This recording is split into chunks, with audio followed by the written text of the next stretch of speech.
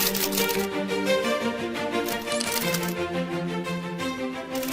am, of course, a great admirer of the impeccable credibility, professionalism, and business savviness of BusinessDay. If you really mean business in Nigeria, start your day with BusinessDay.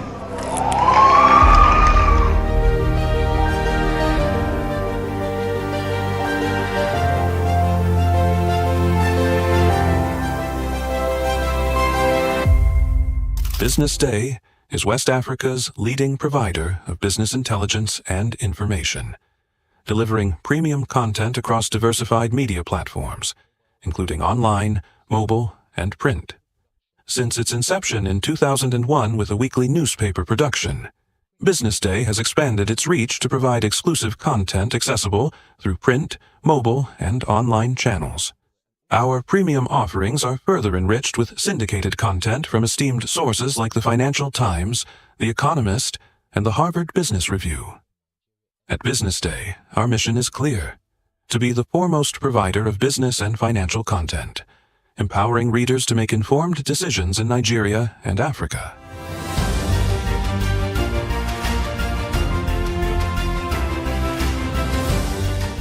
Since our establishment, we have been committed to delivering insightful, relevant, and accurate information about Nigeria's business and finance environment, while contextualizing the impact of global events.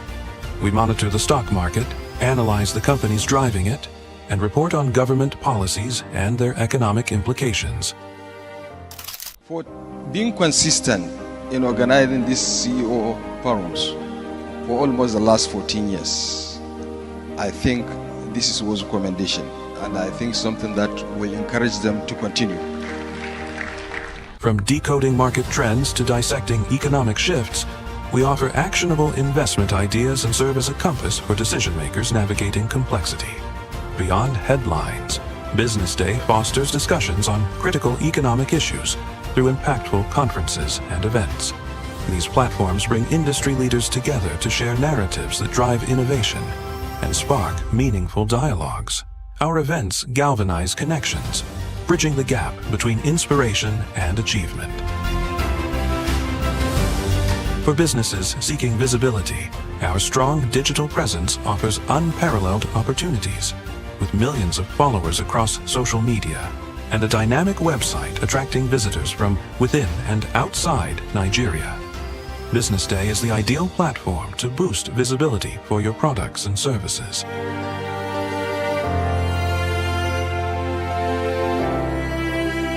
If you're looking for in-depth analysis and expert opinions on Nigeria and Africa's business landscape, BusinessDay is your guide.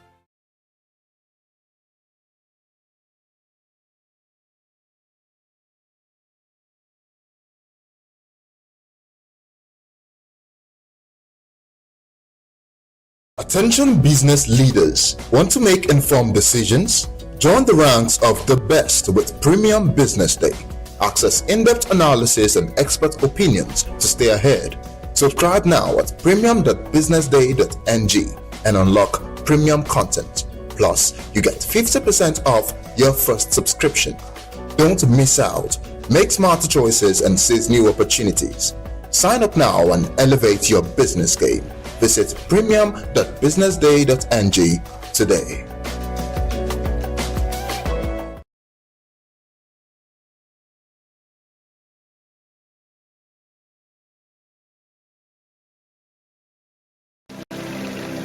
They say money never sleeps. Wake up to clarity, insights, and the stories driving business in Nigeria and beyond. From the heartbeat of small and medium enterprises to the pulse of national economic policy, this is where business meets perspective.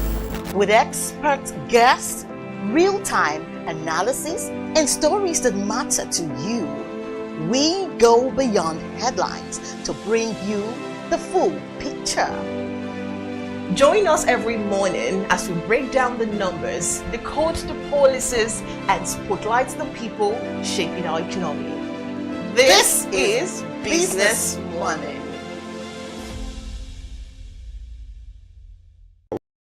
welcome to the Triumph Against Odd podcast. Most people go through their lives without knowing what their superpower is, right? But if you're lucky enough and determined enough to find your superpower before you get to a certain stage of your life, you'll be incredibly successful. Look, the first thing is you just decide not to look at the challenges, because if you do, it's going to end you. The closest thing I think is that I had a deeply military background, which is a bit of a never say die background. I saw an opportunity in non-interest banking,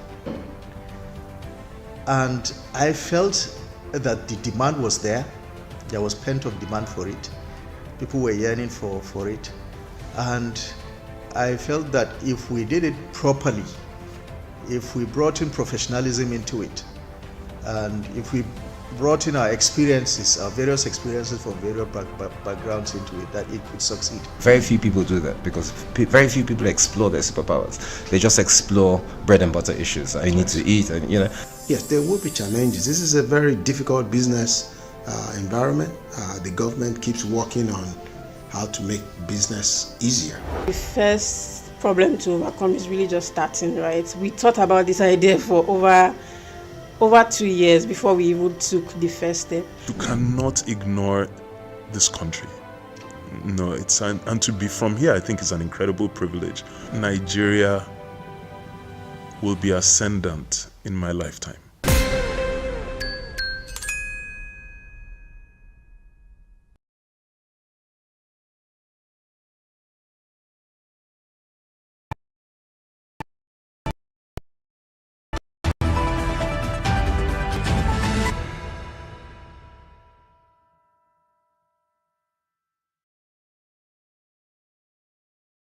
Good morning. You're welcome to Business Day Television Breakfast Show. I am Destiny Momo, and lined up for the breakfast show this morning, our normal segment making the rounds. And right about now, we're going to take in up the headlines for banter on our breakfast show, talking about the headlines that are making the rounds on our dailies. And after that, we move on to the newspaper review segment. And after the newspaper review segment, we will be heading to business morning, anchored by yours truly. And from Business Morning, we move to the big story. And after the big story, social listening will be next.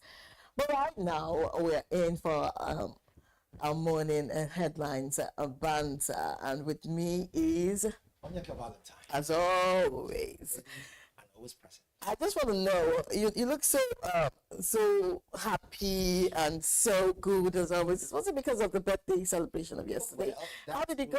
That went well. Even though I'm still owing some people, so really celebration baggage. however, the good thing is, they say every day that starts with a great smile ends with success. I want to tap into that. I agree. So it's not just birthday. Every day is a birthday. But I want to be sure that you actually had a good day. It was a fun-filled day. You celebrated well, because these things come just once in a year. Yeah. Well, for what it's worth, we are alive, so that's enough to celebrate about. So, all right then. But that's awesome. So moving on straight to the banter this morning. It says that EFCC declares Timothy Silva, that is the ex-Bielsa governor, wanted over alleged 14.8 million naira fraud. No, $1 million fraud, I beg your pardon. $14.8 million fraud.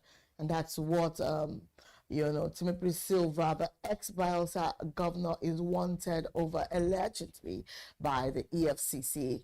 And also, GT Bank raises a dollar limit for Naira card to $6,000 on improved liquidity. GT Bank raises dollar limit for Naira card to $6,000 on improved liquidity.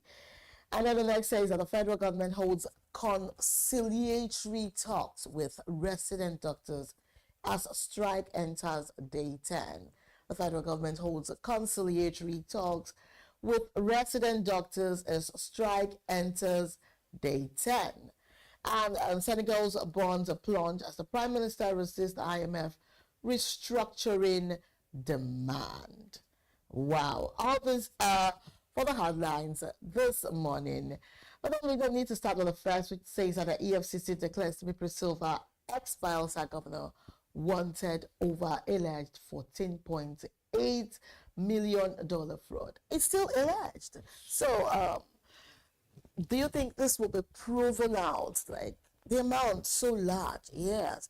But then again, Timothy Silva, why is this happening now? Just immediately after we heard, his involvement in a coup plot, allegedly. Yes. So the good thing, I would say, is for what it's worth, anyone who understands the rhetoric surrounding politics and then the dynamics surrounding democracy will know that there's a word called rhetoric dynamic, right? Yeah. To live in the space of politicking. I use all these terms because they're supposed to make anyone go, wow, does this actually make sense? Yeah. And that's the idea. Because for a man who was once governor, right, to be indicted, whether or not they have their facts, to be drawn into this kind of mess, into this kind of, call it scams or call it whatever you may, into something that will spoil his years of service. For a man like that, you begin to ask yourself a question. Is it that when you were done serving the nation at that capacity, you cannot just simply go and retire well? What is this idea of African leaders want to cling to power? Even if they are not in the corridor of power, they want to find things to be, to be making them relevant in the political sector. It's crazy. Now, why have I said this? Now, EFCC has come out to, indict him for this amount of money, right? Whether or not they have their facts right. Remember how I started this whole conversation? I said, all the rhetoric and everything surrounding politics and our democracy and the way we run our country.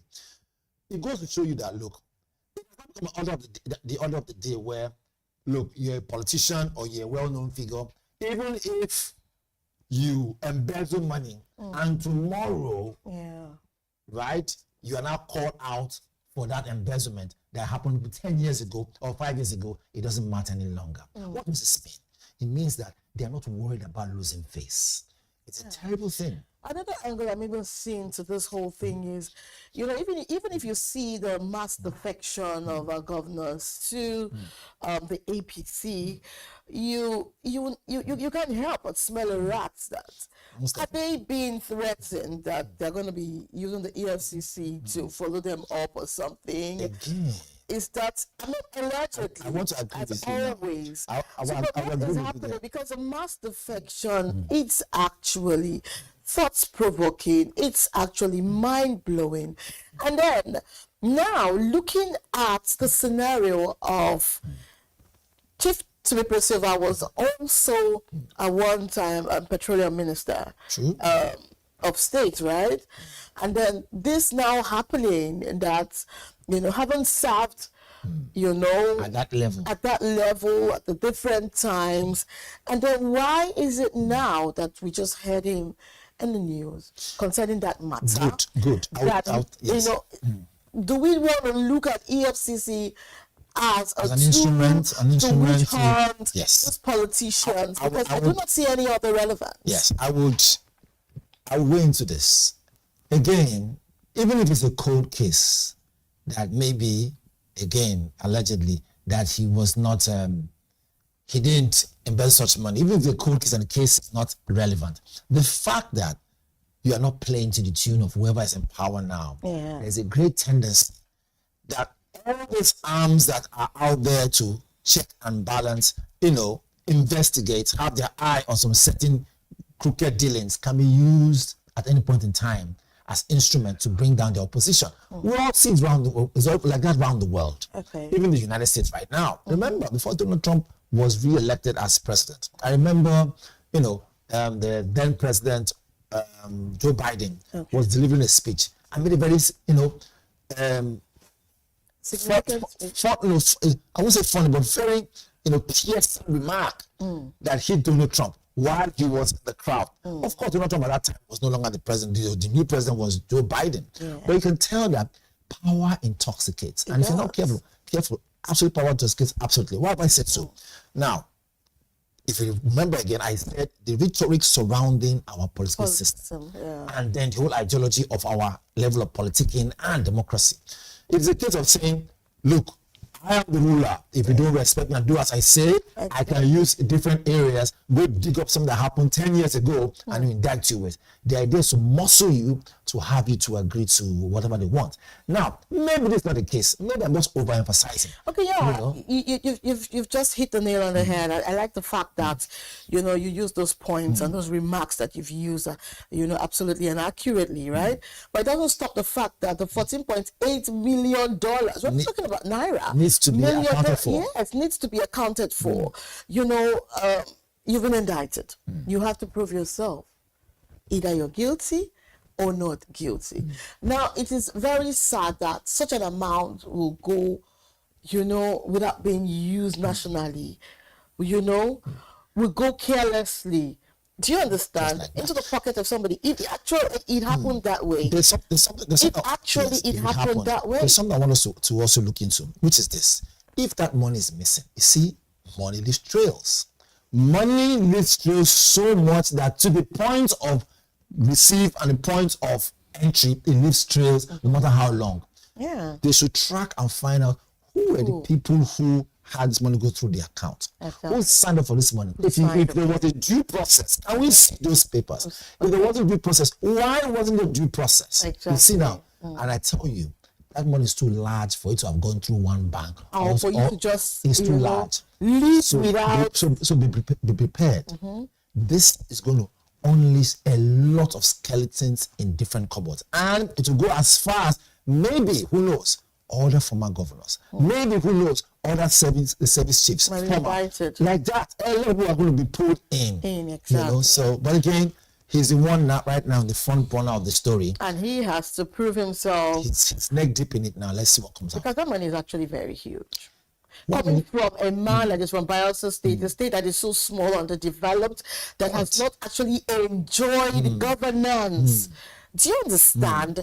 And then one citizen of that state having, still an alleged. It's alleged. Yeah, so I think we'll leave it at that because of time. Moving on, GT Bank raises dollar limit for Naira card to $6,000 on improved liquidity. Yes, as always, I know that so you have a thing or two to say on this. So it's good that we can see a GT Bank stepping up. What this means for business is that the idea of saying a particular bank that has been winning this award back to back, we know them, Zenith Bank, right? The idea of next year they're going to probably, come in and grab the award again. That now will be questioned because GT Bank now has moved into this, meaning to say that they are aiming for that end of year award also. Yeah. And it's good that they can now say we raised to 6,000, to see how it can work. But the problem is, those who are economists will tell you, for every plus, there's a minus somewhere. Sure. It's just how it is. In the game of numbers, it is either it equals to or it doesn't. However, we all know how banks make their money, right? They need more account opening forms. They need more people to come in, dump in their money, leave it on fixed deposits so that they can trade with the money and be able to make money off the NGX, which is the Nigerian Stock Exchange, and all that stuff. And of course, look into huge people who want to borrow a huge amount of money and then give back in return with interest. So banks need your money to make money. So when they come up with the idea of $6,000 now for this particular package, the question is, there's always a catch.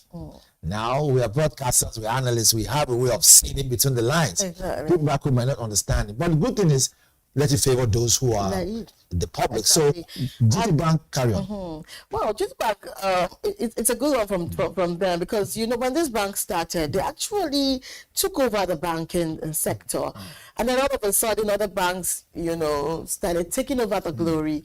And then it's good to see that they're actually trying to come back in this form. And so, like you say, so they can clinch and claim that award. Because Who doesn't like, out there. exactly, who doesn't like such recognition? It's always good when people strive to actually, take the crown, to actually take the big, the big chunk of meat, It's always something good, especially in the financial sector. When you hear banks doing so well, people want to do business with them. People want to trust them again, put their monies there again. There's something you've done there now. Yeah. Trust them again. Yeah. Guarantee trust. But Now you're talking. all right, you just hit the nail on the head, Valentine. All right, moving on because of time. The federal government holds conciliatory talks with resident doctors as strike enters day 10. This is something that I have been waiting for you to get into. Oh my God. Again, yesterday, if you are on, I don't know if you watched, but we're talking about how the health sector is dilapidating at a level that is alarming. That how corruption has now entered the health sector. However, because the bathwater is dirty, doesn't mean we throw the bathwater and the baby away. That's the same. Can we have FG stop looking at, let them have conversations, and start paying them their money? Oh my God. Because the truth of the matter is that we have this money to pay them, and when they are well paid, exactly, right, and when their needs are met to a point where at least they are comfortable, they will be able to appreciate that particular line and mean it when they say all lives matter. But more importantly, the health sector is sacrosanct and mustn't be toyed with. Yeah, the health sector has over the years been, not really enjoying the dividends of what they are doing. These are lifesavers. These are people that have medical records of, most of our politicians. These are people that have been managing the health of a lot of great men. Do you understand? So their job is not something to, to play with, to mumble with, because, what's even the budget for health sector? So it's good that you can ask this question now. Yes, what's the budget for health sector that is not enabling these people, get a hold of what is due them? This is the direct answer. The budget for health, even if the budget for health is 1 trillion, even if, I can assure you and tell you for a fact that because that money has to go through several hands, due process, which is not bad for due process, but for several hands, I can't really vouch for that. But because the money has to go through some certain, whatever you want to call it, before it gets to the final destination, to the pocket of those who deserve this money, true, it will lose weight. I keep saying that word. People have asked me, what do you mean by lose weight? No, I think that losing of weight in that matter should not even arise. Again, truth be told, it shouldn't arise. This is health sector. There are a lot of other areas apart from salaries that people should look into. Okay. Infrastructure, right? Yeah. Very key. Equipment, very key, right? Health sector also includes what? Medication, right? Treatment and training. These are all the areas that make up the health sector, exactly. What it is, apart from just salary paying. Then what about benefits? What about, areas has to do with, pension, a whole lot. A whole lot. I agree with you. And recently, even in Lagos State, you find out that they've been able to construct a lot of general hospitals. Before now, if you want to go to general hospital, you start thinking, the far distance. Right. But with Lagos State development of, the health sector, they've been able to raise up general hospitals in different areas, like in Orchid, in the Eleganza area, there's a general hospital. Along the Lekki-Epe Expressway, there are several general hospitals. Right. So you don't even, and these hospitals are coming up really strong. The structures are really good. Now, if they can do all that, for buildings of general hospitals and all that, what about the doctors? We know that sector has been troubled because of the Japa syndrome, which they say is also good because they go there, get experiences, and come back. But that's brain drain also. Yes, brain drain also. You get so a lot should be done to make these people happy. Like the few doctors that we have left should not be treated this way. else. Or do we need Donald Trump now to threaten us so that they can pay Donald Trump? Exactly. Because it looks as if that's what's the order of the day. Yeah, because with those things are falling in place. Believe it or not, like it or not. I hate to say, things are falling in place. I hate to say it, but it looks as if our security network has now improved all of a sudden. I'm telling you. Right, things are now happening now. We now have strategic, pinpoint areas where these bandits are, and they're taking them out. And it's crazy. Right? How they're able to get it. But we don't have boots on ground, really. We're in sovereignty. Exactly. And as a sovereignty, it is not allowed to have an invasion of another country into a sovereignty unless there is a partnership agreed by both countries. Exactly. However, unofficially, do we need threat from some superpower sometimes so that things can work? The way it's going now, it's very necessary because I just see a lot of things happening, things that have never really taken that speed to happen before. I think this is not to be taken lightly. Yeah. This is actually what is happening. Of course. And because of time, Valentine, I don't think the banter can continue. No Come back. We will be doing the newspaper review. Don't forget, you're still watching Business Day television breakfast show. Stay with us.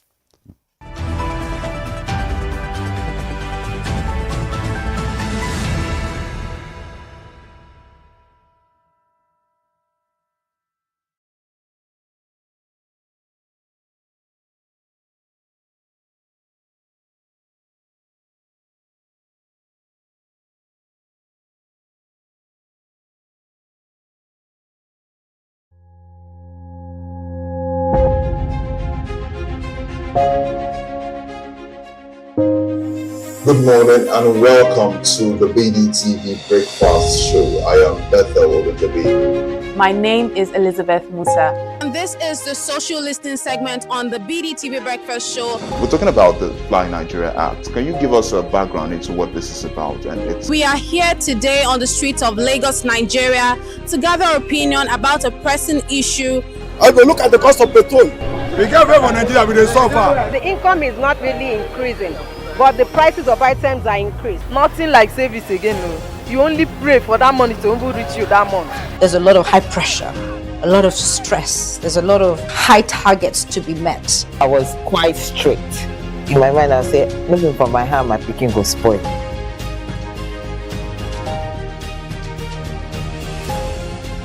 To allow all banks and all the players in the space 15% inflation target achievable in 2025.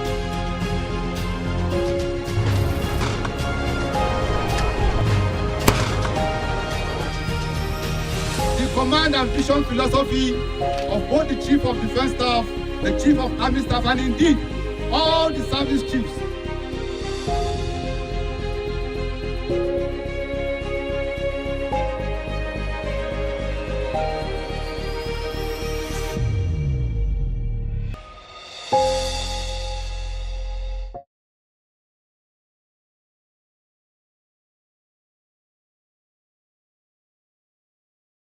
Attention business leaders. Want to make informed decisions? Join the ranks of the best with Premium Business Day. Access in-depth analysis and expert opinions to stay ahead. Subscribe now at premium.businessday.ng and unlock premium content. Plus, you get 50% off your first subscription. Don't miss out. Make smarter choices and seize new opportunities. Sign up now and elevate your business game. Visit premium.businessday.ng today.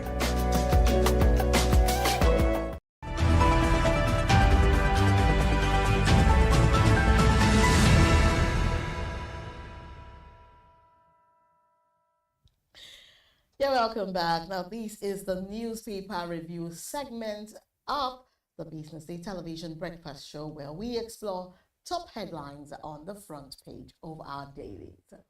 I'm your host, Destiny Mama, joining me in the studio for more insight this morning is, as always, I said it 3 times. Right. Good to have you as always. Now let's go straight to the conversation. We're taking the first conversation from a Business Day newspaper. And from the BusinessDay newspaper, a big story here says that fixing Nigeria's healthcare system. Patient care grounded in doctors' longest strike since 2023. The federal government talks with resident doctors end in deadlock, and NAD insists on 19-point demand. NAD insists on 19-point demand. And here says that why Nigeria's wealthiest states lack in citizens' welfare, and that's in page 30. And we also have Nigeria sees the biggest jump in FX access ranking on reforms. Nigeria sees biggest jump in FX access ranking on reforms. And then also cocoa output seen shrinking on weather. This is a farm gate price down 44% as season commences. And that's on the BusinessDay newspaper. I don't think the story now, fixing Nigeria's healthcare system. You know, we just spoke about it during the banter. Right. We said that patient care grounded in doctors' longest strike since 2023. And when something like this is happening, don't forget that the care given to this patient, because it's important and it's not there because they're not seen by professionals, it will lead to a whole lot of loss of lives. We're not taking it seriously because maybe we do not have relatives in the hospitals, that this whole thing is affecting. But when you see people that I don't understand. This strike has really affected. So again, you really feel for them. Yes. So again, they say when something happens that is not close to you, you think it's not true until it comes close enough and is right at your doorstep. At your doorstep. I don't think we should wait until it gets to our doorstep. Yeah.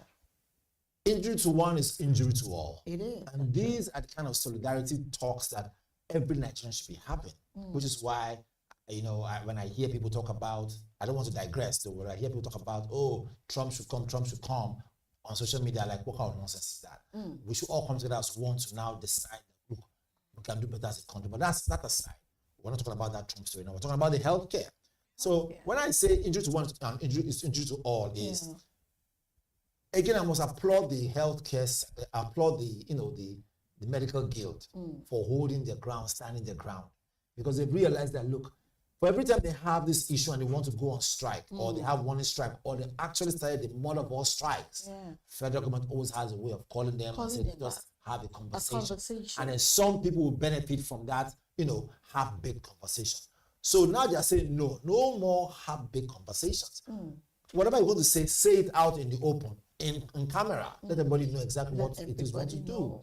So that we can be able to now say, the issue of strike is now a thing of the past. This is a matter that needs critical thinking, and critical thinking moves into critical decisions. And decision makers, when it comes to healthcare, cannot be toyed with. More so. Only yesterday we were talking about the dilapidation of the health sector and how it has now become a point where corruption can now foster and then also breed. It is dangerous to give the space for corruption to go into our health sector. Exactly. It should not be allowed in any shouldn't. way. And then now with this, and then with this particular caption now, right? You can simply tell for what it's worth that, look, when they say, Andrew, no checkout to Nigeria go better, you begin to ask the question, is that Andrew made the right decision at that time, over 30 years ago? Because now, because he did not check out. He didn't check out. So since he did that, he made the wrong decision by not checking out. Right now, it's Andrew's still alive. So we're using that now, as a figurative, narrative to explain what's going on. That's because of the jackpot syndrome. That's my point. Is synonymous with now our doctors. Thank you. All our doctors now are now moving to Canada, US, UK. I know the funny thing. Most of our doctors are well trained. Federal government has spent a lot of money to train them, giving them a lot of equipment. They've done housemanship. They spent money, becoming qualified doctors. Yet most of them live below $100 in a week. Who does that? You know, This is the painful aspect now. If they travel abroad, right, they're willing to go and do menial jobs like being a janitor. Janitor means to be cleaning the toilets in the hospitals. That's a doctor. When they are supposed to be taking care of a patient, be saving a life. Yes. So if they see such jobs, it is health sector. All they tell you is when the health sector, but you don't know which area of the health sector. But the thing is that surprisingly, you find out that doctors that have already jackpot, they tend to be the ones actually calling their other doctor friends to come. So that there are opportunities, because right now you hear about how lucrative even nurses gain, in Saudi Arabia, in different countries. I'll tell you why. They are doing it. It's not a business. You see a doctor say, okay, I'll bring you here. You'll be paying like this, but like I'll get you the job. You do, these businesses are there. So what's happening right now is that, you see, those in the health sector, they know that once they want to move, they might not have a ready hospital doctor's job waiting. Yeah. But any job to put them within the confines of the hospital, they will take it. They will take it while they build up the resume and then get to where they want to get to. So this is the catch now. Yeah. Most,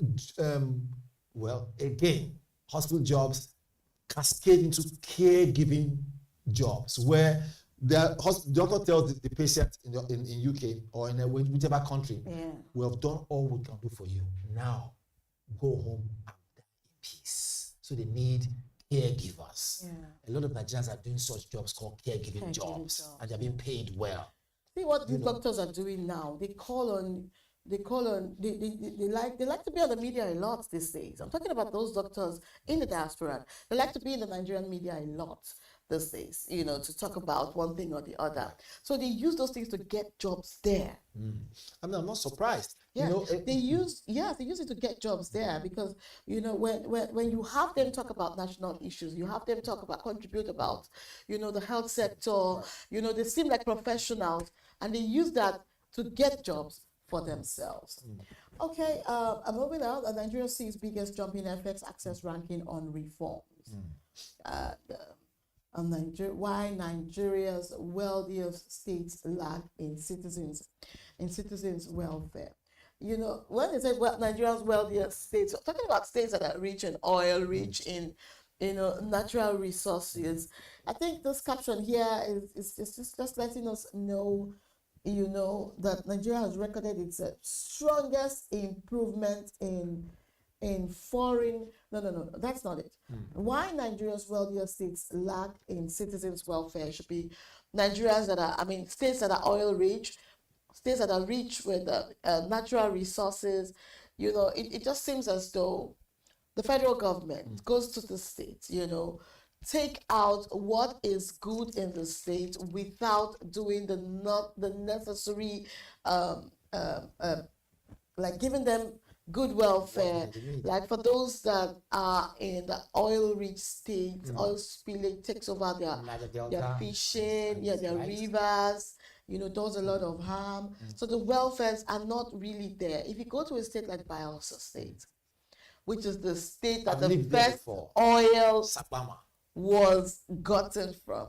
I'm proud to be Bayelsan, but I am not proud to say this is my state, because when we hear that, oil, this is the first place that oil was gotten from, Oloibiri. And then you find out that you go to that state, you find out that even the citizens are not even investing in the state. Why? Because the state, has not really enjoyed governance.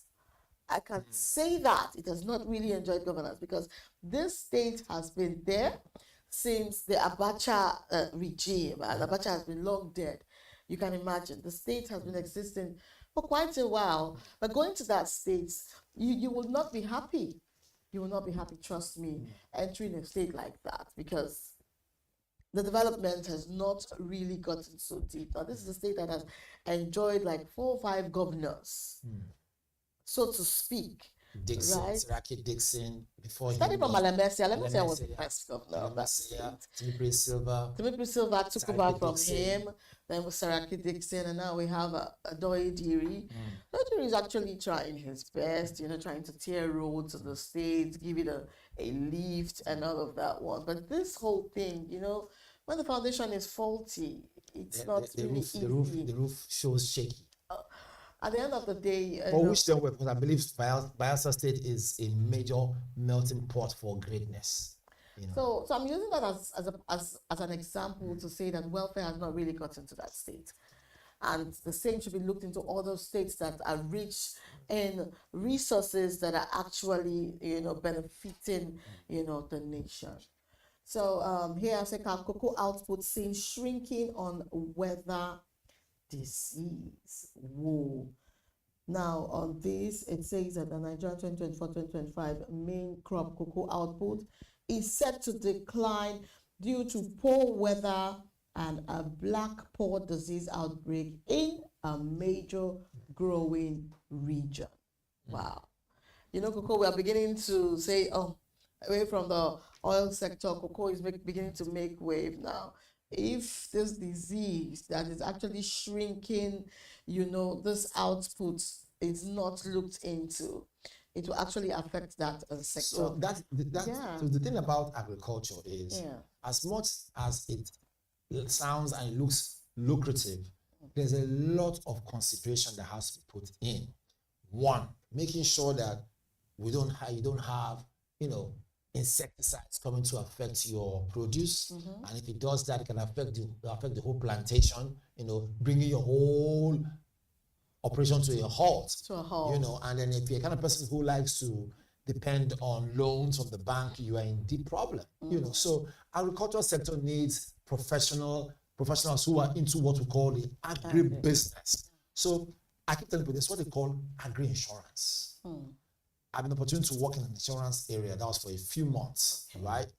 Then when I was in my IT way back in university, and I learned a couple of things. That look, every emerging sector and every emerging industry needs its own interpretation on how to have insurance. So that also helped mitigate issues for those who are into large scale, production and exportation of cocoa, whether it's cocoa or whether it is sesame seed or cashew nuts, because agriculture really is the way to go. It is the way to go, actually.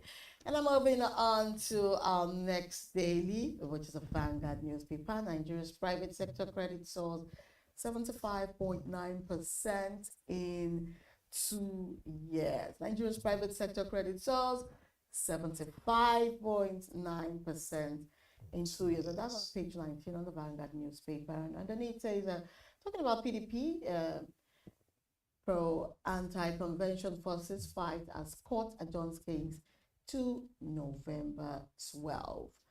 Now, it says here, let's unite against extremism, Olubadan, Soyinka NHRC. Talking about let's unite against extremism. This is by Olubadan, Soyinka NHRC. For 2027, it says rigging is the worst coup.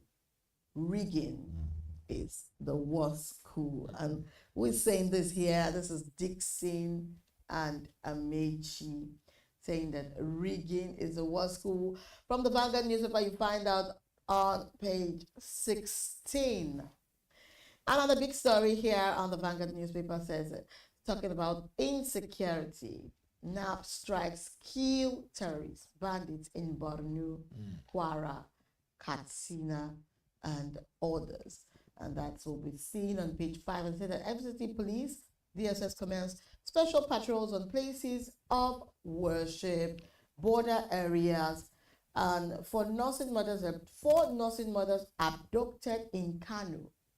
4 nursing mothers abducted in Kano. That's talking about the insecurity as the Governor Sule orders manhunt after midnight attack in Kiana local government area.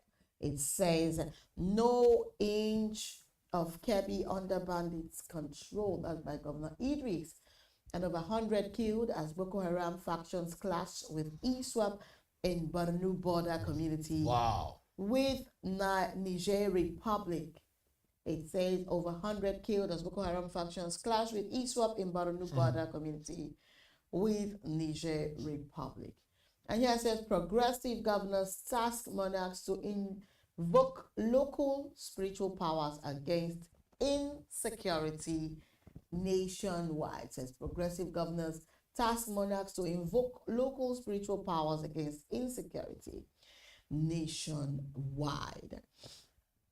And here we have pictures. It says power. Tinubu receives Siemens Group. Well, you see the finance minister from the far end. The president is also there with, I'm sure, the Siemens Group, and they'll also have Vice President. Before we jump to the Siemens Group, I would like us to, to touch on the NAV strike. No, we're going to talk about that. I just want to go over what we have on the paper, and then we'll pinpoint on that as a matter of fact. And now here says that why we declare Timothy Silva wanted, and that's by EFCC. EFCC should have a reason why they're declaring Timothy Silva wanted. It's coordinated political onslaught, and that's according to the aid as Ijo youths kick.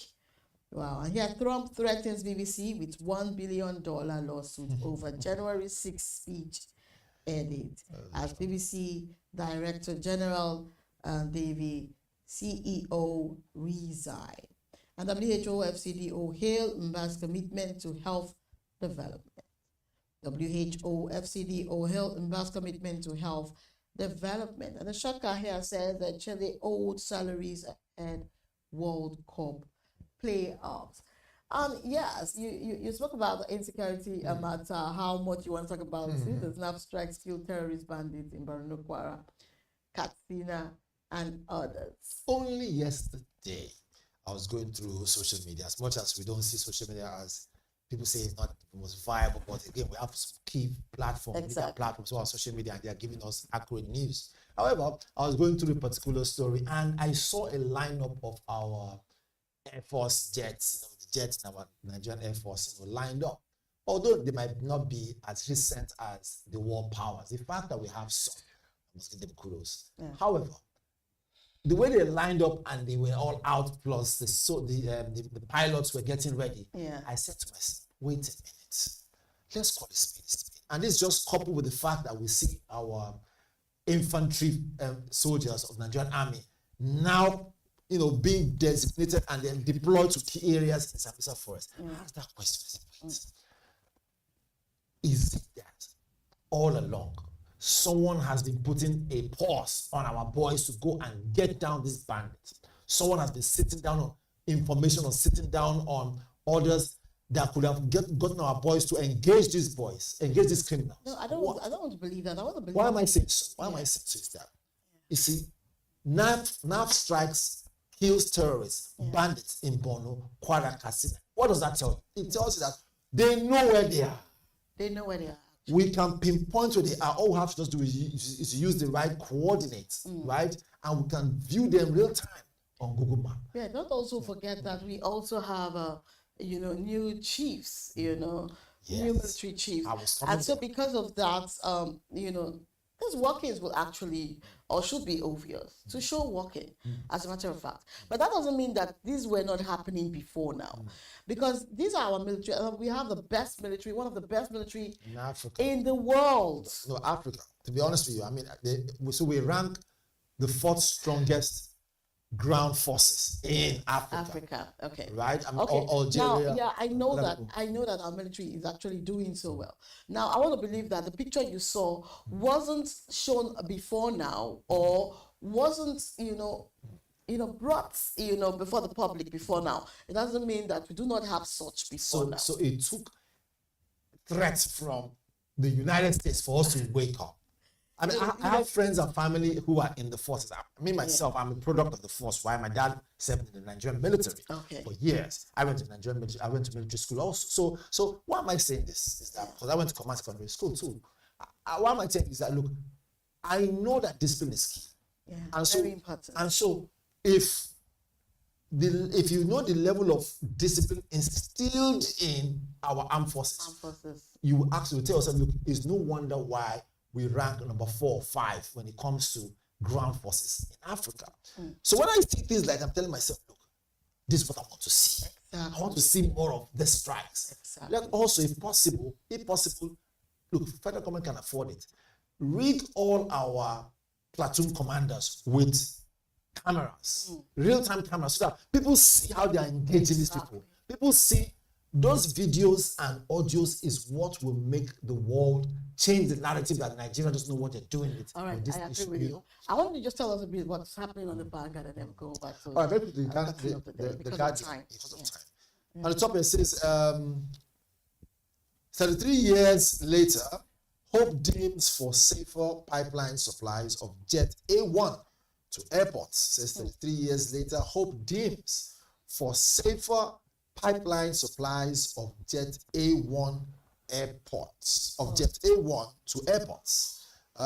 We see the pictograph here of showing, showing refineries to the dumps mean the reservoir, from reservoirs to the tankers that moves into where you have, planes well described. I like the way the Guardian takes the time to, to describe things clearly.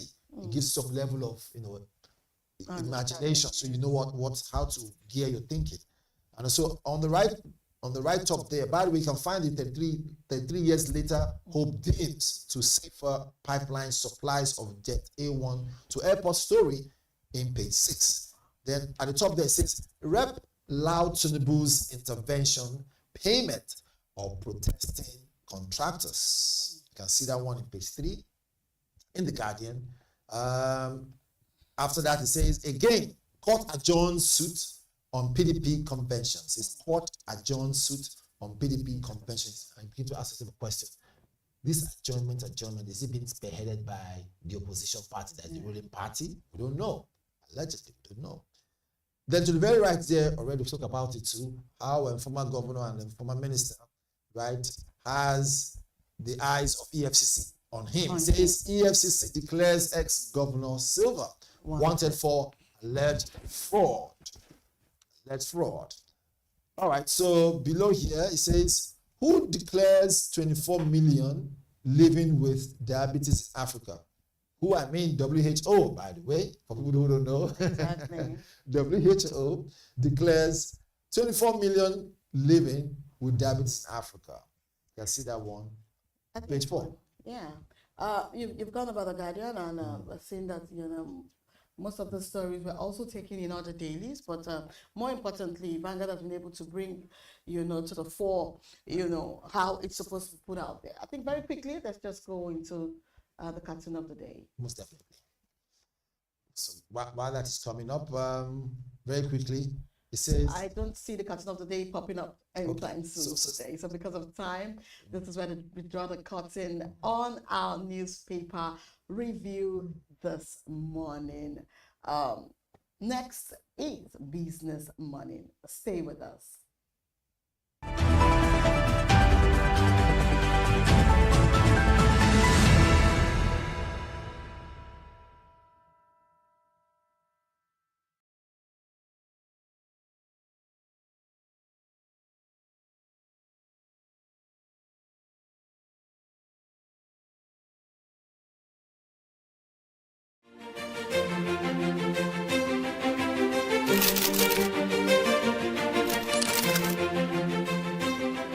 I am, of course, a great admirer of the impeccable credibility, professionalism, and business savviness of BusinessDay.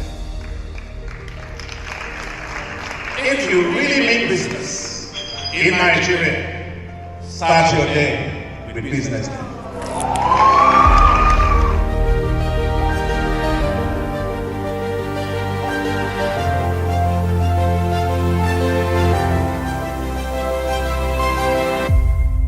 BusinessDay is West Africa's leading provider of business intelligence and information, delivering premium content across diversified media platforms, including online, mobile, and print. Since its inception in 2001 with a weekly newspaper production, BusinessDay has expanded its reach to provide exclusive content accessible through print, mobile, and online channels. Our premium offerings are further enriched with syndicated content from esteemed sources like the Financial Times, The Economist, and the Harvard Business Review. At BusinessDay, our mission is clear: to be the foremost provider of business and financial content, empowering readers to make informed decisions in Nigeria and Africa.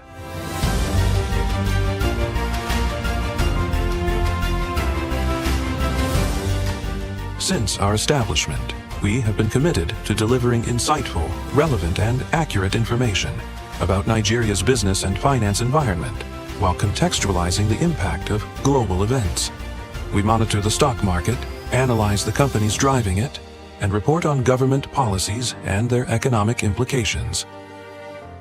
For being consistent in organizing these CEO forums for almost the last 14 years, I think this is worth commendation, and I think something that will encourage them to continue.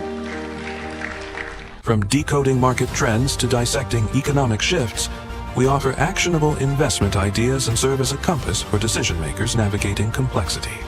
Beyond headlines, Business Day fosters discussions on critical economic issues through impactful conferences and events. These platforms bring industry leaders together to share narratives that drive innovation and spark meaningful dialogues. Our events galvanize connections, bridging the gap between inspiration and achievement. For businesses seeking visibility, our strong digital presence offers unparalleled opportunities. With millions of followers across social media and a dynamic website attracting visitors from within and outside Nigeria, Business Day is the ideal platform to boost visibility for your products and services.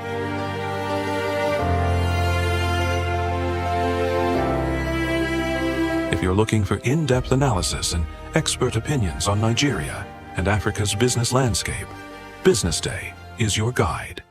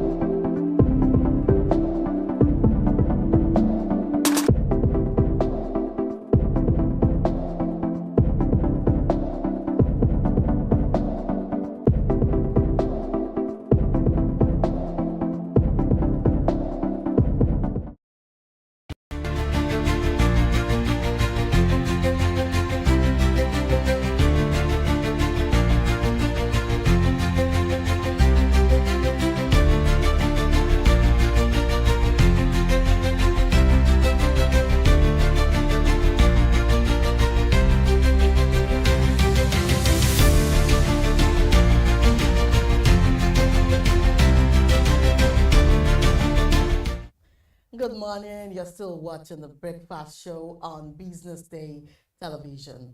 Now, this is Business Morning segment. I am Destiny Momo. But now let's bring to you the news in details. The Economic and Financial Crimes Commission has declared Timothy Silva former Minister of State for Petroleum Resources and ex-governor of Bayelsa State, wanted over alleged involvement in a $14.8 million fraud. The Anti-Graft Agency, in a statement issued on Monday by its head of media and publicity, Dele Oyewale, say Silva is being sought in connection with an alleged case of conspiracy and dishonest conversion of funds amounting to over $14 million. And according to the EFCC, the money represents part of the funds reportedly injected by the Nigerian Contents Development and Monitoring Board into Atlantic International Refinery and Petrochemical Limited for the construction of a refinery project. The Commission revealed that on November 6, 2025, it obtained a warrant for Silva's arrest from a federal high court sitting in Lagos, granted by Justice D.I. Digbelu, authorized law enforcement agencies to apprehend the former minister and bring him before the commission to respond to the allegations against him. And moving on, Guarantee Trust Bank has increased the dollar spending limit on its Naira cards by 500% to $6,000 per quarter, up from $1,000 in July 2025, as liquidity conditions in Nigeria's foreign exchange markets continue to improve. According to reports, GT Bank's FX rate for international payments on its Naira card closed at 1,442 Naira per dollar on Monday, and the same rate as recorded on Friday. And head of financial institutions ratings at Agosto and Co. Ayokunle Olubumi revealed that the latest increase was not directed by the Central Bank of Nigeria, but is rather an internal policy decision by individual banks. Olubumi added that when banks initially reinstated the use of Naira cards for international transactions, it was also a voluntary move by the commercial banks once they had accumulated enough foreign currency liquidity to support cross-border spending. And still on, the federal government is holding a conciliatory meeting with the Nigerian Association of Resident Doctors in an effort to end the ongoing indefinite strike by resident doctors, which has now entered its 10th day. An official at the Federal Ministry of Health and Social Welfare reportedly confirmed that the meeting is being jointly led by the Ministries of Labor and Health in Abuja on Monday. The official expressed cautious optimism that the discussions will result in a positive outcome. According to reports, the official, however, regretted that despite the payment of arrears to doctors, the strike had persisted. The Federal Ministry of Health had earlier announced that it had approved and commenced a payment of over 33.3 billion naira in arrears owed to health workers across the country. And now to end the news, Senegal's bonds fell sharply on Monday after the country's Prime Minister, Ousmane Sonko, revealed at the weekend that the International Monetary Fund wanted the country to restructure its debt while the government opposed the idea. Senegal's euro-denominated 2028 bond slumped more than 6 cents to under 77 cents in early trading, while its 2031 dollar-denominated bond fell more than 5 cents to 71 cents on the dollar. The IMF completed a mission to Senegal last week without agreeing a new lending program, freezing its previous $1.8 billion program last year after its then leaders disclosed hidden debts now estimated at more than $11 billion. Analysts say the standoff could hamper efforts to secure new IMF support and stabilize a debt burden estimated by the fund to stand at 132% of GDP, including money also owed by state-owned firms and domestic areas. And that's the end of the news. Now let's go on a quick break. When we are back, we will be discussing the first topic on our business morning segment. Stay with us.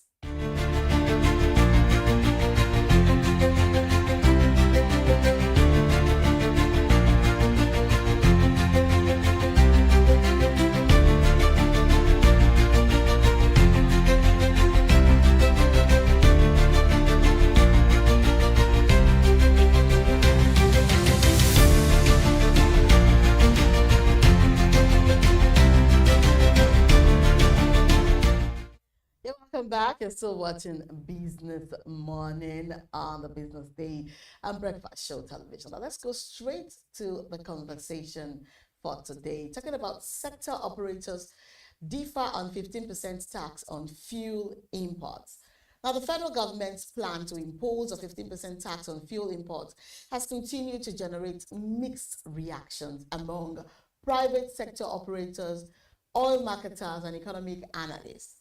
The government says the move is aimed at boosting revenue and even encouraging local refining.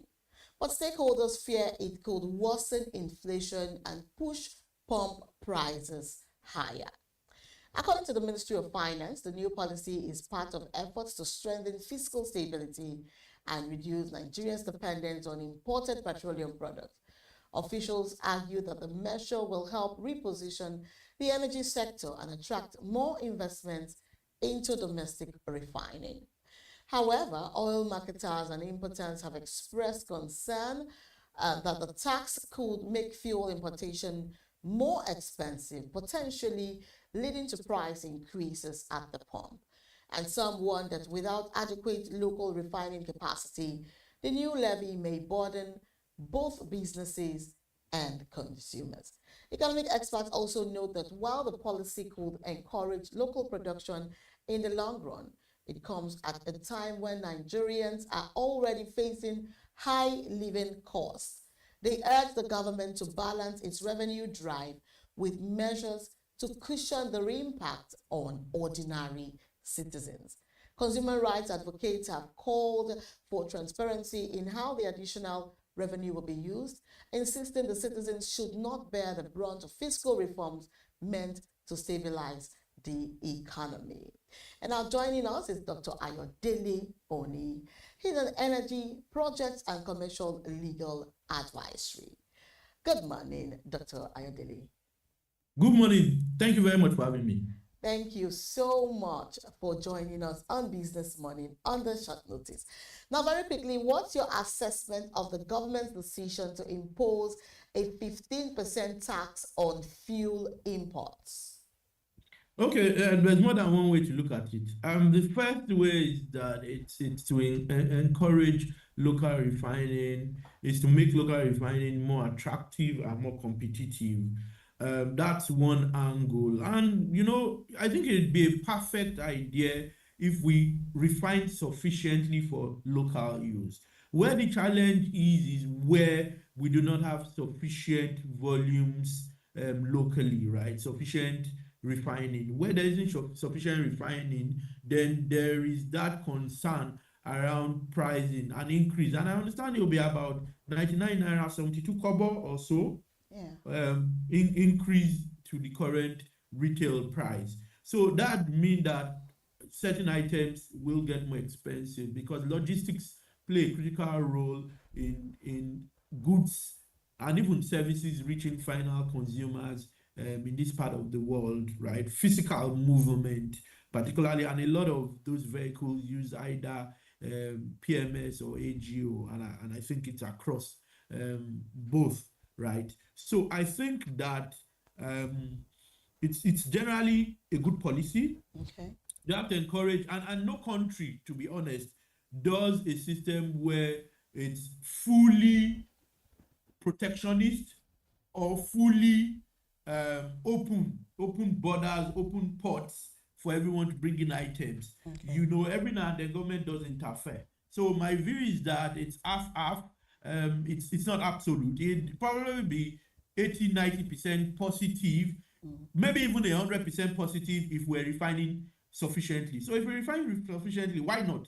You know, why not? The only concern then may be competition or monopoly and all of those sort of challenges. But you know, there's more than one refinery, right? And the government is looking to sell the NNPC refineries too, right? So maybe government historically, and I do not refer to just this government, is to blame if you begin to even talk about monopoly, because you've had 4 refineries forever and they've not worked. For whatever is worth, why have they not worked? So yeah, so there's a concern around monopoly, there's a concern around prices going up. But if we refine sufficiently, I don't think those concerns are that serious. If we don't, then they are. Okay then. So, but then how might this policy impact inflation and even consumer prices and also the overall economic growth? Oh, it will increase CPI if it means that we still rely relatively on imports, then it would increase the consumer price index across board. Cost will go up. But if we produce 90% of what we need, it'll be very marginal. It still may, but it'll be very marginal. But if we still rely on, say, 40, 50, 60, 70%, then it would have a more telling effect on the CPI. So it still goes to ensuring that, and you know, the Petroleum Industry Act, I think it's Section 317 thereabout, speaks to backward integration, such that, you know, we do not even import unless we don't have sufficient quantities, and only those who have refining license can import where there's a shortfall. So the idea has always been, ultimately we should be self-sufficient and even be a net exporter of that. But if that's not what the case is in terms of volumes, it means that it would affect the general consumer price index. Inflation, prices, cost of getting things done will definitely go up if we don't produce sufficiently. So now, could this move encourage local refining or discourage importation? Well, could do both, right? So if we have, and one thing I've also noticed that a number of these refiners, even the Dangotes, have oil assets, upstream oil and gas assets. Okay. Whether they've come to production is a different conversation. I think a company like, and I don't want to mention names, a few companies have come, are in production and are able to take their production, one or two of them I advised, are able to take their production and refine. Some have expanded their refining capacity from, say, 1,000 to about 11,000 barrels. And you may be aware very recently, and I did advise on that transaction. They've done that. So some are integrated, and it goes to also what Section 317, is it 317 or 371, speaks about backward integration. You know, so there's an integration, and I think it will encourage them more if you find out that more people rely on their production than imports. Because if imports flood the market, then you're not attracting guys to invest more in refining, to be able to refine more, because there's competition from outside. But the more critical question for me is, why are imports cheaper? Is it that the quality is lower? What are those costs? You know, we need to tell ourselves some truth, particularly when you speak to government. Is it that our costs, our taxes, our fees, our rates are multiple and too high? If you have that, then you won't be competitive, because some people would even argue comparative advantage, right? Yeah. In economic. You know, if some people already have comparative advantage in terms of their cost of production and refining and all of that is much cheaper than yours, why don't you just buy from them rather than expend so much cost? So why is it that from a comparative standpoint, ours is more expensive? There isn't OLED, there isn't STS, ship to ship, there isn't the cost insurance, freight, Incoterms. All those things are not part of it in Nigeria. So why is it more expensive to buy a liter of petrol here than when you import?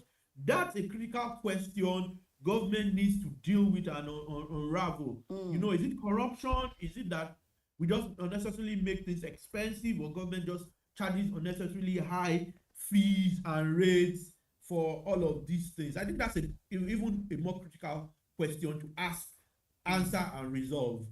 Okay, now in your view, is the timing right for this kind of tax? You know, given the current state of Nigeria's economy, do you think the time is right for this kind of tax? To be honest, it's never absolutely right. You've got to do what you've got to do, or you'd never do it.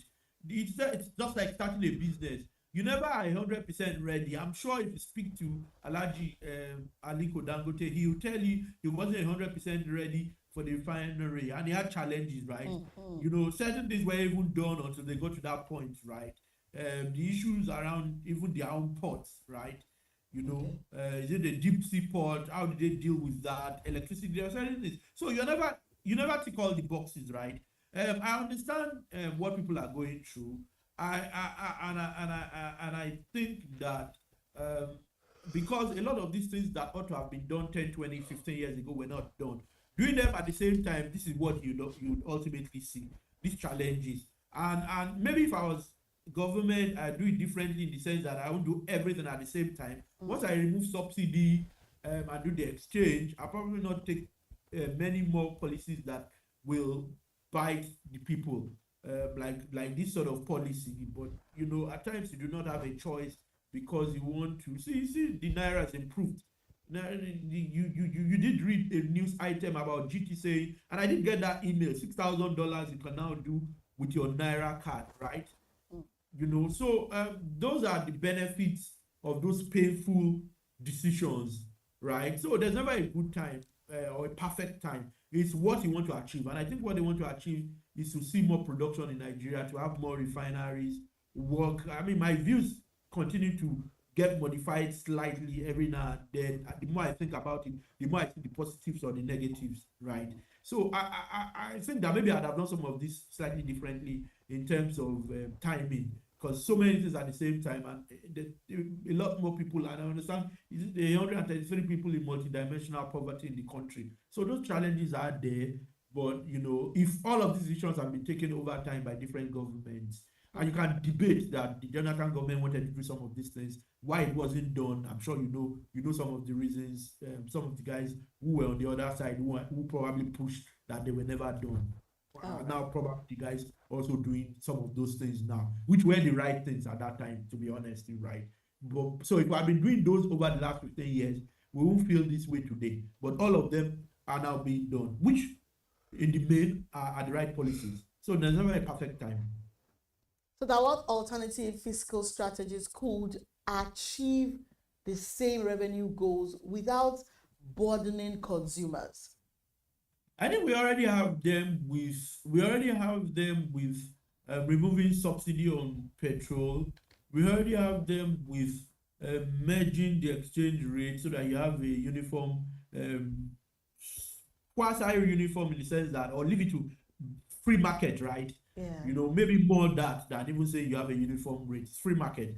And I'm sure different banks will probably have different rates depending on who you're speaking to, and even individuals.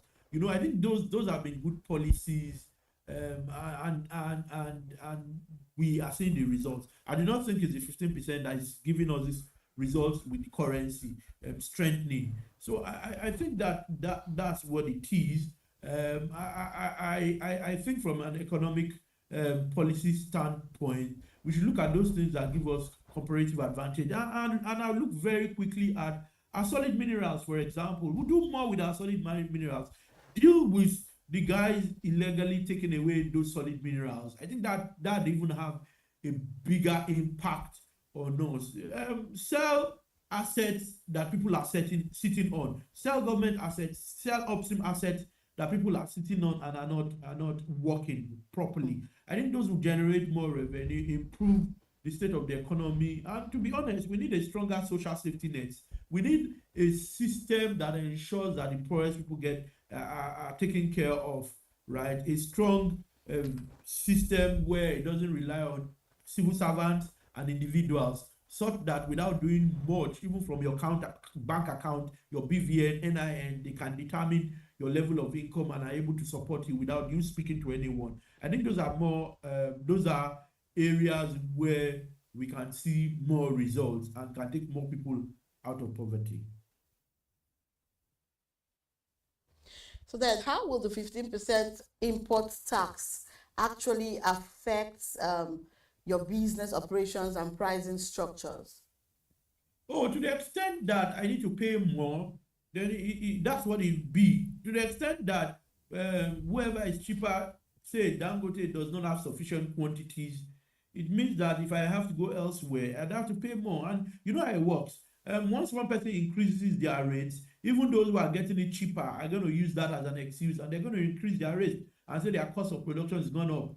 And that's what you will see, particularly in areas of the economy where you have oligopolies or quasi monopolies, you would find out that in those areas prices may go up. Like I said, the key question is whether we produce sufficient volumes or refine sufficient volumes locally. If we do, the concerns are more minimal. So if my cost of moving, cost of buying and then moving items from one place to the other increases, final prices I will pay and charge my own clients will also increase. It's that simple. Because the market forces, right? Demand, supply, and your own cost of production to go into your final sale price. Okay. So then do you think the government engaged stakeholders adequately before implementing this policy? I would not know for certain, but I do not think so. I'm not convinced that was the case. Okay. But at times, I'm not convinced that was done. It may well have been done, and I wasn't aware, but I'm not convinced that sufficient conversations were had. All right, then, but I guess government thought we had to do what we had to do, right? But then again, will this policy also push importers to scale down operations or shift investments to refining? I think that's what they should do. Ultimately, I think that's what they should do. And I know there are already those conversations. I'm not sure this alone would do that if people can manage other costs that ensures that the prices are still reasonable. Much more needs to be done to encourage people. But I think that people are already beginning to read the room, and a number of companies are already looking to invest in refining, buy stake in current refiners, assist them to expand and be more competitive. So yes, you would have more and more people looking to that area, the midstream area, which is refining. I think that you'd have that with or without this 15%. A number of guys were already looking to do that because I am in the industry and I hear those conversations, or I am a part of some of those conversations. So yes, those conversations are already ongoing, even before the 15%. But maybe this moves the envelope further. Okay. So then how should government balance revenue needs with public welfare in such policy decisions? I've always said that we need to have a strong social safety net, like what you have elsewhere in the world, that once you file your taxes, you have a sense of your income and you get certain fees or certain payments of funds every month, right? Without speaking to any civil servant, right? Once you bring in the human factor, then there'll be corruption, then it will not be done properly, then you give it to only people who are members of your political party. You should have a seamless system where maybe it's run by the private sector. You have artificial intelligence playing a role. We need social safety nets. I said something. The poorest people in this part of the world, or rather, the poorest people abroad in the Western world, will be as miserable as the poorest people in Nigeria and in sub-Saharan Africa, save for three things: cheap credits, social safety nets that work, and excellent infrastructure. If you come to Lekki, the roads are woeful, abysmal. But imagine that you have good infrastructure that also includes good transportation infrastructure, rail, water, and all of that. You have social safety nets that work, that rely on data, use artificial intelligence, private sector driven, and then you have cheap credits. It's going to make the poor not feel as poor as they are, right? I think that government needs to look at all those items, and to continue to encourage refining. So if we refine sufficiently, cheap credits or cheaper credits, social safety nets, excellent infrastructure, we're well on our way. And there'd be a balance because people then have cheaper alternatives. They could do rail, they could do water. They have cheaper alternatives. They spend less on fuel because if I need to go to a place like Ikorodu, for example, if I have a project, they have a transaction, and I'm going to see what's going on with my project or transaction. I just get my car to Lekki, get on the boat, put my car on the boat, get to there's water close to water in Ikorodu that can go all the way from Lekki there. It's not more than 15 minutes or 25 minutes or something. Exactly. I get there, then I drive only a few minutes away. I'm going in Ikorodu. So instead of driving for 2, 3, 4 hours, also because of traffic, I spend only 30 minutes in total driving. The rest, so I'm using very little fuel. The rest, I'm on the boat. I'm on the boat or even rail that can take vehicle. You know, expand the infrastructure. Exactly. And the proximity is very good to, to take advantage of, knowing that you have those options. It is very good. Absolutely. I want to thank you so much, Dr. Adelioni, for taking out time to be with us this morning to discuss this in depth on fuel matters. Thank you so much for joining us this morning. I want you to enjoy the rest of the day. Thank you. You too. Thank you so much. Business Money will be right back after this break. When we come back, we'll start with our second conversation for today. It's still the Breakfast Show on Business Day Television. Stay with us.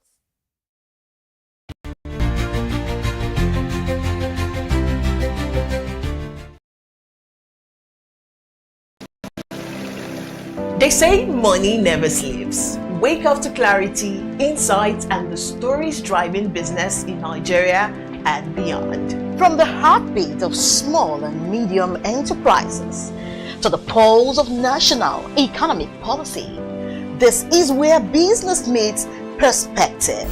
With expert guests, real-time analysis, and stories that matter to you, we go beyond headlines to bring you the full picture.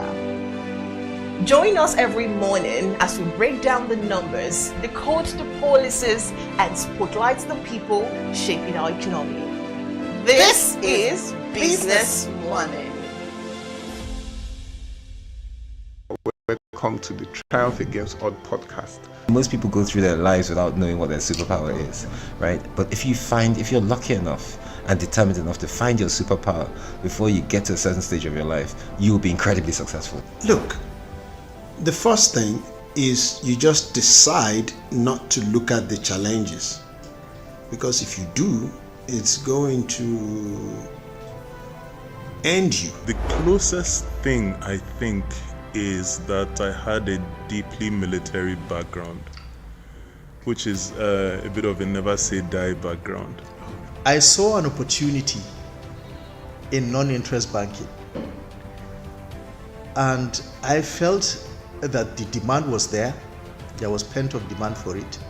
People were yearning for it, and I felt that if we did it properly, if we brought in professionalism into it, and if we brought in our experiences, our various experiences from various backgrounds into it, that it could succeed. Very few people do that because very few people explore their superpowers.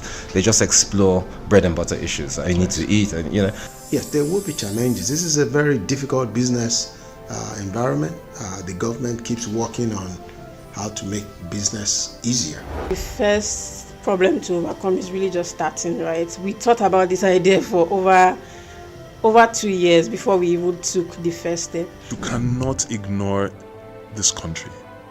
No, and to be from here, I think is an incredible privilege. Nigeria will be ascendant in my lifetime. Attention business leaders. Want to make informed decisions? Join the ranks of the best with Premium Business Day. Access in-depth analysis and expert opinions to stay ahead. Subscribe now at premium.businessday.ng and unlock premium content. Plus, you get 50% off your first subscription. Don't miss out. Make smarter choices and seize new opportunities. Sign up now and elevate your business game. Visit premium.businessday.ng today.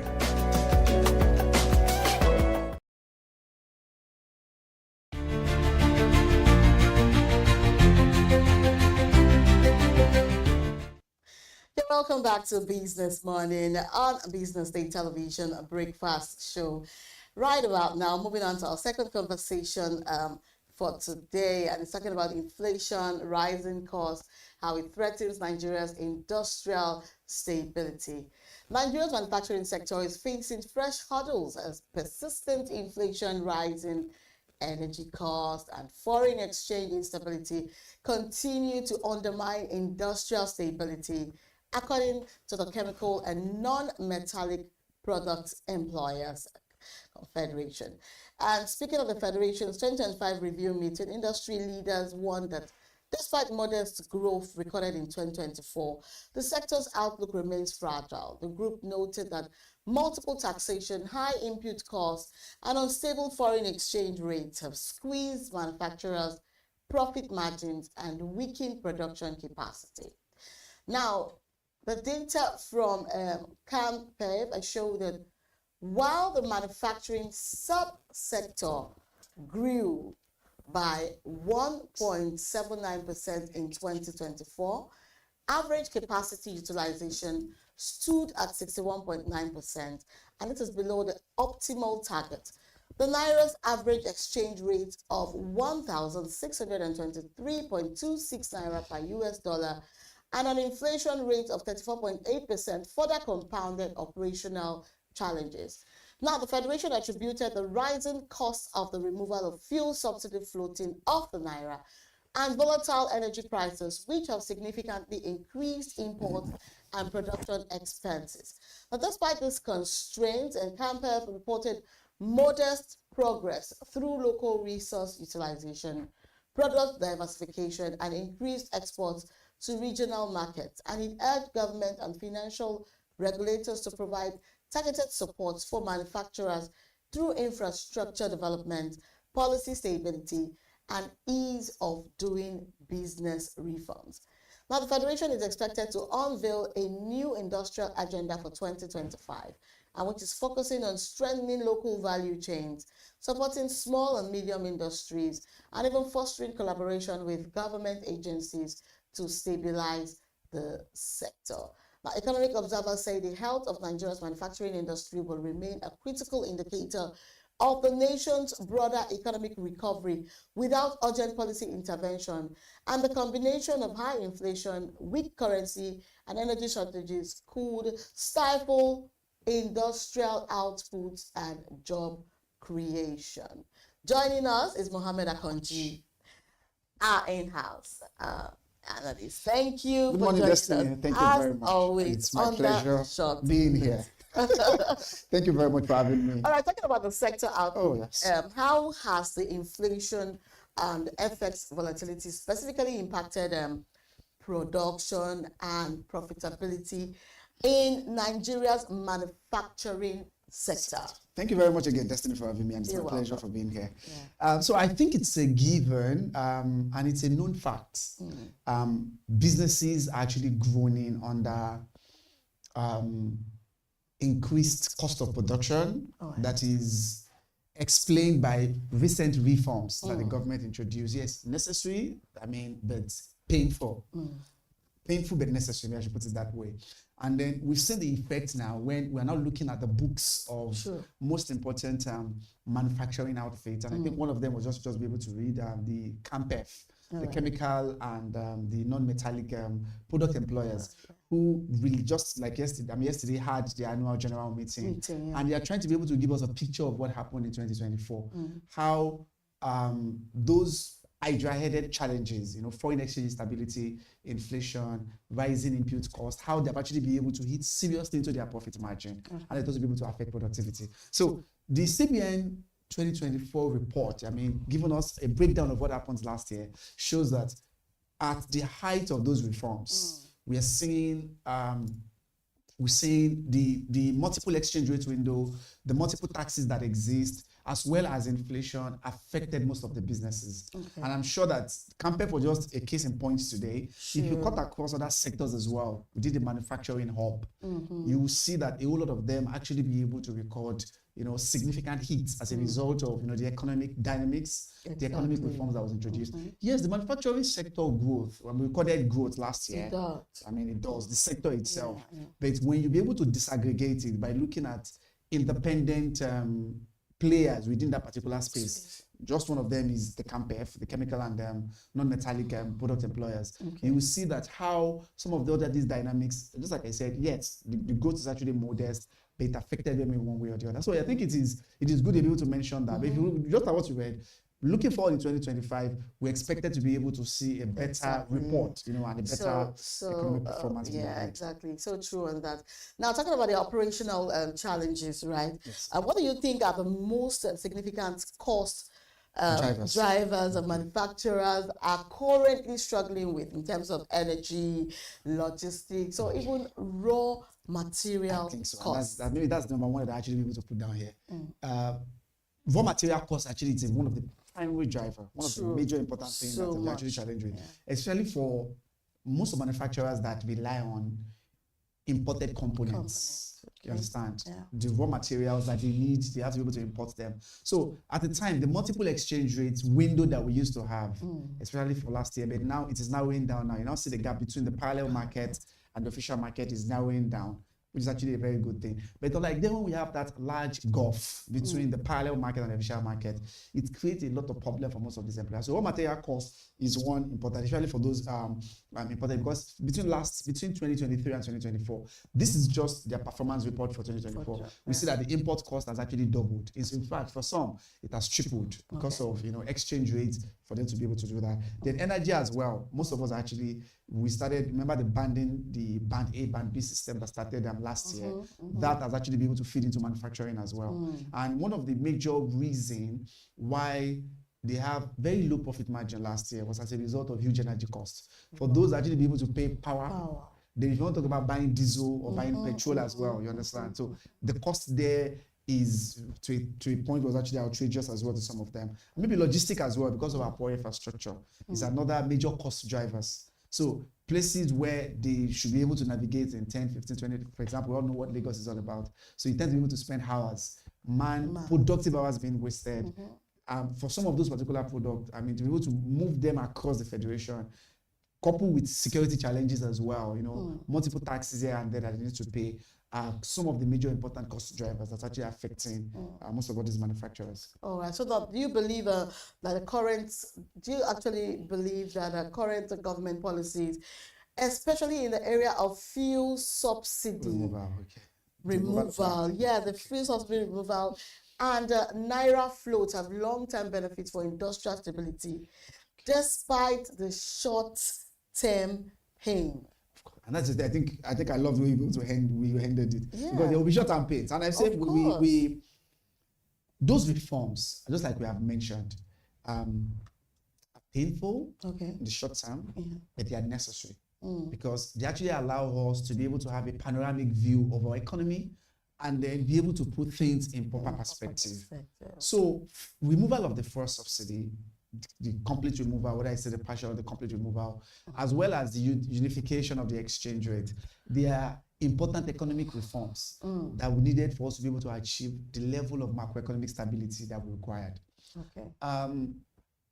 The short-term gains, I think, was what is actually reflective in their books, 2024. Just like I said, they've not used this for 20-25 years. If most of the manufacturing players, most of the activity areas within the space start releasing their 2025 full financial year, 2030 report, we'll be able to see significant changes from what it was in 2024. We'll be seeing, for example, the half-year report of some of them in the manufacturing. Those, for example, in food and beverages, for example, told us how at least the margins, I'm talking about margins like their profits, how it has actually been able to increase compared to that of last year.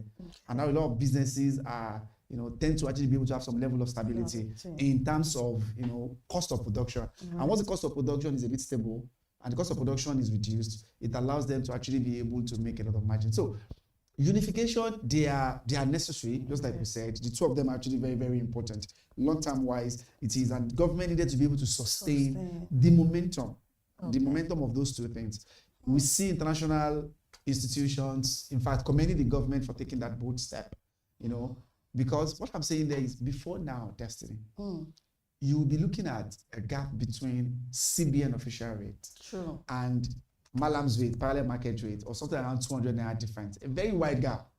But now, with the new central bank monetary policy, we're able to close that particular gap. So it's not giving anybody any advantage to go and get official rate from the central bank and then go and sell them somewhere and creating this unnecessary artificial scarcity. So we feel like it is needed. The painful thing is what is reflected in most of the books of these organizations, of these companies from last year. So once we be able to start seeing their reports and their results and their books, their full 2025 year, you will see significant marked changes from what it was from last year. All right, so I'm talking about capacity utilization, right? Okay. Now with capacity utilization, actually hovering around 61.9%. What measures can manufacturers actually, take to optimize output under current conditions? Okay. So by capacity utilization, we are simply saying that the meaning of that is the resources available to you, maybe manpower, maybe machines, maybe raw materials.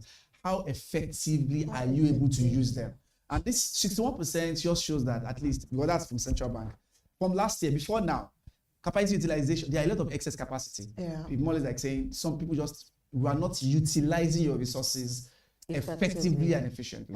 So with 61.9% for manufacturing, it shows that with the new sheriff in town, the central bank, with the new policies in place, we're now seeing excess capacity being reduced and utilization of this capacity being increased. So 62% is still very, very good. This is actually, because that was what central bank released, that means manufacturing excess capacity is actually going down. That is the meaning. Right. So at the rate of 62%, but the next question is how can we drive it up further?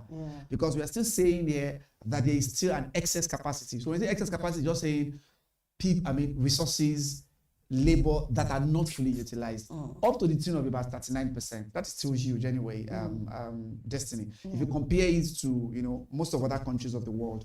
But one of the ways to be able to do that is maybe they could be able to adopt lean manufacturing. Most of all those excess capacities lying fallow, not doing anything, not adding to the productive component of most of all these companies. They should be able to lean manufacturing is more or less like saying it allows you to be able to reduce waste and improve efficiency. So the 39% that is lying down to waste, that is being affected, there is a way you can actually be able to deal with them. And maybe product line could also be diversified as well. So I feel like apart from adopting lean manufacturing, which helps you to be able to reduce waste and ensure improved efficiency, diversification. Some of that's the product diversification within your product network. So there could be ways where you could be able to use those resources or those raw materials to produce as many as possible. Instead of actually be able to focus on one line of production. So I feel like that could be one way, that we can be able to ensure manufacturers could do that. I think the other thing I was thinking about as well is one way to be able to reduce that should be automation, digitizing. But it appears that at least reasonably, they've actually been able to do something around that recently in terms of adopting technology, in terms of agile manufacturing. So I feel like lean manufacturing as a strategy is what they should do. Most of the companies are doing that now. If you go to Nestle, I heard Coca-Cola is doing that as well now. And that's what most of them are adopting, a system where you are actually able to extract all the necessary output that you can be able to get from your input. So which is quite good. And then automation and diversification would actually be of help. Okay, talking about foreign exchange access, right? How can the central bank or how can the central bank make it accessible? Yes, accessible to manufacturers. And also with the fiscal policy, how can it be accessible? Okay, maybe so the fiscal policy will come from the government. That can come in the form of tax holidays, or you tend to be able to give subsidies to them, or the government provide grants. But foreign exchange, I know the central bank is doing a whole lot, to be fair to them, in terms of creating a dedicated window for manufacturers to access. Some of them commended on that. That's okay. They're like, even before now, they were what we refer to as like from 10A or something like that, where manufacturers who are going to be able to produce or who are going to import things that are going to actually be very vital to the economy, component parts that they can access the central bank, get foreign exchange at favorable rates to allow them to be able to import maybe component parts for cars, electric vehicles, green mobility, for example, if you're going to be able to import. So the central bank created that dedicated window. How effective it is now is the question we're able to look at. But some of the manufacturers claim, they are able to access the foreign exchange. So what I'm saying there is, it will, if there could be a way, as of yesterday, the dollar to naira is about 1,400, which means that for an official market, it's about 1,460.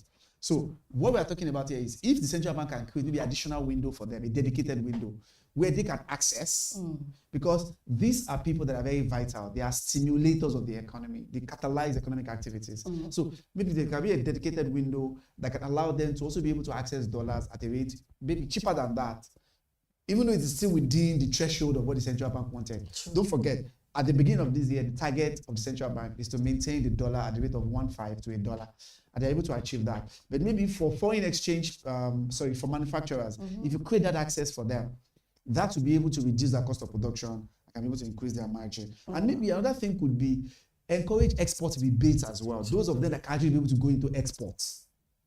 The government can actually be able to help in that regard to ensure that you make it easier, because by the time they export the product, it comes back into the country as a receipt. So export rebates sometimes could actually be, instead of actually be able to put too much burden on them. So while you are trying to be able to discourage import and you're encouraging export, those within the space that are into export could actually be given some rebates to help them, to stimulate them, or to be able to influence them or convince them to actually be able to go into that. So I feel like that should come from fiscal policy side. Exactly. The monetary policy side is just maybe a dedicated foreign exchange window, maybe for them. I'm sure they do that at the moment as well. But maybe they should need to be able to now see, since the government is talking about, we need to be able to go foreign. We need to be able to project Nigeria out there. So giving them that dedicated window where they can access foreign exchange easily, instead of actually going to the parallel market, or the black market as we call it. Yeah, even though the gap has actually closed, I think it will go a long way to actually be able to help. That's the time. Wow. This is how far we can take on the Business Morning segment this morning. I want to thank you so much, thank you very much Mohammed Akonji, for always, giving it that feel that we always expect from you, and even supersede the expectation. Thank you very much. As always, it's always good to have you. And this is how we draw the curtain on Business Morning this morning. Up next is the big story. Don't go anywhere. It's at the Breakfast Show on Business Day Television. I am Destiny Mama. Stay with us.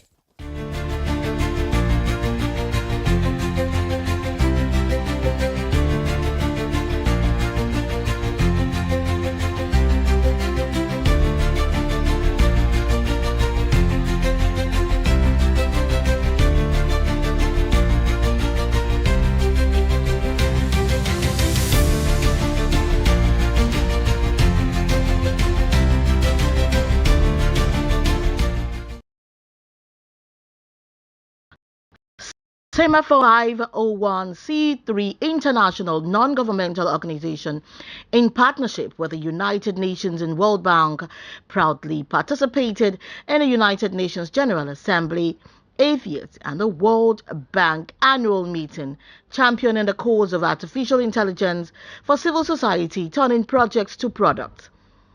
At the sidelines of the 80th United Nations General Assembly in New York, artificial intelligence and a renewed global action plan for sustainable development took center stage as world leaders, policymakers, and innovators gathered to chart a coordinated path for ethical technology adoption and inclusive growth.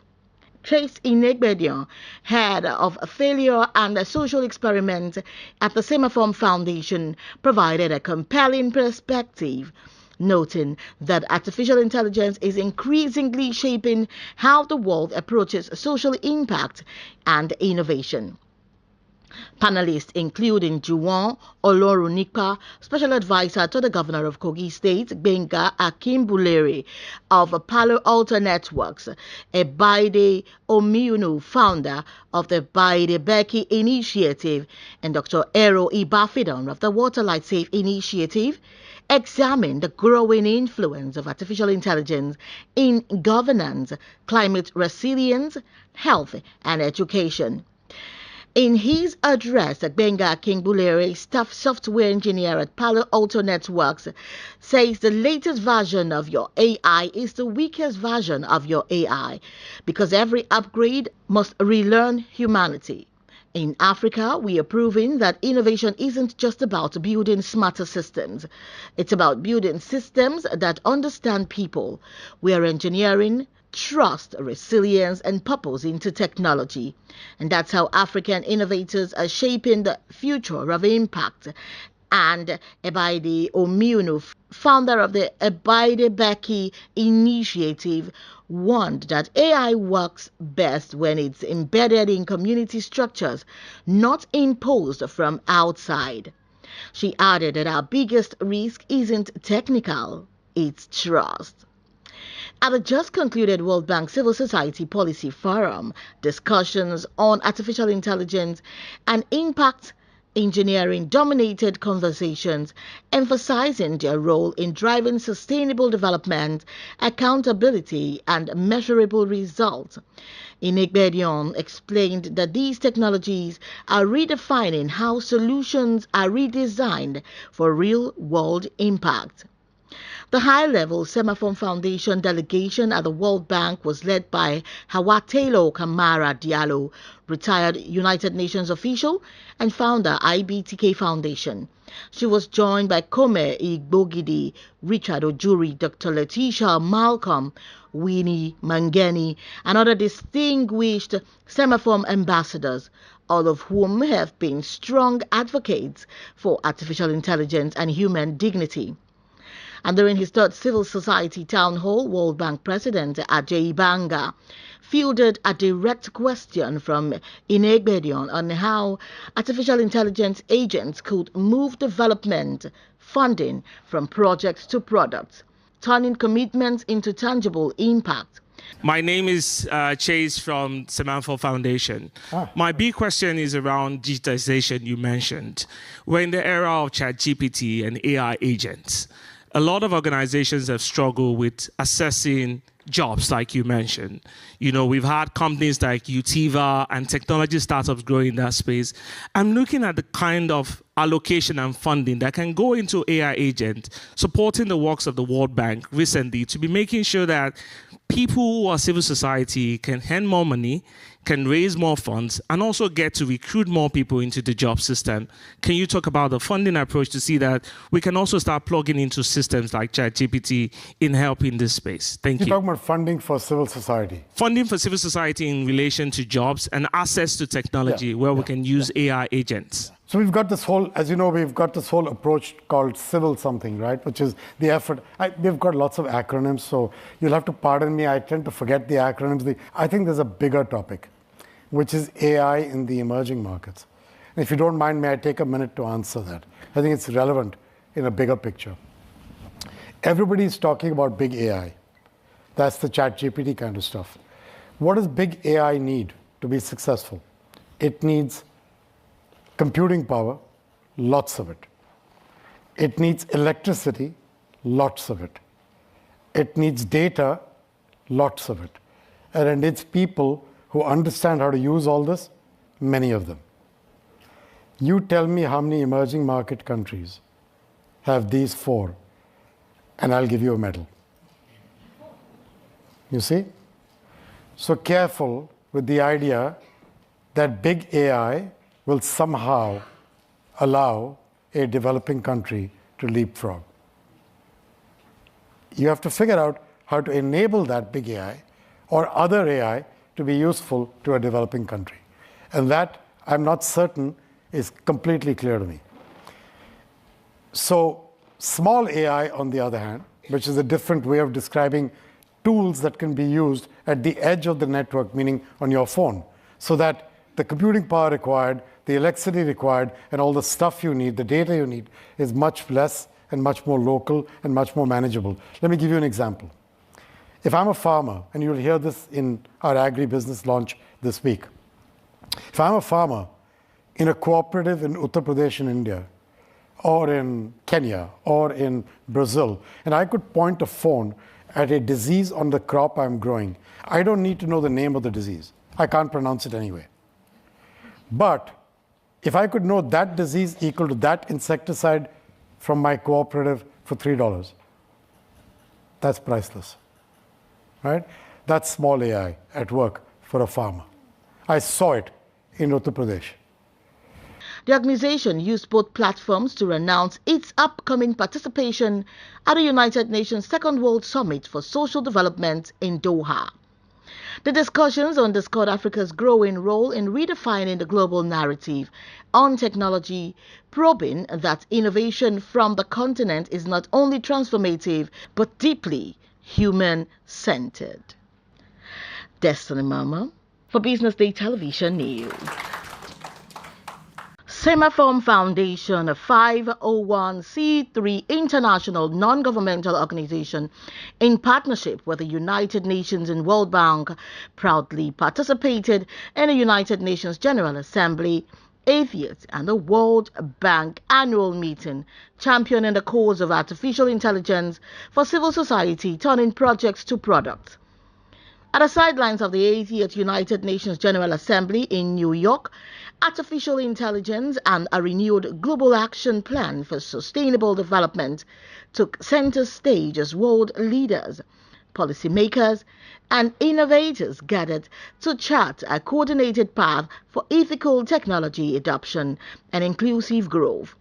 Trace Inegbedion, head of failure and a social experiment at the Semaphore Foundation, provided a compelling perspective, noting that artificial intelligence is increasingly shaping how the world approaches social impact and innovation. Panelists including Juwon Olorunipa, Special Advisor to the Governor of Kogi State, Benga Akimbulere of Palo Alto Networks, Ebaide Omiunu, founder of the Baide Beki Initiative, and Dr. Ero Ibafidon of the Water Light Safe Initiative, examined the growing influence of artificial intelligence in governance, climate resilience, health, and education.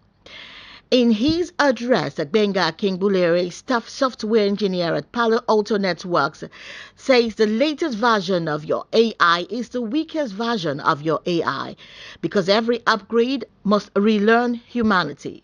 In Africa, we are proving that innovation isn't just about building smarter systems.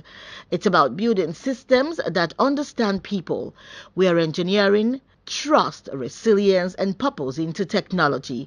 And that's how African innovators are shaping the future of impact.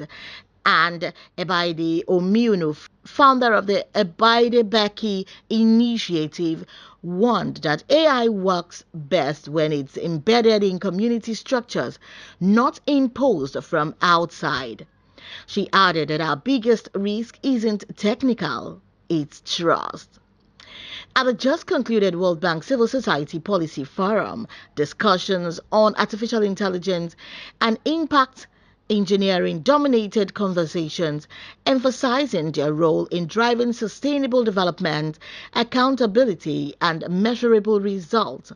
Inegbedion explained that these technologies are redefining how solutions are redesigned for real-world impact. The high-level Semaphore Foundation delegation at the World Bank was led by Hawatelo Kamara Diallo, retired United Nations official and founder IBTK Foundation. She was joined by Kome Igbogidi, Richard Ojuri, Dr. Letitia Malcolm, Winnie Mangeni, and other distinguished Semaphore ambassadors, all of whom have been strong advocates for artificial intelligence and human dignity. And during his third civil society town hall, World Bank President Ajay Banga fielded a direct question from Inegbedion on how artificial intelligence agents could move development funding from projects to products, turning commitments into tangible impact.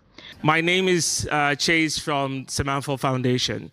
My big question is around digitization you mentioned. We're in the era of ChatGPT and AI agents. A lot of organizations have struggled with assessing jobs, like you mentioned.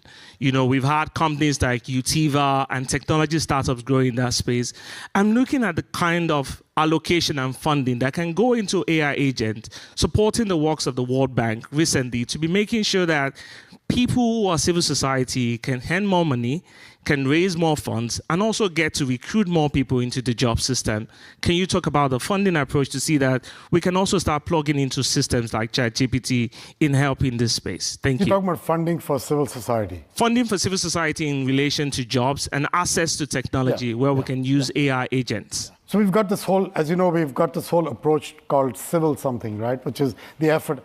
We've got lots of acronyms, so you'll have to pardon me. I tend to forget the acronyms. I think there's a bigger topic, which is AI in the emerging markets. And if you don't mind, may I take a minute to answer that? I think it's relevant in a bigger picture. Everybody's talking about big AI. That's the ChatGPT kind of stuff. What does big AI need to be successful? It needs computing power, lots of it. It needs electricity, lots of it. It needs data, lots of it. And it needs people who understand how to use all this, many of them. You tell me how many emerging market countries have these four, and I'll give you a medal. You see? So careful with the idea that big AI will somehow allow a developing country to leapfrog. You have to figure out how to enable that big AI or other AI to be useful to a developing country. And that, I'm not certain, is completely clear to me. So small AI, on the other hand, which is a different way of describing tools that can be used at the edge of the network, meaning on your phone, so that the computing power required, the electricity required, and all the stuff you need, the data you need, is much less and much more local and much more manageable. Let me give you an example. If I'm a farmer, and you'll hear this in our agribusiness launch this week. If I'm a farmer in a cooperative in Uttar Pradesh in India, or in Kenya, or in Brazil, and I could point a phone at a disease on the crop I'm growing, I don't need to know the name of the disease. I can't pronounce it anyway. But if I could know that disease equal.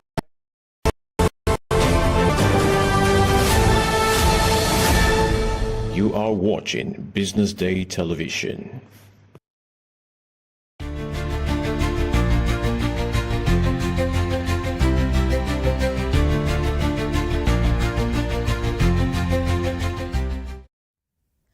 Good morning, beautiful people. This is the big story here on Business Day Television Breakfast Show. I am Destiny Mama. Today we have a spotlight on a conversation that is stirring some conversation. The federal government has introduced a 15% import tariff on petrol and diesel, and not everyone is upset about it.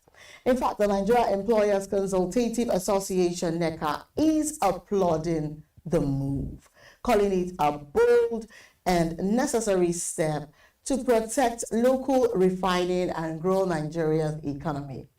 But a big question this morning is, will this tariff boost local production, or will it just make life harder for everyday Nigerians already struggling with high costs? And joining us this morning is the Director General of NECA, Adewale Smart Oyerinde, to dissect this conversation. Good morning, Mr. Smart. Good morning, and thank you for having us. Thank you for joining us. We appreciate this effort. Now let's start with the basics. What exactly does this 15% import tariff actually mean for fuel importers and for Nigerians at large? Well, I think it's very important. While I say good morning once again to our viewers, I think it's very important that we get the narration very well, because there is a bit of misinformation that is going on, and it's very important that we get the context of this engagement very, very correctly. Okay. Now, the 15% tariff is not a blanket 15% on petroleum products. Okay. It is 15% tariff on imported petroleum products. Imported. Okay. And the reality for us is this. Why, for God's sake, in the first instance, because it seems for many years we have accepted the absurd, the terribly absurd, we have accepted it as standard, which is what is basically affecting the psyche of many of us.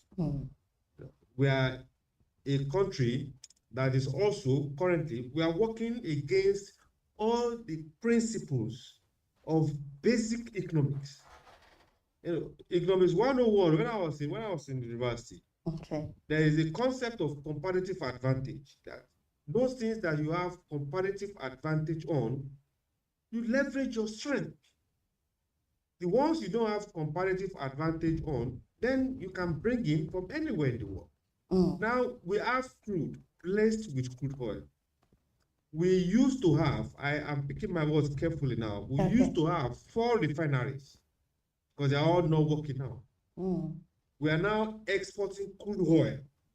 The crude that we have, we are exporting it to import petroleum products. It is absurd. It is absurd. And for us, with the advent of the Dangote refinery, with over 650,000 capacity, 650,000 barrel capacity per day, with other refineries that are probably coming here and there, with the encouragement of modular refineries, we have no business importing fuel.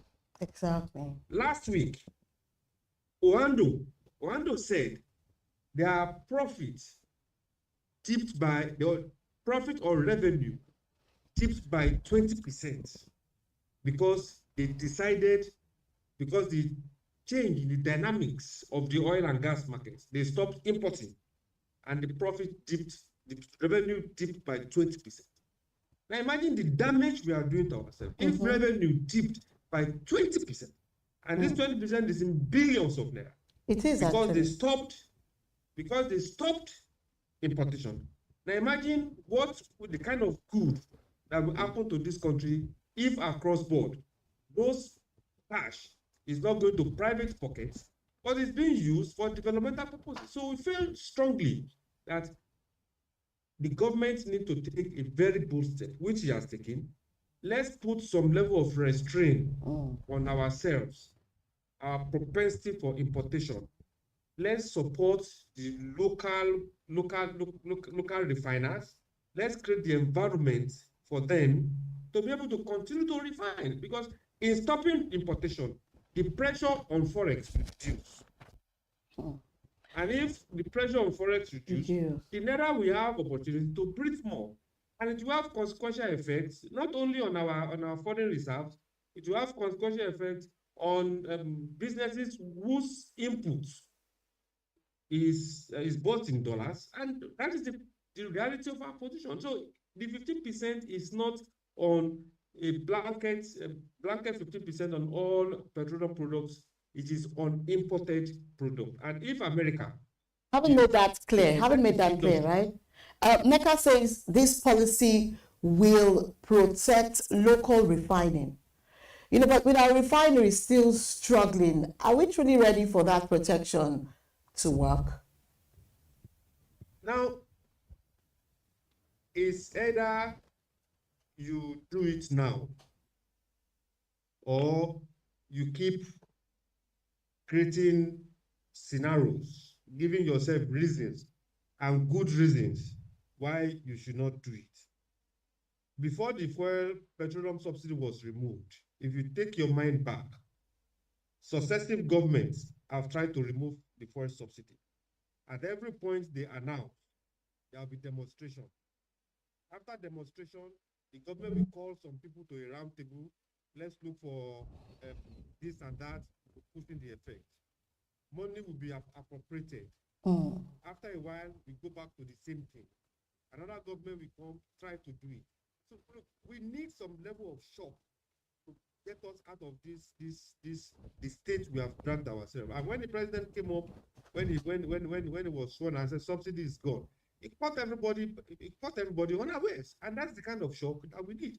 What we have to do and what we have urged government to do is this: the naira for crude policy that was initiated, I think we need to strengthen that so that the supply at the local level, nothing will hinder it, because a good policy can turn to an albatross if not well implemented.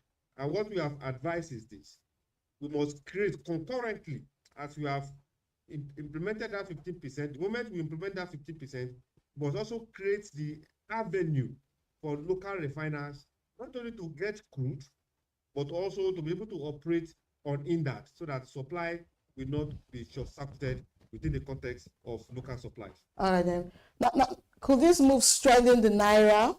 Could it strengthen the naira as predicted, or might it fuel inflation and even increase transport costs and other sectors?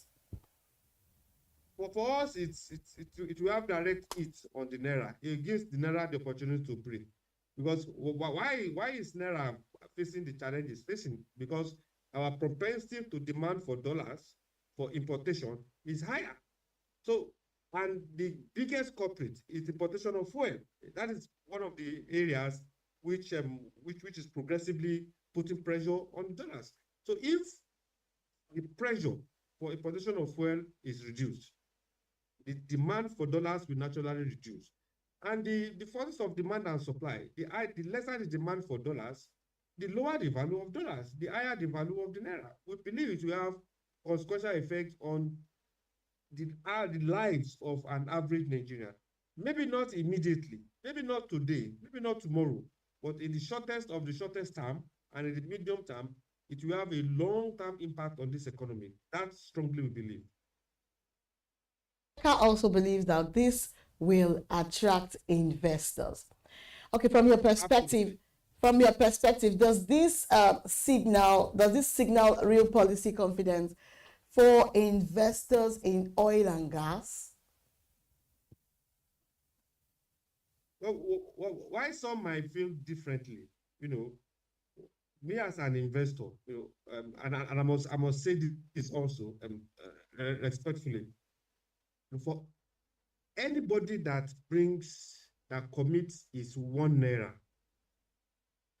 to start a business in this environment, anybody that is bold enough to borrow money, to collect credit from the bank, whether locally or internationally, and invest in our country, such people should be given medals, but medals of honor, because it is not easy operating in this environment. So when individuals now bring their hard-earned cash, while some others are taking their funds to Switzerland, to many other countries, and some others are bringing those funds to start businesses here, to employ Nigerians. I think those people demand they should be given medals. And that's the position we have. So liberalizing this process, protecting the local manufacturers and industries, will naturally give any foreign investor some level of confidence to bring his money to this country, so that he knows that he will not face the jeopardy of investing and government policy creating unfavorable situation for him. Let me share a real life issue with you. Few years ago, we have businesses, a government liberalized the tomato paste industry. And they said, look, we are banning importation of tomato paste because we have tomato here. Businesses here, you can invest and let's start producing tomato within the context of the country. Many countries, many companies invested in machineries, borrowed money, they started the process. Few years later, another government came up and changed that same policy and said people can start investing, can start importing, which creates distortion for those businesses, which basically messed up their investment, messed up the loan they've collected. And those are the stories we've had. So for an average investor, it needs some level of guarantee and level of commitment that the risk he or she is taking to invest in this economy will not turn to regret for him. So that is one of the reasons why we say, look, this will open up the mind of investor to say, look, I can invest in the oil and gas industry knowing that my investment is significantly protected. At the end of the day. Okay, then, so what does the government actually need to fix immediately in our refinery system for this tariff to actually make sense? Well, I laugh because for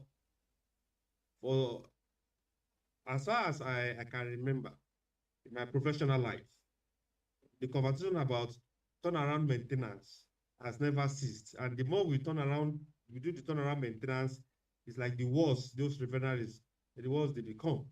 And we've heard of recent that the NNPC is also considering leasing those refineries to private investors, technical partners that can actually run it. The truth of the matter is this: for those 4 refineries, I won't stick my head out to say those refineries will work, because the forces, the principalities and powers that are massed against those refineries, I think it will take angels or God himself to come down and make those 4 refineries work.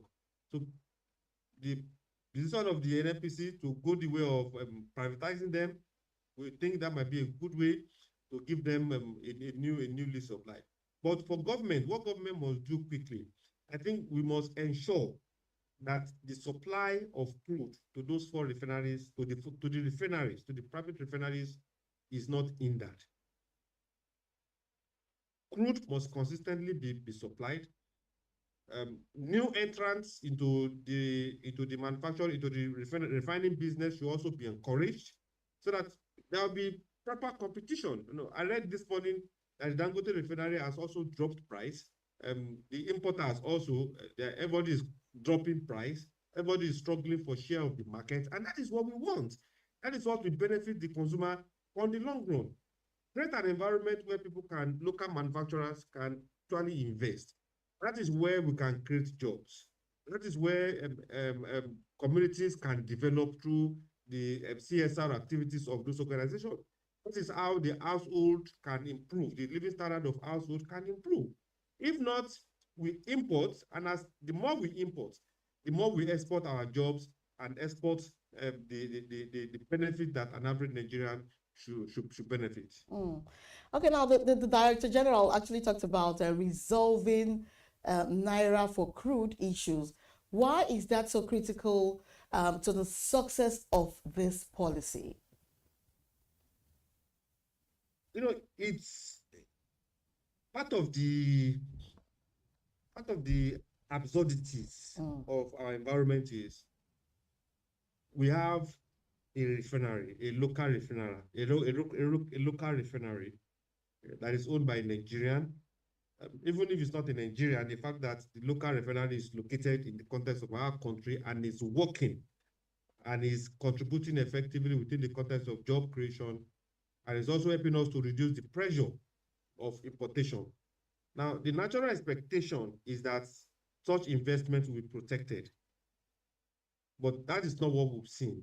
Now, if a local refinery, let's say Dangote refinery, for example, or another refinery, if it doesn't have adequate supply of local crude,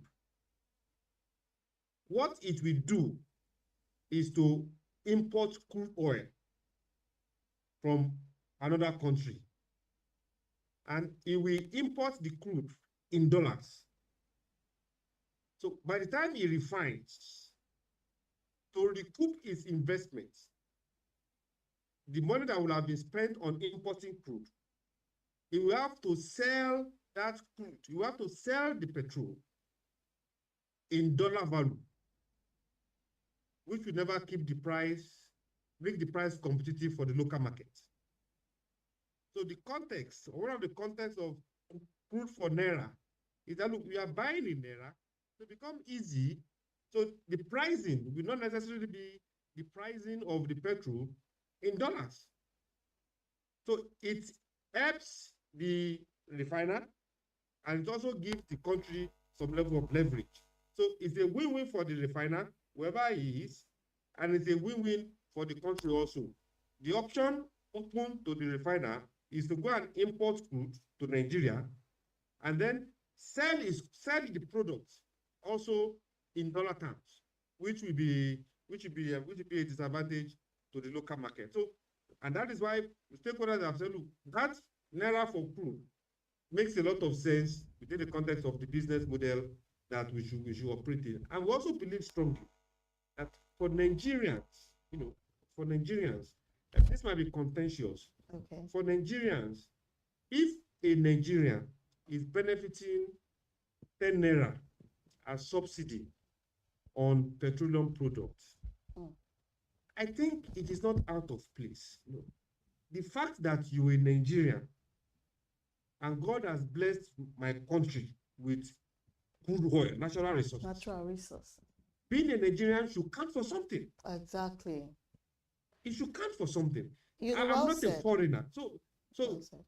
benefiting from the natural resources of my country, it should not be out of place. Yes. And It those should are just be conversations naturally that we'll done. probably have in some other platforms or some Yeah. other program.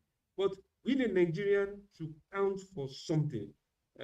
Subsidy on electricity, subsidy on crude, for Nigerians, I think being a Nigerian should count for something, really. I agree with you. Okay, now, Nigerians are already paying more for fuel and transport.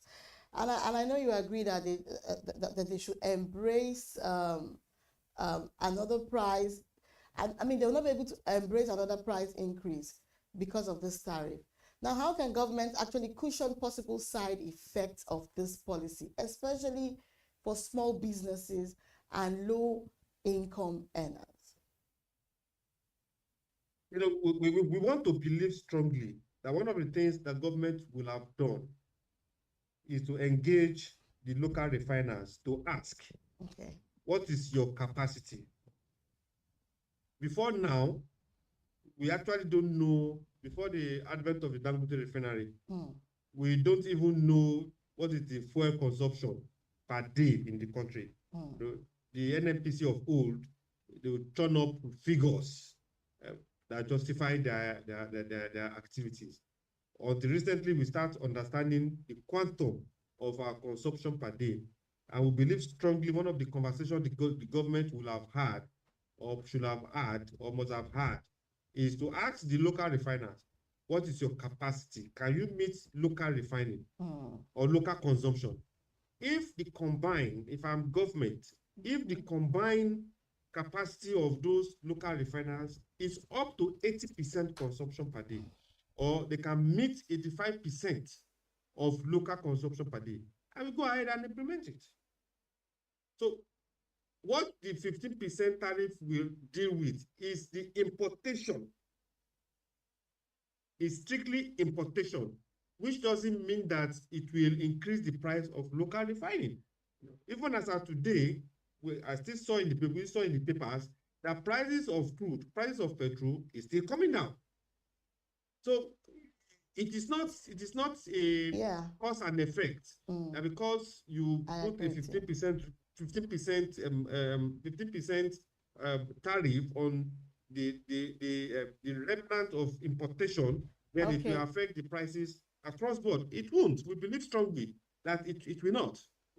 So that, Mr. Smart. Once government takes care of the dynamics at the back, pardon me.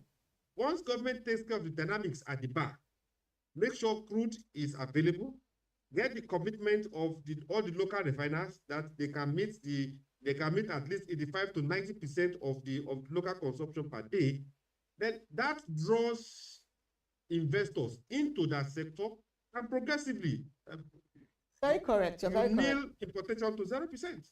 You're very correct. I just want to ask you this question finally, and please just give me a very brief answer because of time, right? In your view, is this 15% import tariff the game changer and Nigeria's oil sector needs, or just another short-term policy test?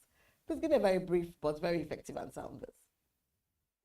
It might be one of the game changers that the oil and gas industry needs, basically. It might just be one of the game changers.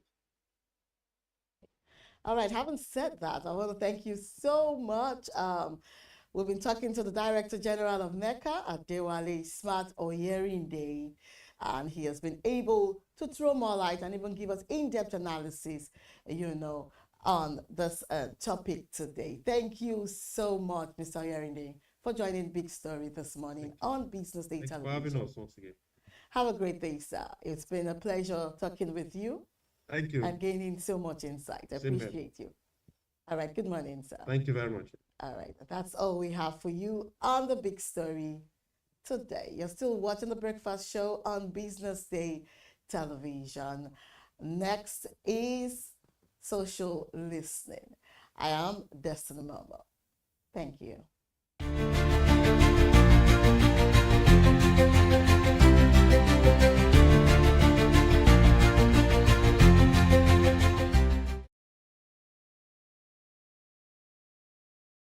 Once we made the world's red gold palm oil that built nations. We wove ashoke that told our stories. We crafted leather that walked across continents. Today, we are doing it again. But this time, we own the narrative, powered by makers, artisans, designers, chefs, and dreamers who believe local is the new global. Business Day's Go Local Summit 2025 brings them all together. Go local, from raw potential to market power. For exhibitions, sponsorship or partnerships, call Rachel on 0806 420 3499 or send a mail to rachel.edache@businessdayonline.com. Join us as we honor excellence at the Nigerian Business Leadership Awards 2025, a night dedicated to visionary leaders shaping Nigeria's business landscape. From Person of the Year to Outstanding Leadership in Non-Interest Banking and Financial Inclusion, Retailer of the Year, Business Leader of the Year, Female Executive of the Year, and many more. It's more than an award. It's a celebration of enterprise, innovation, and impact. For sponsorship or participation, contact Uchina on 0703 047 2336, Daniel on 0802 756 4653, or Shagun on 0812 024 3167. On Business Day, Nigerian Business Leadership Awards 2025, celebrating excellence in enterprise. The new service chiefs and the removal of the former ones by the president, and this ones that have been brought in, what do you think they'll do differently?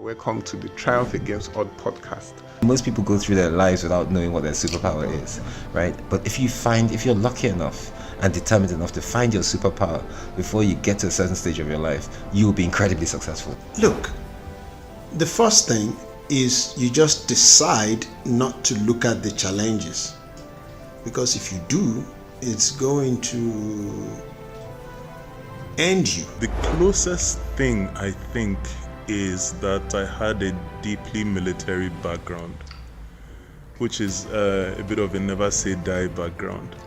I saw an opportunity in non-interest banking, and I felt that the demand was there. There was pent-up demand for it. People were yearning for it, and I felt that if we did it properly, if we brought in professionalism into it, and if we brought in our experiences, our various experiences from various backgrounds into it, that it could succeed. Very few people do that because very few people explore their superpowers. They just explore bread and butter issues. I need to eat, and Yes, there will be challenges. This is a very difficult business environment. The government keeps working on how to make business easier. The first problem to overcome is really just starting, right? We thought about this idea for over 2 years before we even took the first step. You cannot ignore this country. No, and to be from here, I think is an incredible privilege. Nigeria will be ascendant in my lifetime.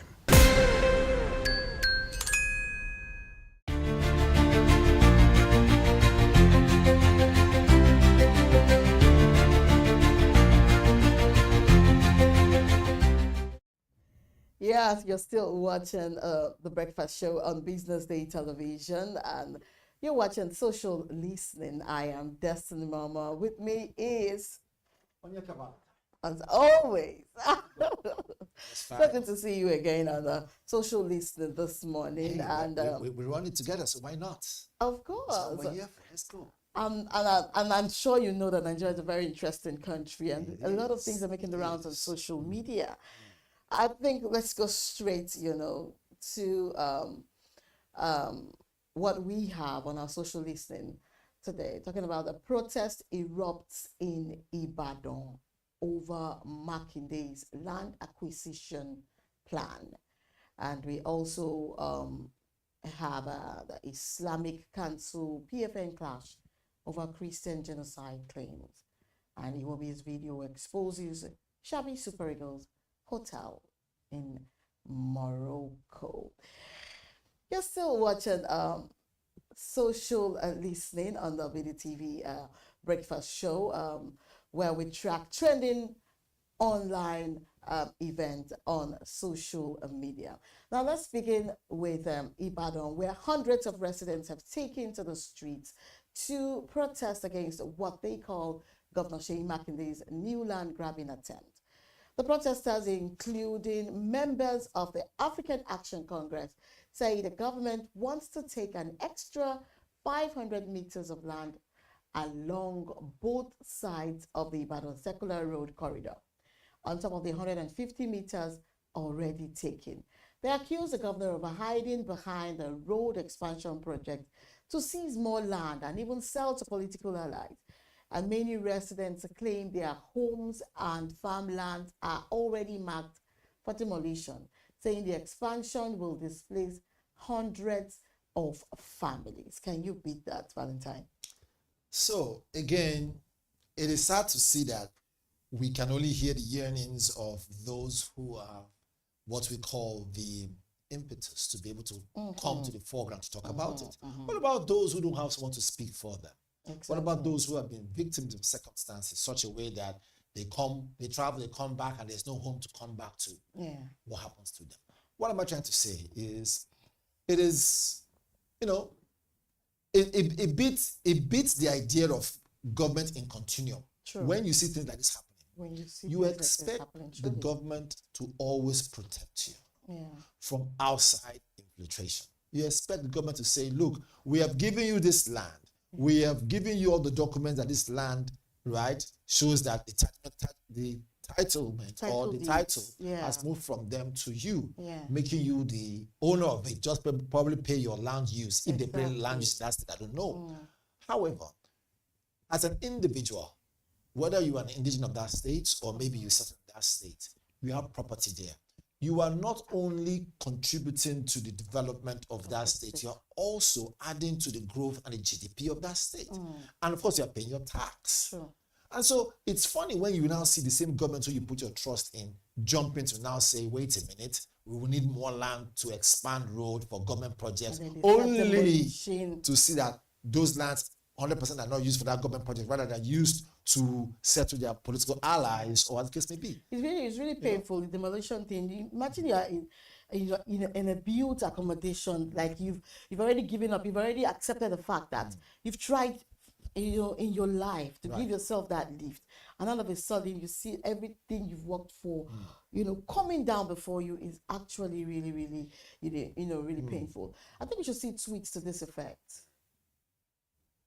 So maybe before the tweets come up, we probably will get to understand why, right? I don't know, but why would somebody now tell you that we want to get a chunk of your land out, right? It's painful. Knowing that for what it is, they've given you documents for it. individually, right. yes, individuals who can come together and say, okay, they want to sue the government for encroachment, or better still, sue the government for, going back on their words.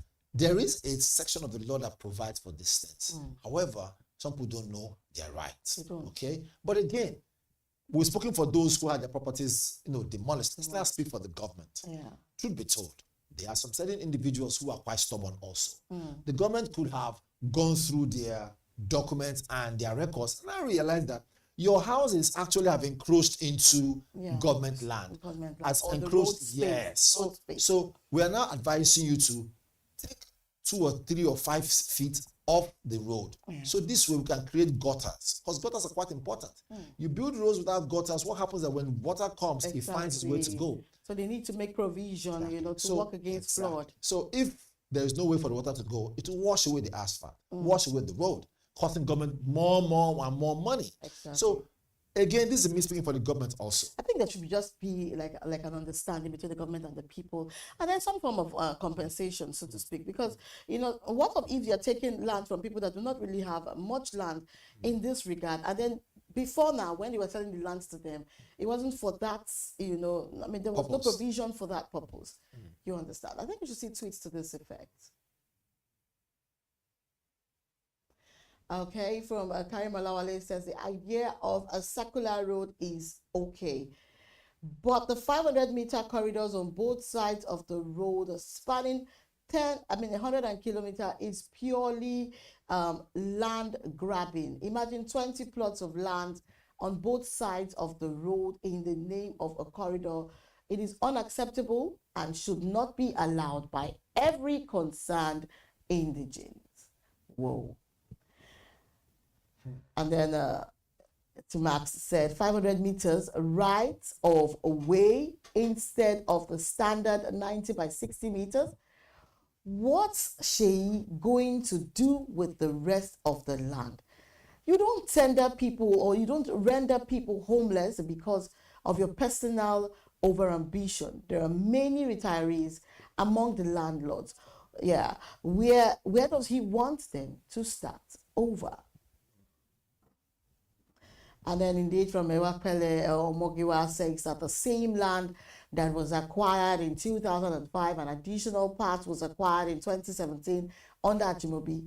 But people are calling for GSM head because he's implementing the Ibadan master plan for a greater city. Lagos wasn't built for this kind of emotional reactions. In talking about reaction, I'll probably react to that tweet very quickly. Yeah. The guy that tweet or contribution, the guy that dropped that, whether it's a human being or a boss, we don't know who is behind that account, but whatever it is. See, it is no news that when land or a land is being sold to you and you have proper documentation, right? Whether it is the government of 500 years ago or a government of today, government is the document, documents will be able to protect you. Exactly. So when you talk about Lagos is making Lagos is trying to make Lagos a better city, so because people's properties must go. I don't it's not justifiable. Exactly, I agree. But Tinubu campaign said that this is not land grabbing, but good road network in Oyo State that brings more development to the communities and its environment. So if I was add to this, as a matter of fact, development and change is not really, easy to accept. Right. In the era of, development happening in Lagos, the demolitions going on and on, the only ones that are acceptable are the ones that are meant for development. Like, for instance, people building on like drainage patterns are also, where there's supposed to be drainage or where there's supposed to be electricity, going underneath and all of that one. All those ones are actually not good enough, because that's why it is said that if you are trying to get the land, make proper research, know what you're going into. So at the end of the day, it doesn't become like a story that touches the heart and all of that one. So, okay, moving on to our next conversation. Here says, now to Abuja, a heated exchange has erupted between the Nigerian Supreme Council for Islamic Affairs and the Pentecostal Fellowship of Nigeria over allegations of a Christian genocide. The NSCIA dismissed the claim as false and politically motivated, accusing Western politicians of actually using Nigeria's crisis to stir instability. But PFN President Bishop Wale Oke insists Christians are being deliberately targeted, citing killings in Plateau, Benue, and even southern Kaduna.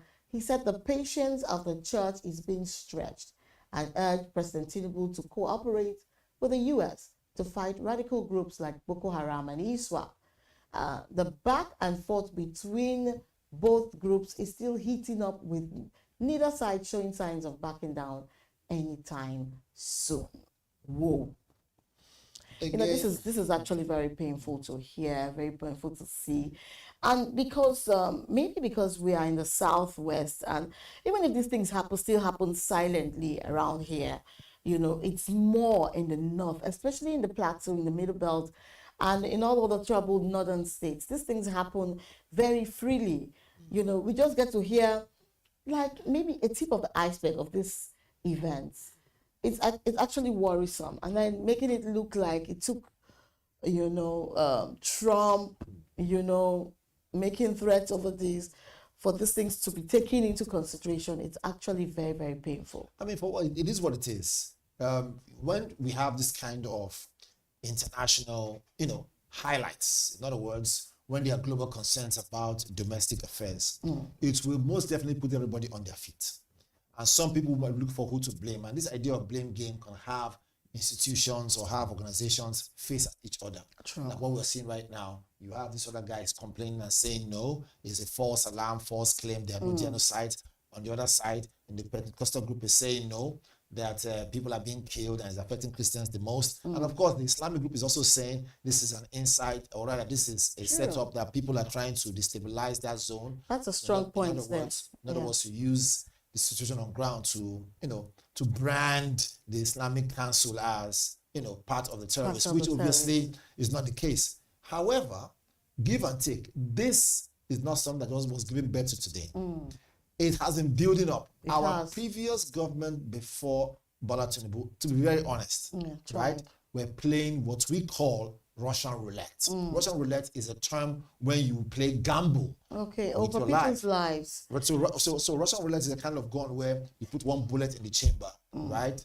And then you roll it, hoping that as they strike and you pass to the next person, it's a game of death, right? And then when you click, it's not the one that has bullets in it. So we're playing Russian roulette with this issue of insecurity. And now look how that's now metamorphosed and now has now become an issue of concern. It is actually. I think you should see tweets to this regard very quickly, you know, because it's actually, you know, very absurd that.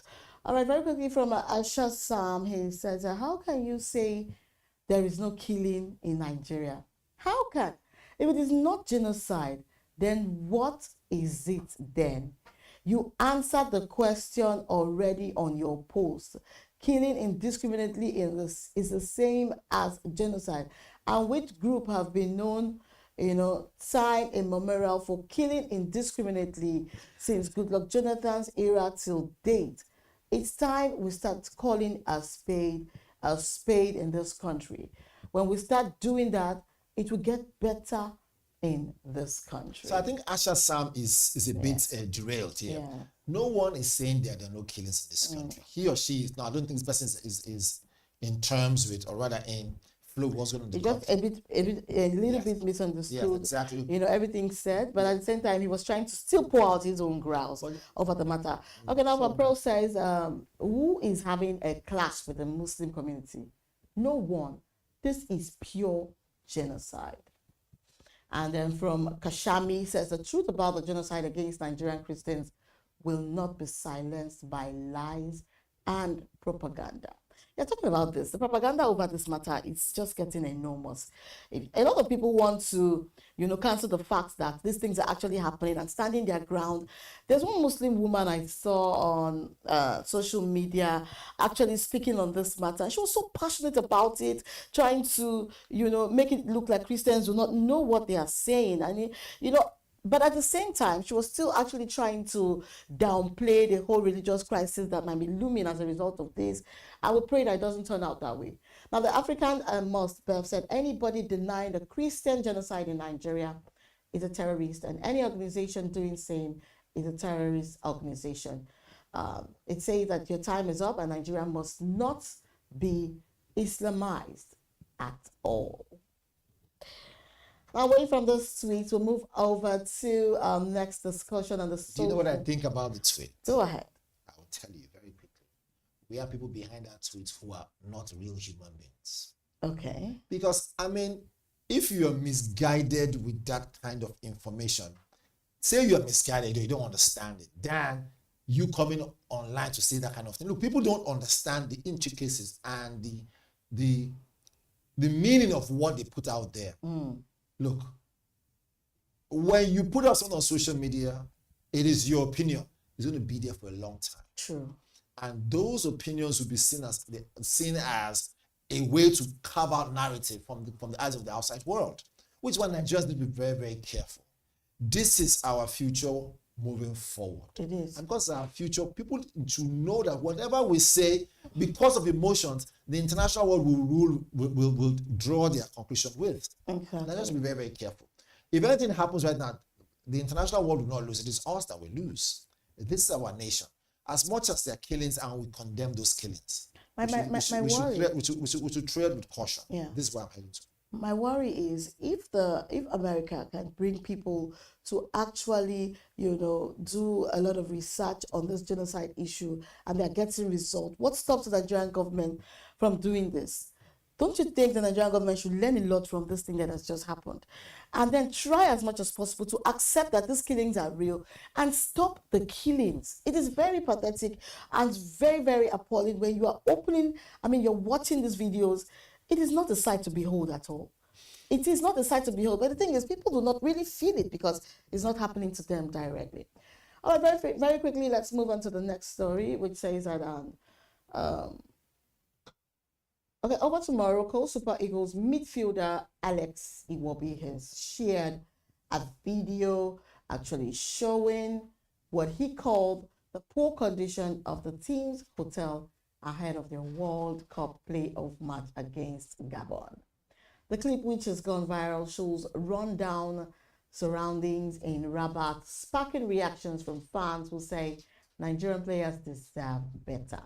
Reports say this isn't the first time Nigerian athletes have complained about lodging.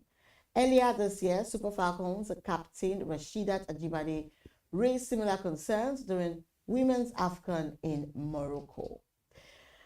What do you think about this, Valentine? Very quickly. So the well-being, and I'll take 1 minute to explain it properly. The well-being of our players, whether it is the male team or the female team, needs not just proper management, it needs understanding. Reasons given is they are the face of Nigeria. And one of the things that keeps us together as Nigerians, football. Exactly, when everything's going haywire, football comes in, sports comes in.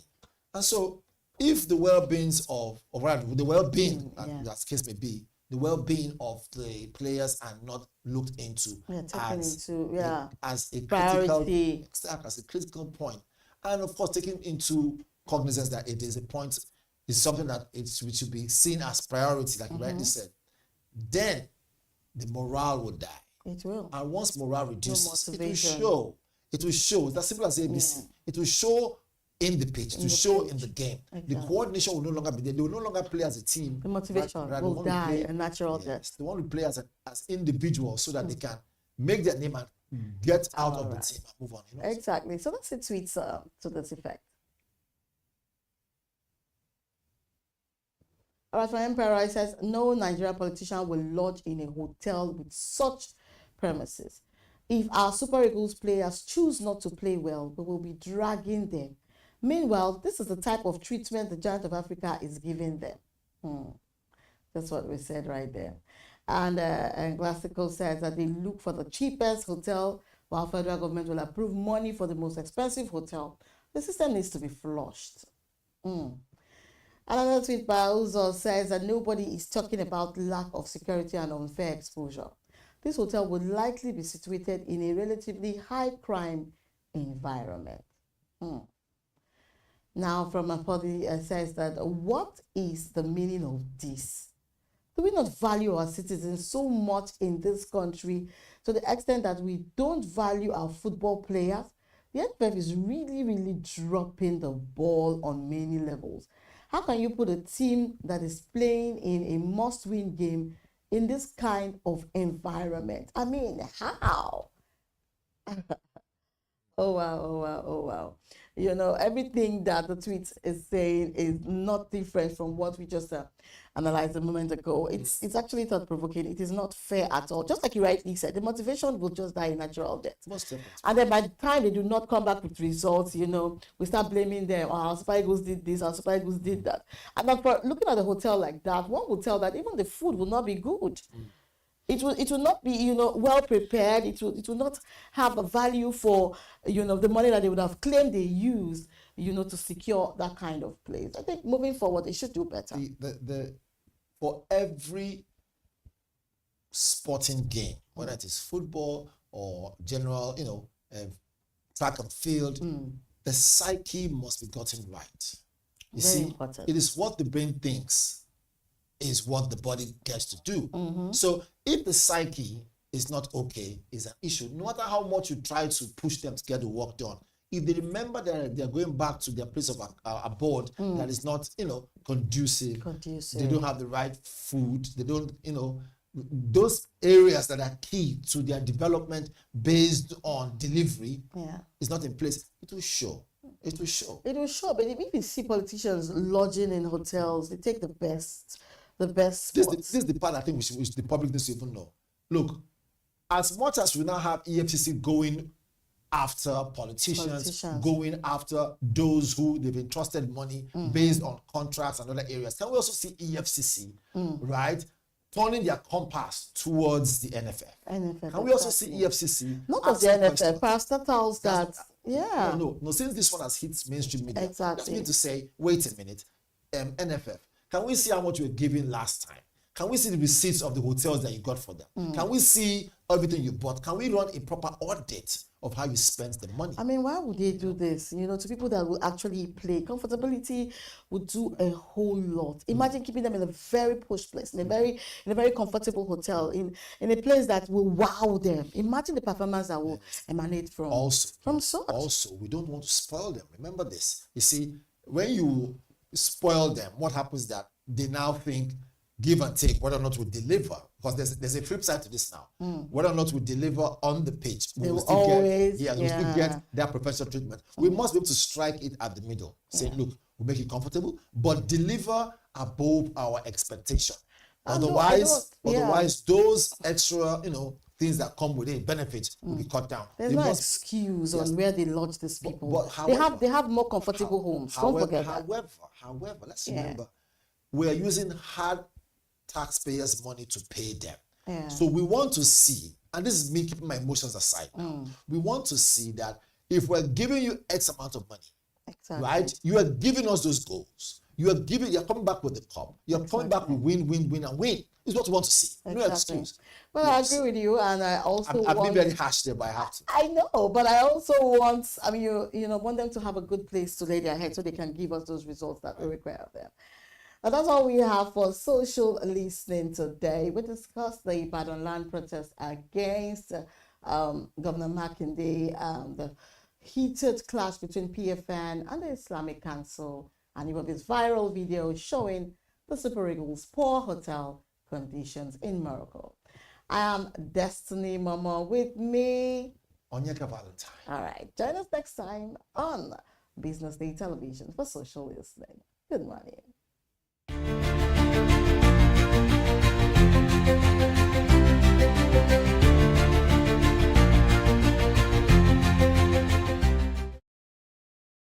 Once we made the world's red gold palm oil that built nations. We wove ashoke that told our stories. We crafted leather that walked across continents.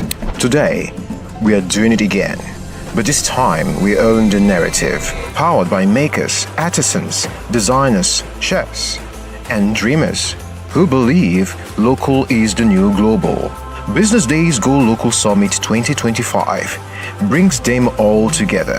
Go local, from raw potential to market power.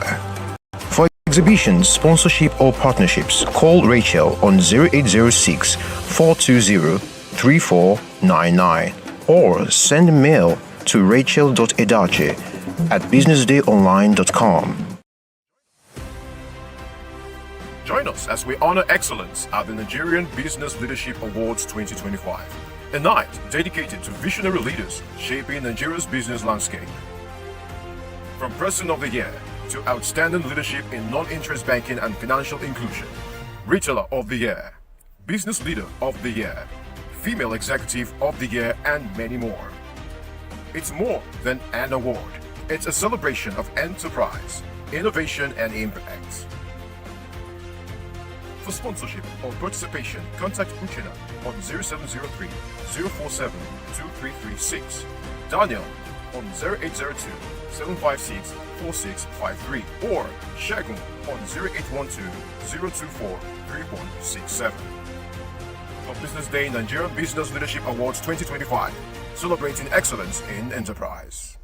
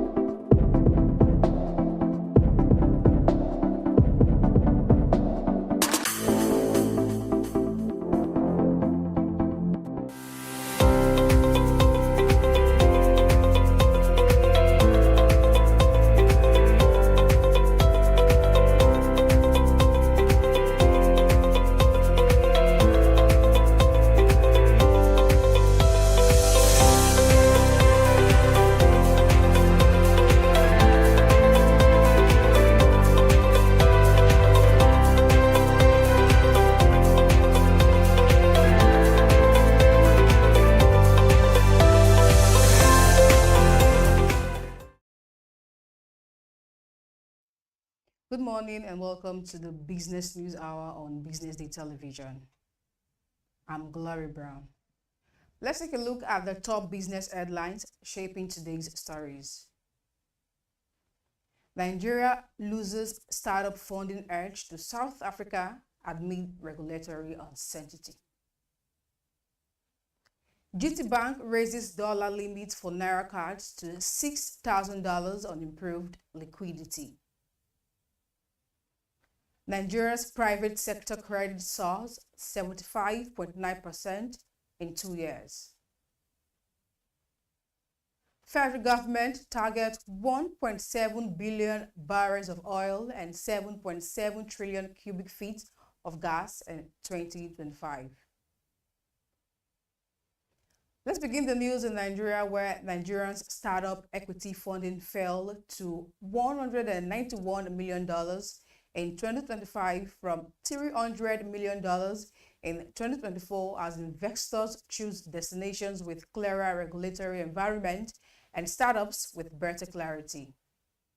South Africa continued to top African startup equity funding, outpacing traditional powerhouses such as Nigeria and Egypt, with a record of $484 raised in 2025, according to reports. For the third consecutive year, South Africa has dominated the continent's equity investment landscape, accounting for 30% of all equity funding raised by African startups between January and October 2025. The figure not only surpasses its performance in 2023 and 2024, but also positioned the countries to exceed its 2022 high of $484 million before year end. Moving on, Guaranty Trust Bank has increased the dollar spending limit on its Naira cards by 500% to $6,000 per quarter, up from $1,000 in July 2025, as liquidity conditions in Nigeria's foreign exchange market continue to improve. The bank disclosed the adjustment in a notice sent to its customers on Monday. GT Bank's FX trade for international payment on its Naira cards closed at 1,442 Naira per dollar on Monday, the same rate as recorded on Friday. According to Ayokunle Olubumi, head of financial institutions rating at Augusto & Co., the latest increase was not directed by the Central Bank of Nigeria, but is rather an internal policy decision by individuals' bank. He added that when banks initially reinstated the use of Naira cards for international transactions, it was also a voluntary move by the commercial banks once they had accumulated enough foreign currency liquidity to support cross-border spending. Still on, credit to the private sector in Nigeria has expanded significantly in the last 2 years, growing by 75.9% to its all-time high of 117.7 trillion naira as at September 2025, from 66.9 trillion naira in the corresponding period 2023. Findings from the Central Bank of Nigeria data revealed that year-on-year, the CPS has been growing steadily from 66.9 trillion naira in September 2023 to 109.4 trillion naira in September 2024, and then to 117.3 trillion naira in September 2025. According to experts, increased private sector credit implies a major boost for the economy, establishing a link between credits to the private sector and economic growth. However, the Chief Executive Officer of the Center of Promotion of Private Enterprise, Muda Yusuf, said the credit outlook remained cautious, calling for an expansive distribution of credits across all types of companies and sectors. According to Yusuf, there are major concerns in terms of distribution of credits across sectors and companies with small businesses, which contribute more to job creation and economic inclusion, not likely to benefit much. In another development, the Nigerian Upstream Petroleum Regulatory Commission has announced that 43 new field development plans approved in 2025 are set to unlock 1.7 billion barrels of crude oil and 7.7 trillion cubic feet of gas, signaling a major boost for the nation's upstream sector. Gbenga Komolafe, the Commission's chief executive, in a statement signed by Eniola Akintuku, Head Media and Strategic Commission, made the disclosure at the 43rd Annual International Conference and Exhibition for the Nigerian Association of Petroleum Explorationists on Monday in Lagos. The NUPRC chief emphasized that Nigeria is at a defining moment in global energy, describing it as a period of transition, transformation, and opportunity, while acknowledging the global shift toward renewable energy. Now, joining me for more discussion on this topic, the federal government targets 1.7 billion barrels of oil and 7.7 trillion cubic of feet gas in 2025, is Daniel Duodu, a compliance analyst with over years of experience in the oil and gas industry. Daniel Duodu, welcome to the Business News Hour this morning. Good morning. Well, thank you very much. You're welcome. Quickly, how realistic, thank you so much. How realistic is this oil and gas target for 2025? Because 2025 is already gone and we have this huge target in front of us. How realistic is this oil and gas target for this year? First of all, if we must talk about, I think you need to know that those figures the federal government is talking about are for barrels that are yet to be tapped. That's like a potential unlocked reserve that are reserve that has not been tapped yet. So it's different from tap reserve, which is, those are two different things. One has been tapped, one is actually forecast or potential unlocked reserves. For me, I don't think, despite the fact that there are things on ground to ensure that this is being harnessed during the years, but for 2025 is too short a time for you to be able to, but there is a whole lot of things on ground with the 43 oil field development plan approved by the NUPRC executive. I think it's enough to be able to roll it out and ensure that this can come to life. But that is, I don't think that can happen in 2025. Within 2026, fine. That it's very possible. Thank you.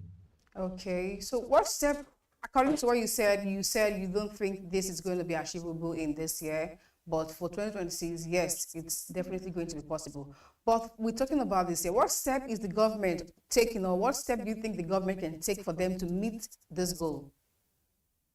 The steps the government can do, already they have actually put the PIA in place, and with the approval of the 43 field development plan is actually a very good plan to ensure that these actually start in place.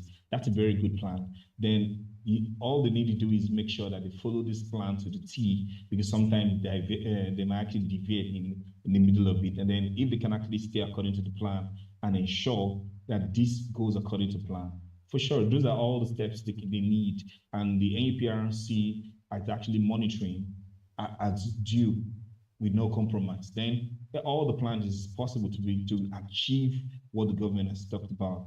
But also don't forget that the reserve you're talking about are actually potential unlocked reserve, which you cannot tell that you're sure, because those are forecast by people, geological result coming out to tell you that this is what is, but you've not really tapped out to be able to know exactly that after being separated, this is what you're going to have. So with that, it's very hard for you to know exactly what is going to come up at the end of it.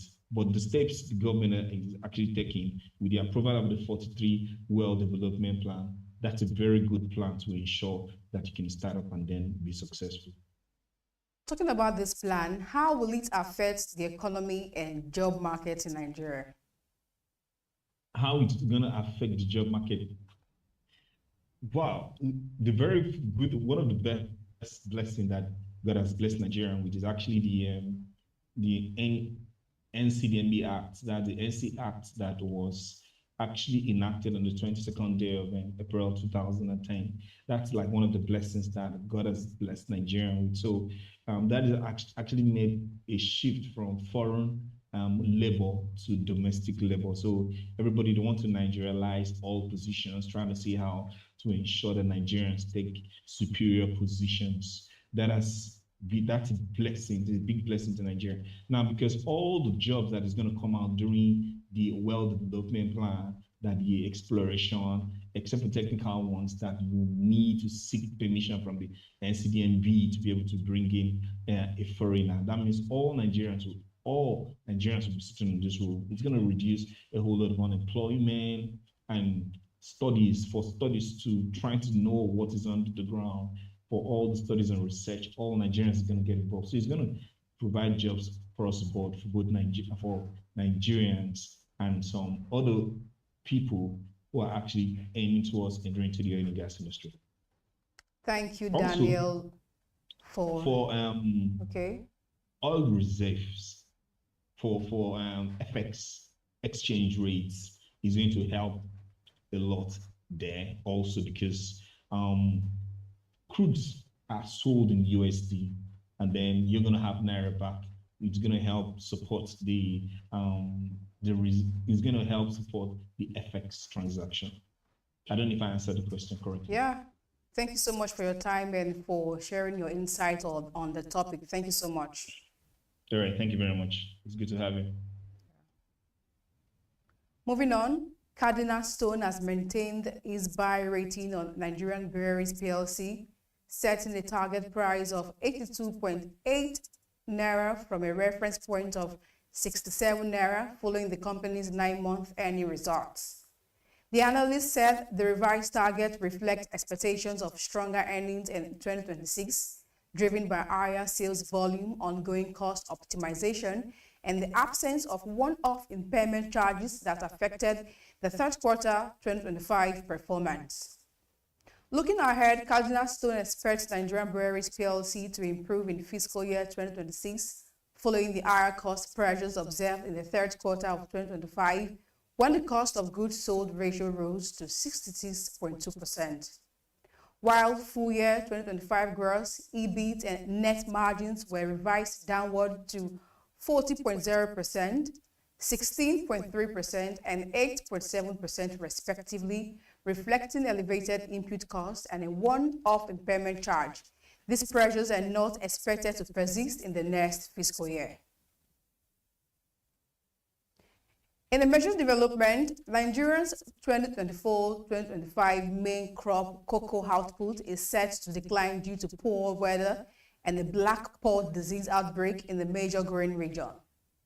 Farmers told BusinessDay that black pod disease has attacked cocoa farms in Ikom, Cross River State, which accounts for 26% of the country's total production, noting that this has badly affected output from the state. They added that short, heavy rainfall has also affected output across cocoa producing states. Adegoke, national president of the Cocoa Farmers Association of Nigeria, said that production may shrink marginally or remain the same when compared to 2024 due to black pod disease and poor weather in cocoa producing states. He added that the impact of the disease outbreak and poor weather conditions would have been disastrous if not for the rehabilitation of old trees and influx of new farmers who entered the industry owing to price surge in previous years. To end the business news, Nigeria is on the cusp of a major economics and digital transformation as the federal government and the National Assembly move to finalize the National Digital Economic and E-Governance Bill 2025, a landmark legislation expected to be signed into law by President Tinubu this week.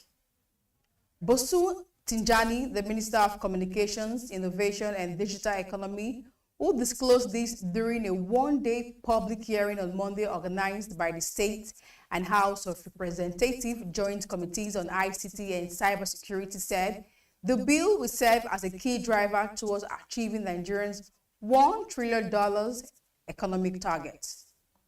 Both Shaibu Afolabi, the chairman of the Senate Committee, and Adedeji Olajide, his House counterpart assured that the bill would be laid and passed for third reading this week in readiness for presidential assent. Highlighting the significance of the bill, the minister said it would be the first of its kind in Africa, demonstrating Nigeria's leadership in digital innovation. And this is where we wrap it up on the Business News Hour.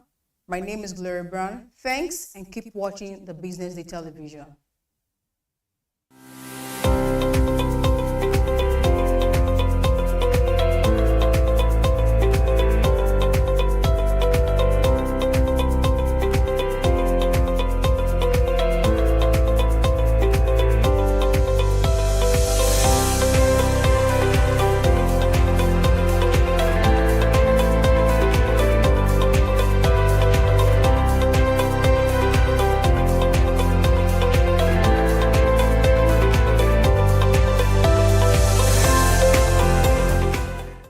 On the 16th of October 2025, Business Day hosted the 2025 Family Business Summit with the theme, The Enduring Family Enterprise, Building a Legacy That Stands the Test of Time. The event tagged My Family, My Business, brought together business leaders, entrepreneurs, and enthusiasts to celebrate legacy and the future of enterprise. Convener Ogenewoke Oguru unveiled the 2025 edition, emphasizing the importance of strengthening family businesses in Nigeria. Publisher of Business Day, Frank Aigbogun, gave the opening remark highlighting the vision behind the summit. Representing PwC's country senior partner Sam Abu, Pedro Omotweme noted a decline in business stability compared to last year, stressing that purpose-driven family businesses are better positioned for long-term success. PwC partner and Africa Family business leader Esiri Agbeyi presented findings from the Africa Family Business Survey, pointing out trends such as AI, taxation, and the stronger performance of service-led businesses. Founder and CEO of Blanche, Nene Bejide, explored storytelling as a key tool for building multi-generational wealth, describing it as a bridge between purpose and perspective. So this is actually very interesting because we act like, storytelling, something different out of let's say the ordinary. It's kind of what we do every day. It plays a huge role in how we perceive people, how we perceive things, how we act towards things. So it's as good as communicating the person's brand. What do they? How do you communicate? What are you trying to communicate? What are the objectives that you're trying to get out of this communication? So that's pretty much what storytelling is. But then putting it in business, so it's all the same thing, but now in a broader sector, right? Because if you're doing it to your friends and family, but on a broader sector, you need to know how you want people to see you, how you want people to perceive you, and how you want people to accept whatever you are passing across or trying to communicate. So I would, just like the presentation that I had earlier, I would say that it's just really bring it down to some core things like being original with your story, being consistent, driving impacts through whatever they're doing, and also just paying attention, evolving, learning, relearning, and unlearning some things. Clear communications always, not waiting for a big campaign before you communicate, always making sure that in everything that you do, your story, people can tell more about your brand from every little thing that you do, down to your employees, down to team members, down to external stakeholders. The first panel featured top business leaders discussing wealth creation, the role of family offices and strategies for generational continuity. As the event proceeded, a fireside chat with the El Khalil family spotlighted vision, structure, and family-based leadership as foundations for success. The family also received the Lifetime Achievement and Family Business Award. 3 factors that you need to have. Once we made the world's red gold palm oil that built nations. We wove ashoke that told our stories. We crafted leather that walked across continents. Today, we are doing it again. But this time, we own the narrative, powered by makers, artisans, designers, chefs, and dreamers who believe local is the new global. Business Day's Go Local Summit 2025 brings them all together. Go Local, from raw potential to market power. For exhibitions, sponsorship or partnerships, call Rachel on 0806 420 3499 or send a mail to rachel.edache@businessdayonline.com.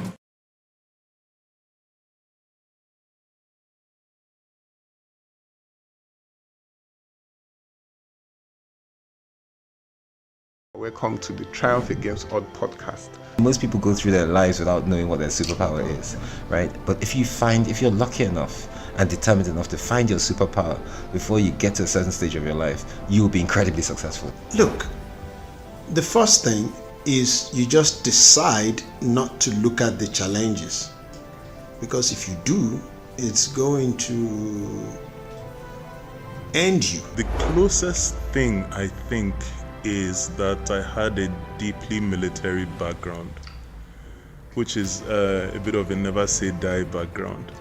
I saw an opportunity in non-interest banking, and I felt that the demand was there. There was pent-up demand for it. People were yearning for it, and I felt that if we did it properly, if we brought in professionalism into it, and if we brought in our experiences, our various experiences from various backgrounds into it, that it could succeed. Very few people do that because very few people explore their superpowers. They just explore bread and butter issues. I need to eat, and Yes, there will be challenges. This is a very difficult business environment.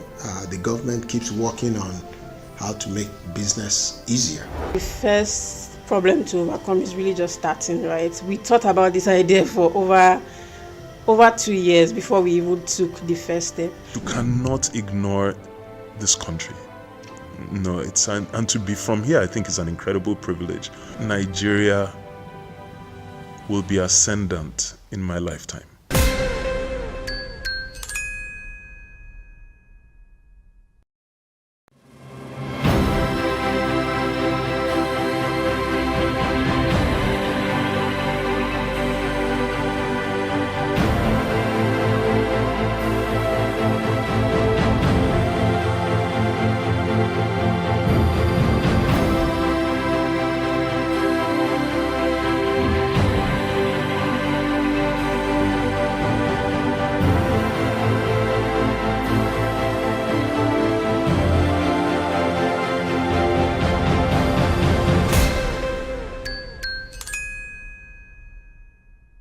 Hello and welcome to another episode of Triumph Against Odds, where we speak to amazing leaders who talk about, how resilient their businesses are despite economic challenges.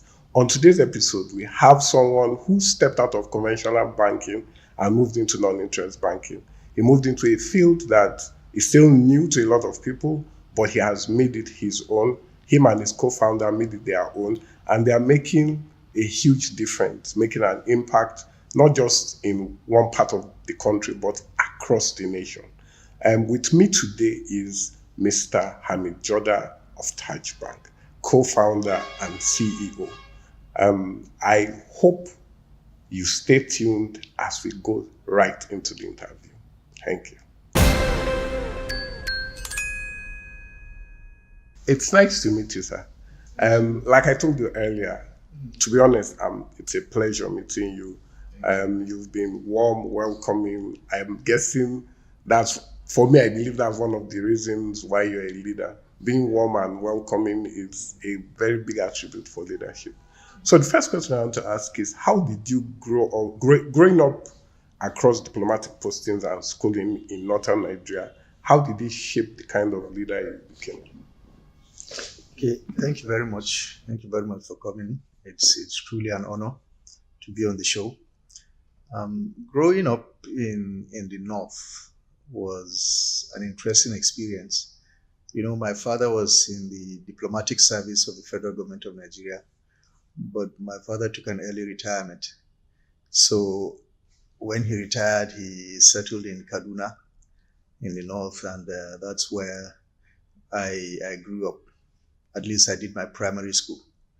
And it was an interesting experience because at that time, the economy in Kaduna State was a bit vibrant. And I had a very interesting childhood. And it was a very cosmopolitan city at that time. So in my primary school, we had kids from different backgrounds. And of course, the experience that my father had in the foreign service, moving from one country to another, also helped in shaping the kind of person I am. And I think the most important aspect of it is accepting people without necessarily placing emphasis on where they come from, tribe, religion, and so on and so forth. So just accept people for who they are. Human beings are human beings. And so I think that's the most important value. And it's a value, an attribute that I hold till today. So, and I think it has helped in terms of shaping the kind of person I am. Because when I finished my university, I came to Lagos. I got a job, started in Lagos. And it was also a very interesting experience because in the bank I started, in fact, that was City Express Bank. I was the only person who could speak Hausa. So it was an interesting experience. But because I'm so used to diversity, so it was an interesting experience. And that also shaped the kind of career that I've had to today. So very interesting experience, very interesting childhood. From Kaduna, we moved to Yola. So it shaped my childhood in terms of what I've just said, which is accepting people for who they are and not necessarily looking at differences. You mentioned working in banks. What are some of the lessons you've learned from your past experience in finance, and how did you apply them in non-interest banking? The experience has been quite interesting, I would say. Very eventful years. One of the turning points of my career was when I was working in Savannah Bank. And I don't know if you remember what happened to Savannah Bank. One day on a Monday morning, we went to work and we heard that the license was revoked. So it was a turning point. And the Friday before the closure, we had our jobs, we were doing quite well. And then on Monday, the bank was closed down. So it was, we had to go back into the labor market and start looking for jobs and all that. And of course, customers lost funds, and it was a very painful experience. So I think that kind of shaped the person I later became in my career and learned to be very careful and knew that a bank could fail. And failure of a bank could be very catastrophic and devastating for families. I know families that had funds in Savannah Bank and the bank was closed down with their money strapped. I know people who sold houses, all kinds of things. I know traders who lost funds in that bank, and that was the end of their trading businesses and so on. So it was really an important experience to run a bank professionally, so that you don't run into crises and you don't prompt situations where the bank would be vulnerable and the bank would crash. So I think that experience became a turning point in my career journey. When you reflect on your switch from conventional to non-interest banking, do you see it as a professional pivot or a personal calling? Well, I would see it as both professional and personal, because I've always, to an extent, had interest in non-interest banking, but I've also had the burning desire to set up a bank, because when I started my career, I saw some bankers, some very successful bankers. You talk about Tedo Peterside, Jimovia, Tony Elumelu. They set up banks and they were very successful, and that kind of inspired me. And I felt that one day I could also, step into that kind of role. So that burning desire has always been there. And then at a point, I was in First City Monument Bank. I was the head of public sector. And then during the Buhari regime, the government took a decision to return public sector funds to the central bank. So as head of public sector, I felt that my job was threatened, and I felt I didn't want to continue in the bank anymore or go to another role. So I started the journey of setting up Taj Bank. That was when I said, okay, this is it. This is time to go and do it. So that was when we started the journey. So at that time, it was extremely difficult raising the capital and for people believing you. I was just an assistant general manager. Yeah, so I was not an executive director. I had never run a bank, but there I was trying to convince people that I could do it, that I could, set up a bank and run it successfully. So not many people believed. Just a few people believed and came on the journey with us. And thank God we were able to succeed. So it was a person. So I saw an opportunity in non-interest banking. And I felt that the demand was there. There was pent-up demand for it. People were yearning for it. And I felt that if we did it properly, if we brought in professionalism into it, and if we brought in our experiences, our various experiences from various backgrounds into it, that it could succeed. And thank God, after about 6 years, we've not been proven wrong. So I think it's a mix of professional and personal. Yeah. So, you Taj Bank started around, COVID and all of that. I'm sure definitely based on the fact that the world literally shut down. And this must have affected, trying to start during this tough period. Mm-hmm. How were you not able to, despite all the challenges of, COVID and everything that happened, mm-hmm. you still pushed through? What, gave that determination to push through despite everything? Okay, thank you very much. So, in our Taj Bank journey, it's been a journey of extreme difficulty, from trying to convince people to invest in the project, to applying for banking license at the central bank. And for those who have passed through central bank to obtain banking license, they know how thorough and how difficult the process is. So after that, we got our license. We started in December, the 2nd of December. And then COVID came. When COVID came, it was like a joke, and then nobody ever thought for 1 minute that the world would be shut down. So we started, in fact, at that time, some of our staff were expatriates, so they just came into the country. And of course, like I said, we started in December.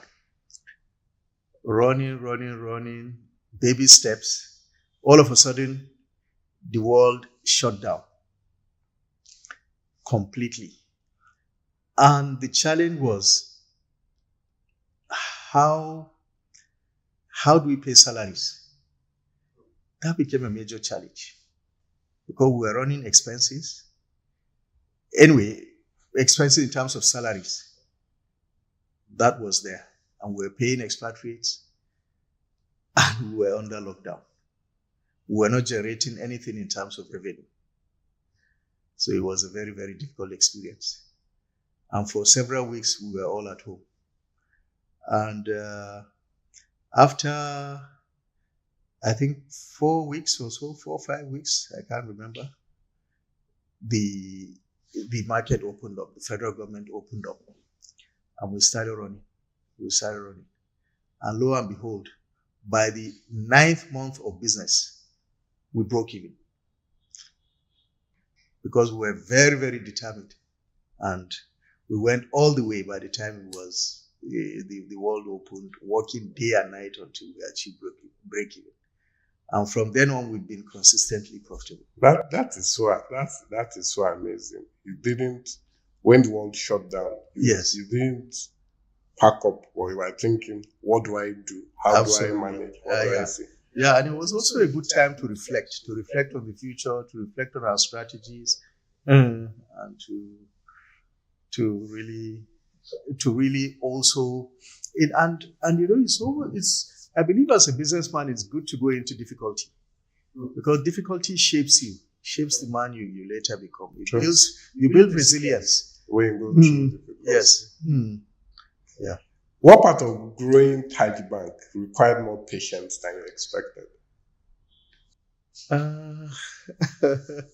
Okay, I think the part that required more patience is dealing with regulators. Don't forget that when we started, we were not executives. And to be honest with you, you need to be an executive to really understand 360 degrees the regulatory environment. Yes, so banking is a highly regulated business. And when we came in, I think we were still fresh. So the understanding of the regulations was, I think, a challenge. And where your power stops is where the regulator's power starts. So we needed to, moderate ourselves and be very patient, and also understand the regulatory environment better. And I tell you why. Because non-interest banking is different. It's on another tangent. You need to obtain several kinds of approval. If it's conventional banking, it's just one approval. But if it's non-interest banking, there are several layers of approval. For instance, after the central bank, you also have an independent board, an independent advisory committee of experts that need to vet all your approvals. And of course, they don't sit on daily basis, they sit on quarterly basis. So when you take your approvals, sometimes they are too busy, they may not consider it until the next approval period. So getting approvals is always kind of a big challenge. But I'm happy that the regulators are very, very supportive. Very, very supportive. I must commend them for that.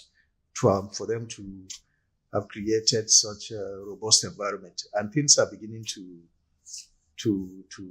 run faster.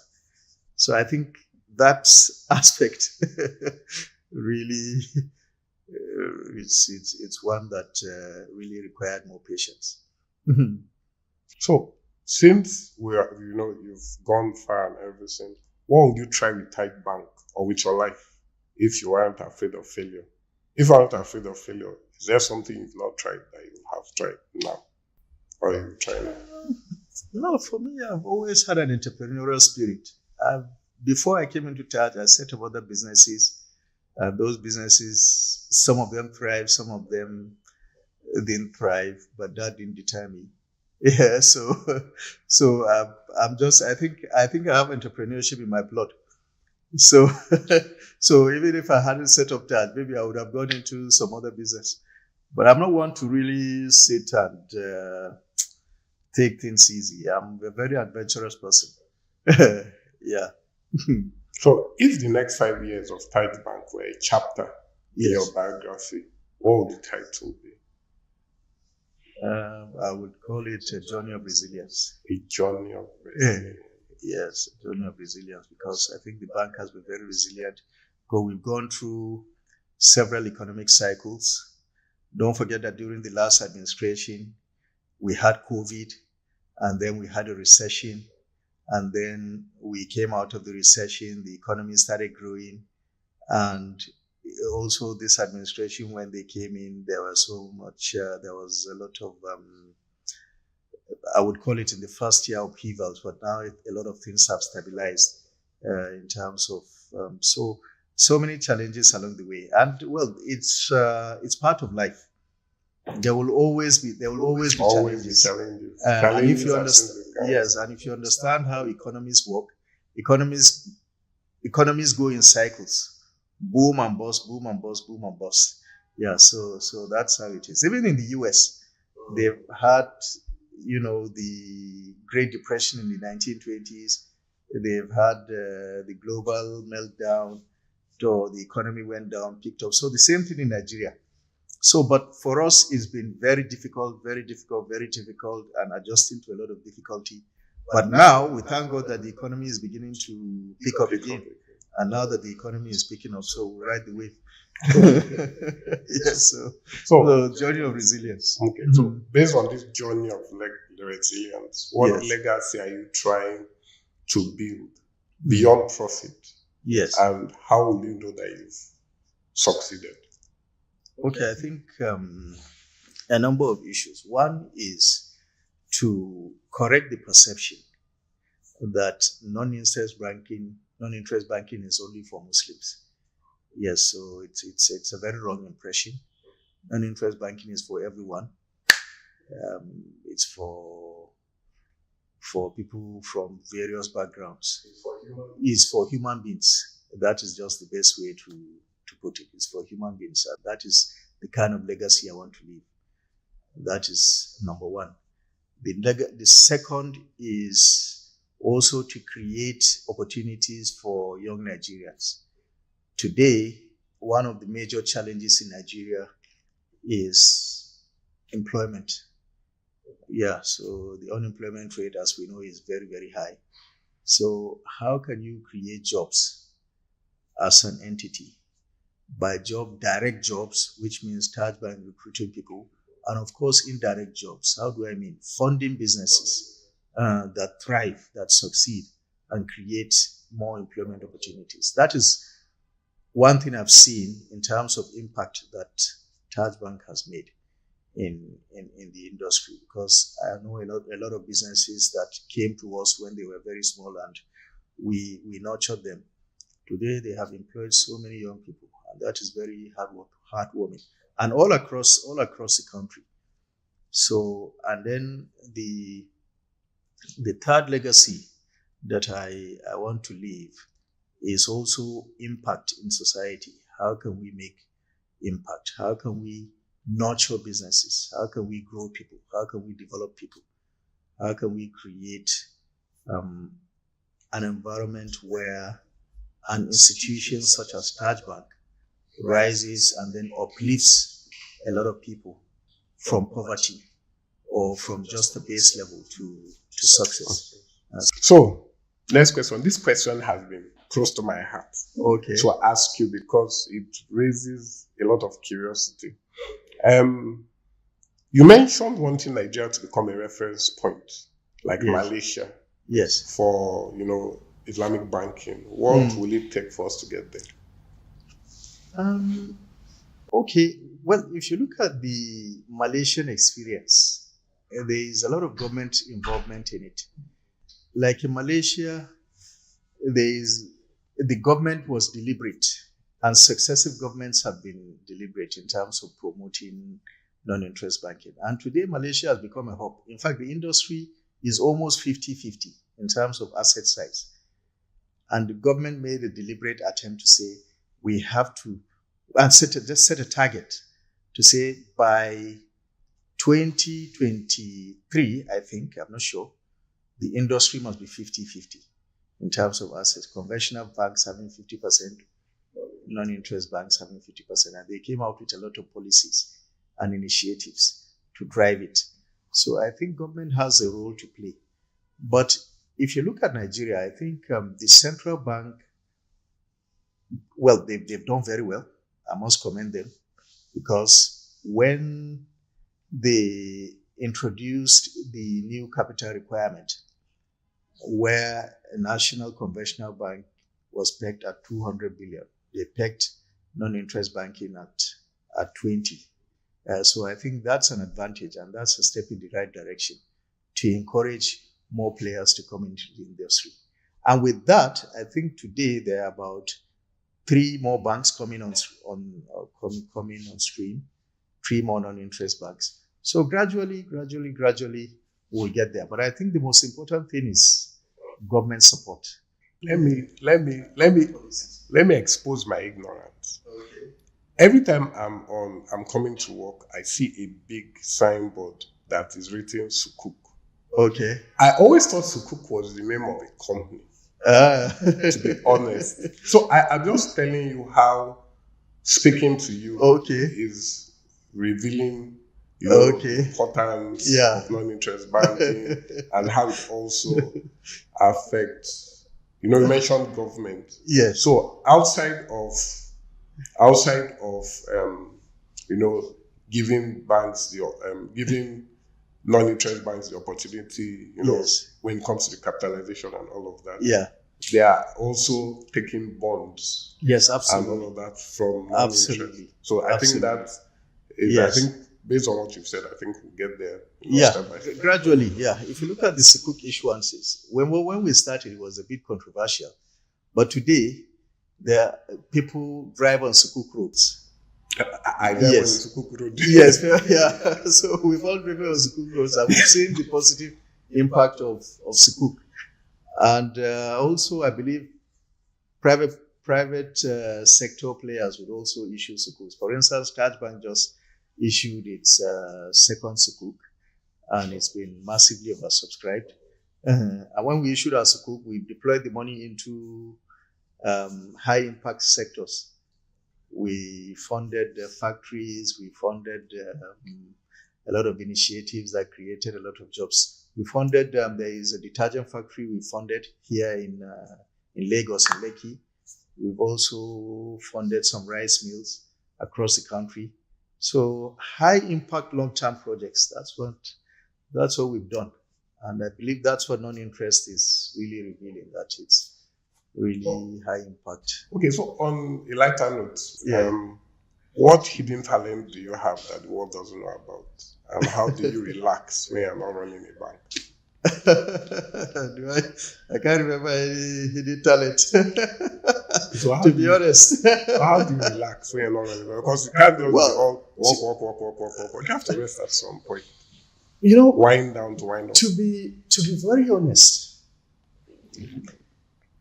what gives me joy is work. Oh my God. Honestly, believe it or not, we need to help you find believe me or not, wherever I am in the world, whatever I'm doing, the moment I just don't feel very happy if I'm outside the office. But the moment I step into the office, I just come alive. You're a real human being. When I'm not working, I'm still thinking of work. Mm-hmm. So it gives me the greatest joy. Coming to the office every morning, addressing the challenges, and so that's what makes me happy. I tried. There was a time I registered at the golf club. I went there once, twice. I just lost interest. I just got bored and left. So my life wasn't challenging enough for what you are. No. It wasn't really stimulating enough. So I think my life is just built around work. No, it's fine because there are people like that. Yes. And it makes sense because you run a company. So yes, absolutely. So finally, what's the one thing that you wish someone had told you before you tried to build a bank from scratch? I wish someone had told me it was really difficult. That you wish somebody had told me it was really challenging. It was really, I wish someone had told me, look, building a bank from scratch and starting from ground zero and raising capital. I wish someone had told me how difficult it was. Maybe I would have said, no, I don't want this stress. Let me just be an employee. but funny enough, you're doing a great job at it. Yeah, you're doing a great job. Thank you very much. I'm happy with how far you've come. Thank you. And my personal prayers is that you keep growing. Yeah. You keep impacting lives. Thank you very much. And keep making a difference. Because for me, what's the point of being alive if you're not making a difference? Absolutely. That's why God brought all of us together in this world to help each other. Absolutely. So it only makes sense. It only makes sense. It only makes sense. Thank you so much. The future is very bright. Thank you so much for featuring our podcast. It was an honor having you. Yeah, you're welcome. Thank you. It was an honor coming on the program. Thank you. Thank you. Thank you. So, folks, there you have it. If you want to know more about non-interest banking, you can know where the nearest Taj Bank is. Or you can reach out to me. I can give you more information. But while we wait for that, stay tuned for my episodes. And as we say at Triumph Against Odds, don't stop being resilient. Thank you.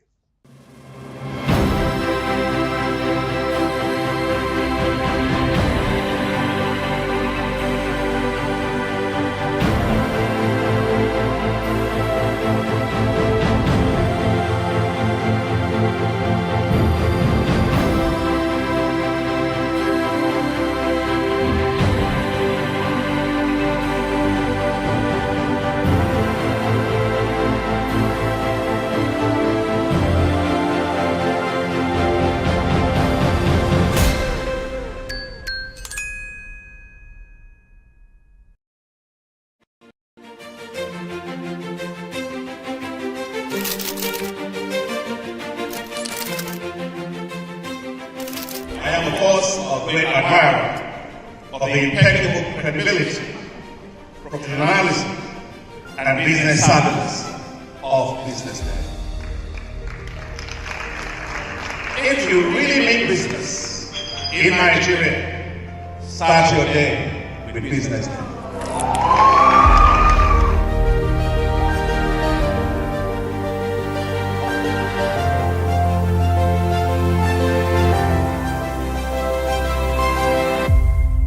BusinessDay is West Africa's leading provider of business intelligence and information, delivering premium content across diversified media platforms, including online, mobile, and print. Since its inception in 2001 with a weekly newspaper production, BusinessDay has expanded its reach to provide exclusive content accessible through print, mobile, and online channels. Our premium offerings are further enriched with syndicated content from esteemed sources like the Financial Times, The Economist, and the Harvard Business Review. At BusinessDay, our mission is clear: to be the foremost provider of business and financial content, empowering readers to make informed decisions in Nigeria and Africa.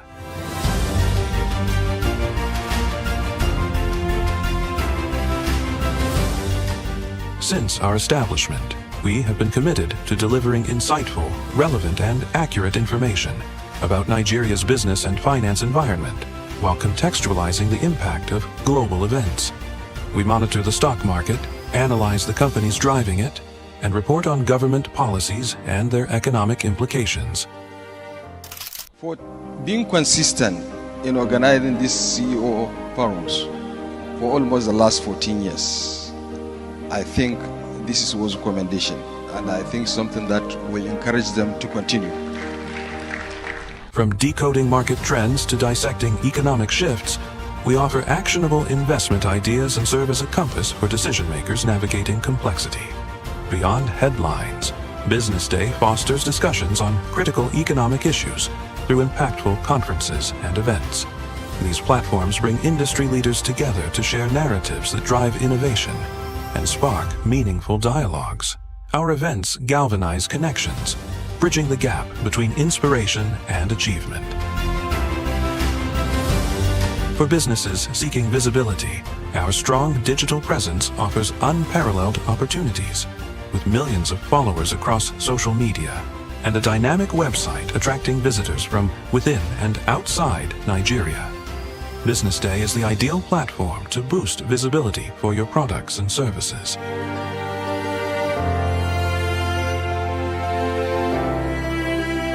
If you're looking for in-depth analysis and expert opinions on Nigeria and Africa's business landscape, BusinessDay is your guide. Attention business leaders. Want to make informed decisions? Join the ranks of the best with Premium BusinessDay. Access in-depth analysis and expert opinions to stay ahead. Subscribe now at premium.businessday.ng and unlock premium content. Plus, you get 50% off your first subscription. Don't miss out. Make smarter choices and seize new opportunities. Sign up now and elevate your business game. Visit premium.businessday.ng today.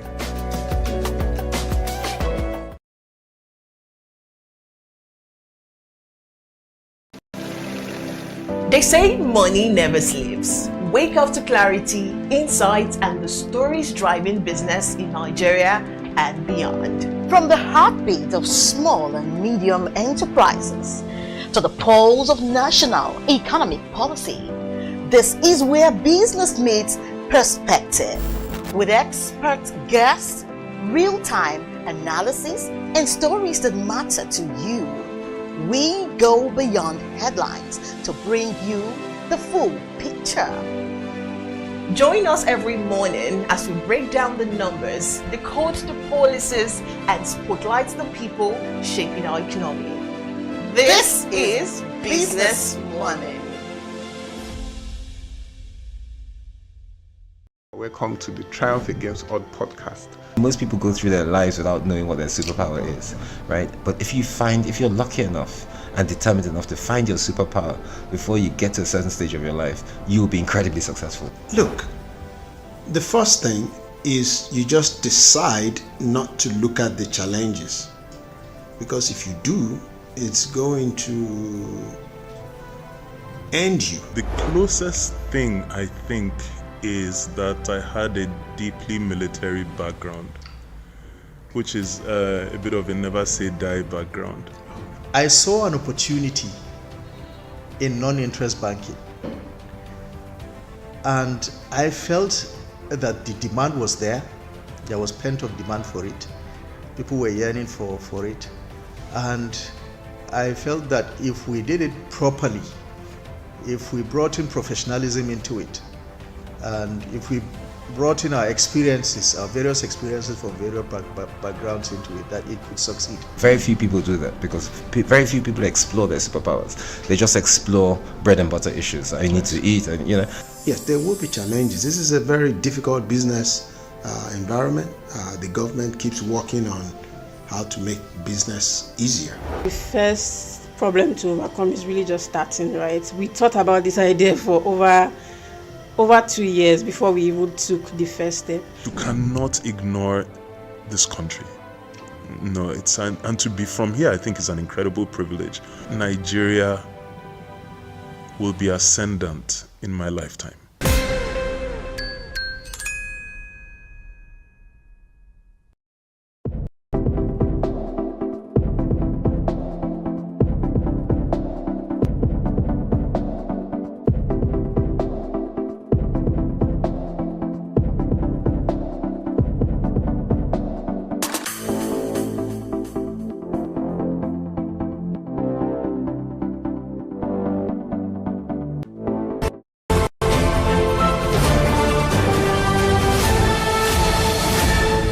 You are watching Business Day Television.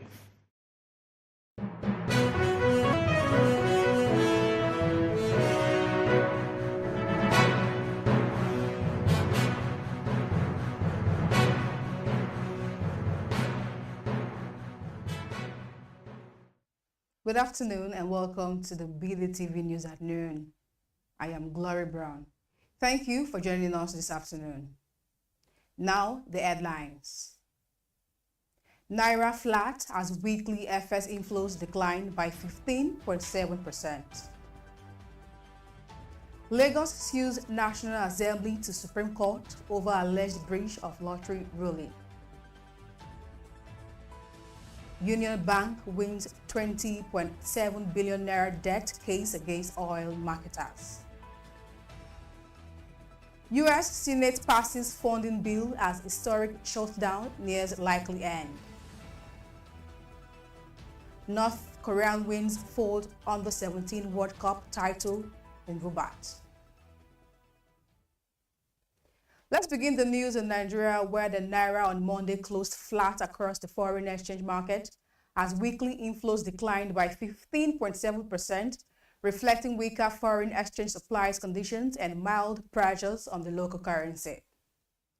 According to the Central Bank of Nigeria, the Naira depreciated slightly by 72 kobo, with the dollar quoted at 1,437.2 naira on Monday compared to 1,436.5 naira recorded on Friday at the Nigerian foreign exchange market. In the parallel market, the Naira also weakened against the dollar, closing at 1,460 naira per dollar on Monday, a loss of 5 naira from 1,455 naira on Friday, as traders attributed the decline to a drop in market liquidity as inflows slowed. Coronation Marshall Bank's research department, however, shows that foreign exchange inflows through the Nigerian foreign exchange market fell to $899.20 million, representing a 15.7% decline compared to $1.0 billion recorded in the previous week. The report also noted that the moderation in inflows was mainly due to reduced participation from foreign investors and corporates. Moving on, the Lagos state government has asked the Supreme Court for permission to begin contempt proceeding against the National Assembly for allegedly violating a standing judgment that declared federal legislation on lottery and gaming unconstitutional.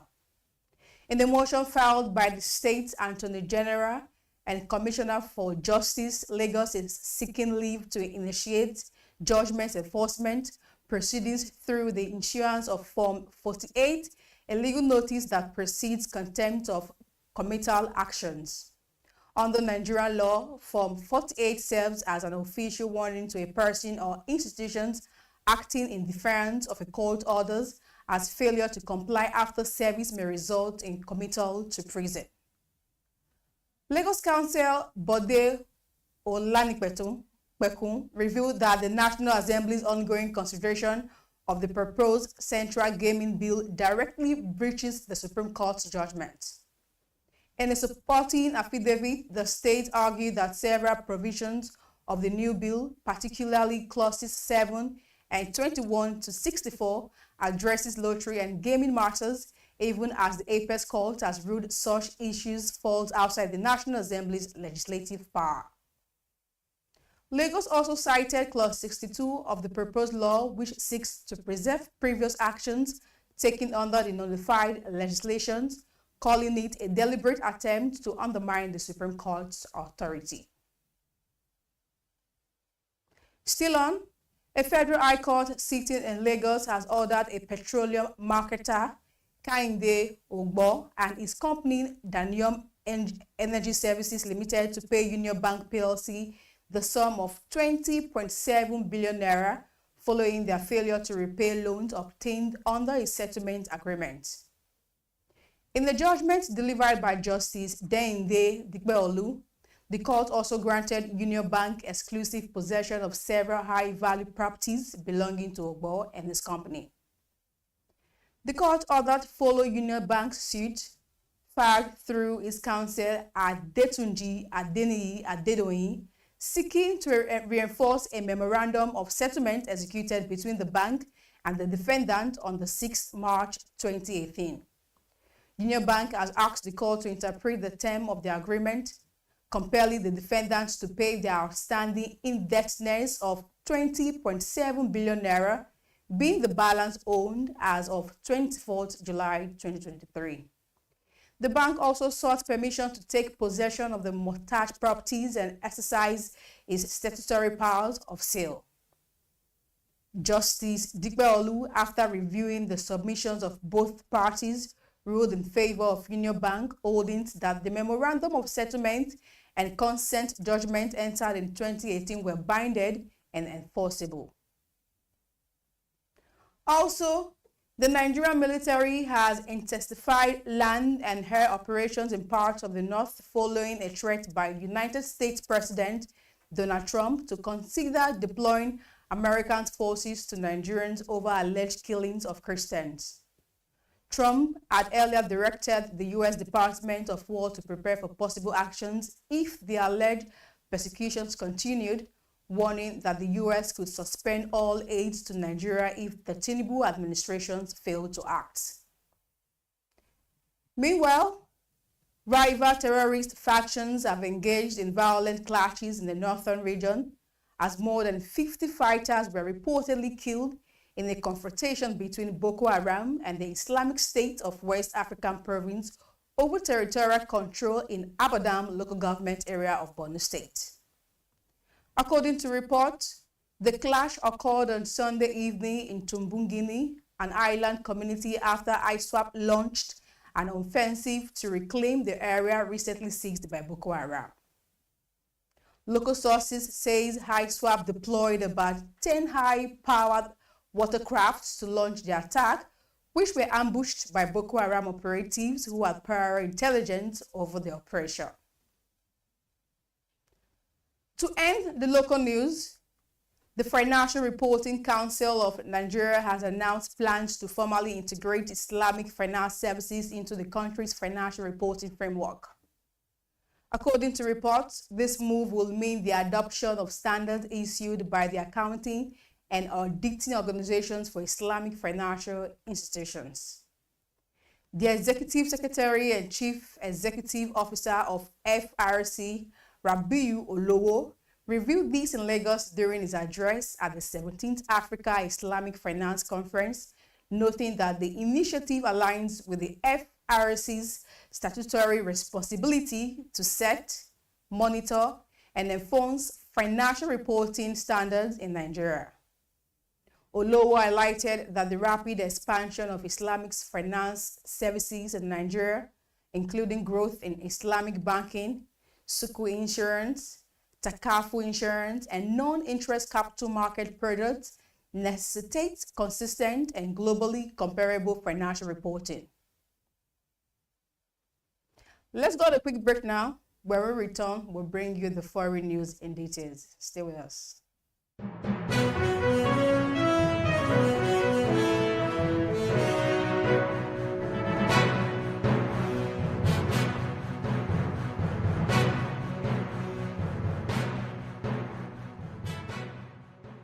Once we made the world's red gold palm oil that built nations.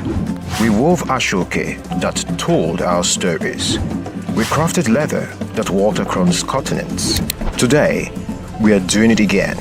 But this time, we own the narrative, powered by makers, artisans, designers, chefs, and dreamers who believe local is the new global. Business Day's Go Local Summit 2025 brings them all together. Go local, from raw potential to market power. For exhibitions, sponsorship or partnerships, call Rachel on 0806 420 3499 or send a mail to rachel.edache@businessdayonline.com. Join us as we honor excellence at the Nigerian Business Leadership Awards 2025, a night dedicated to visionary leaders shaping Nigeria's business landscape. From Person of the Year to Outstanding Leadership in Non-Interest Banking and Financial Inclusion, Retailer of the Year, Business Leader of the Year, Female Executive of the Year, and many more. It's more than an award. It's a celebration of enterprise, innovation, and impact. For sponsorship or participation, contact Uchena on 0703 047 2336, Daniel on 0802 756 4653, or Shagun on 0812 024 3167. For Business Day Nigeria Business Leadership Awards 2025, celebrating excellence in enterprise.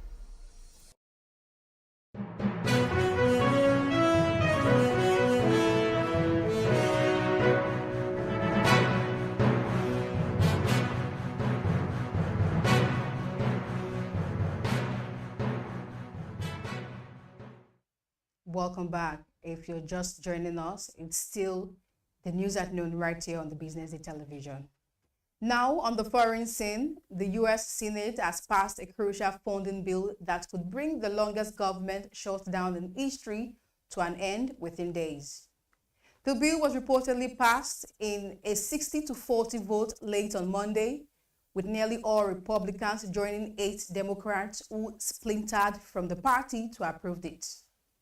The House of Representatives will now have to pass the bill before President Donald Trump can sign it into effect after he signaled that he would be willing to do so earlier on Monday. The deal came to fruition over the weekend after some Democrats joined Republicans and negotiated an agreement to get federal employees back to work and essential services restarted. Democratic Senator Dick Durbin, John Fetterman, Catherine Cortez, Masto Maggie, Hassan, Kim Tin, Jackie Rosen, and Jane Shaheen also broke from the rest of the party to vote in favor of the funding bill. Also, 2 top leaders at the BBC resigned on Sunday amid an escalating scandal over impartiality and bias that plunged Britain's public broadcaster into one of its biggest crises in recent years. The BBC's most senior executive director, General Tim Davie, and the chief executive of the news division, Deborah Tornes, both quit after the leak of a deeply critical memo that revealed that the BBC had misleadingly edited a speech by US President Donald Trump to make it appear that he had directly called for violence on January 6, 2021. In a note to staff on Sunday afternoon, Davis said his resignation was entirely his decision, adding that as Director General, he took ultimate responsibility for mistakes made by the BBC. Shamir Shah, chair of the BBC, on Monday apologized for what he called an error of the judgment over the way Trump's speech was edited. The resignation comes after the Telegraph newspaper published details of a leaked internal BBC compiled by Michael Prescott, who had been hired to advise the BBC on editorial standards and guidelines. And moving on to sports, North Korean defended their Under-17 Women's World Cup title with a 3-0 victory against the Netherlands in tournament final. In the showpiece match in Rabat, Morocco, the Koreans outclassed the European champion with a stellar first-half performance as Kim Won-shin, Park Rae-young, and Ri Yu-young all got an score sheet before the break. The North Korean went on undefeated, winning their 7 matches and defeating hosts Morocco, Japan, and Brazil in the knockout stages. This marks North Korea's record 4th win at the Under-17 Women's World Cup, having won the tournament in 2008, 2016, and 2024 when they defeated Spain following penalties in the final in the Dominican Republic.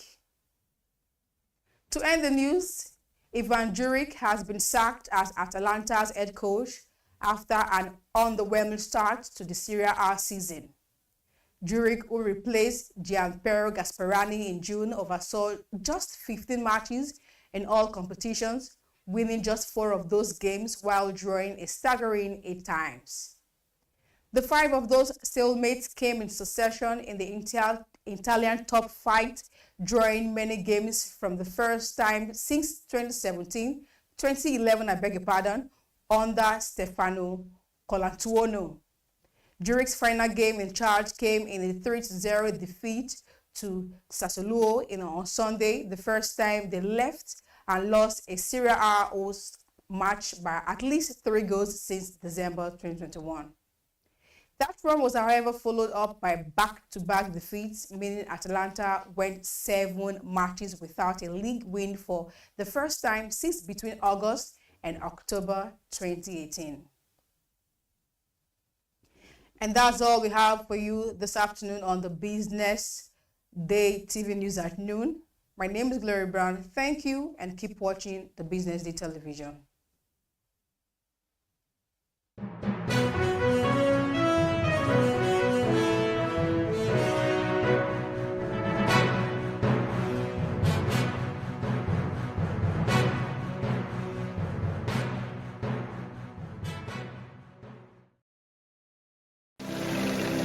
They say money never sleeps. Wake up to clarity, insights, and the stories driving business in Nigeria and beyond. From the heartbeat of small and medium enterprises to the pulse of national economic policy, this is where business meets perspective.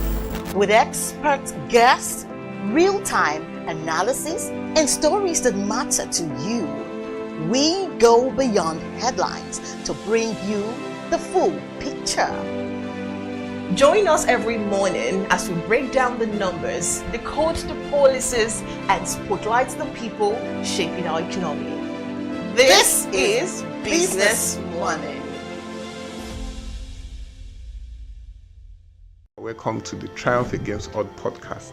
Most people go through their lives without knowing what their superpower is, right? But if you're lucky enough and determined enough to find your superpower before you get to a certain stage of your life, you will be incredibly successful. Look, the first thing is you just decide not to look at the challenges, because if you do, it's going to end you. The closest thing I think is that I had a deeply military background, which is a bit of a never say die background. I saw an opportunity in non-interest banking, and I felt that the demand was there. There was pent-up demand for it. People were yearning for it. And I felt that if we did it properly, if we brought in professionalism into it, and if we brought in our experiences, our various experiences from various backgrounds into it, that it could succeed. Very few people do that because very few people explore their superpowers. They just explore bread and butter issues. I need to eat, and you know. Yes, there will be challenges. This is a very difficult business environment. The government keeps working on how to make business easier. The first problem to overcome is really just starting, right? We thought about this idea for over 2 years before we even took the first step. You cannot ignore this country. No, and to be from here, I think is an incredible privilege. Nigeria will be ascendant in my lifetime. We are knowing of businesses. We're telling the stories behind them. The hustle, the art, the orders, and the wins. Startup Spotlight, showing every Monday on Business Day television.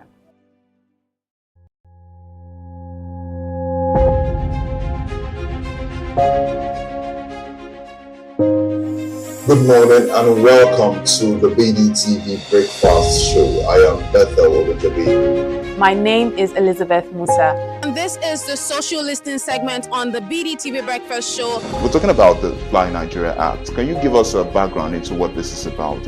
We are here today on the streets of Lagos, Nigeria, to gather opinion about a pressing issue. I go look at the cost of petrol. We get very Nigeria with the suffer. The income is not really increasing, but the prices of items are increased. Nothing like service again. No. You only pray for that money to reach you that month. There's a lot of high pressure, a lot of stress. There's a lot of high targets to be met. I was quite strict. In my mind, I said, moving from my hand, my picking go spoil.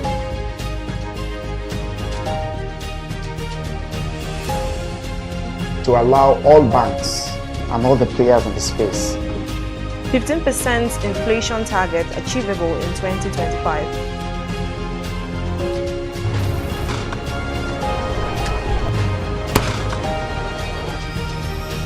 The command and vision philosophy of both the Chief of Defense Staff, the Chief of Army Staff, and indeed all the service chiefs.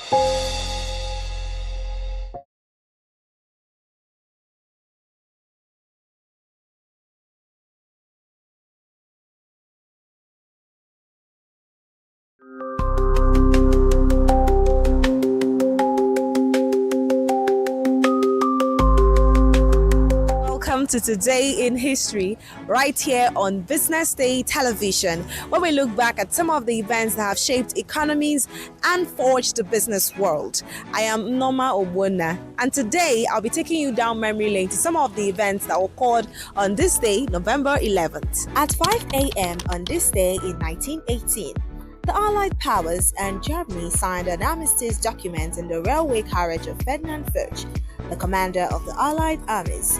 And 6 hours later, World War I was over as an armistice was signed. The New York Stock Exchange would close for celebration. World War I closed the New York Stock Exchange for 4.5 months, between July 30th and December 12th of 1914, as investors began to realize the war would bring more profitable opportunities to American manufacturers. Stock prices steadily increased during the war. By 1918, stock markets had appeared to have a victory priced in, as there was relatively little action on Wall Street after the armistice to end World War I was signed. The Dow Jones Industrial Average fell 1.70% as trading resumed on November 12th, but stock markets had rallied a couple percent a few days prior as rumors circulated that the end of World War I was near. The stock market even closed early on November 7, 1918, after false rumors of an end to World War I spread. After World War I was over, the US would enter a recession as factory jobs disappeared, exports were greatly reduced, and soldiers came home. US stocks would decline 40% from their post-war high on November 3rd, 1919 to August 24th, 1920. This would be the last major decline in the markets until the Great Depression hit in 1929. And that is how far we can go today in history, right here on Business Day Television. My name is Norma Obunna. Until tomorrow, keep watching BDTV.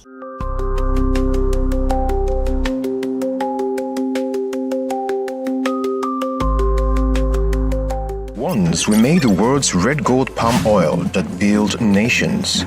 We wove ashoke that told our stories. We crafted leather that walked across continents. Today, we are doing it again.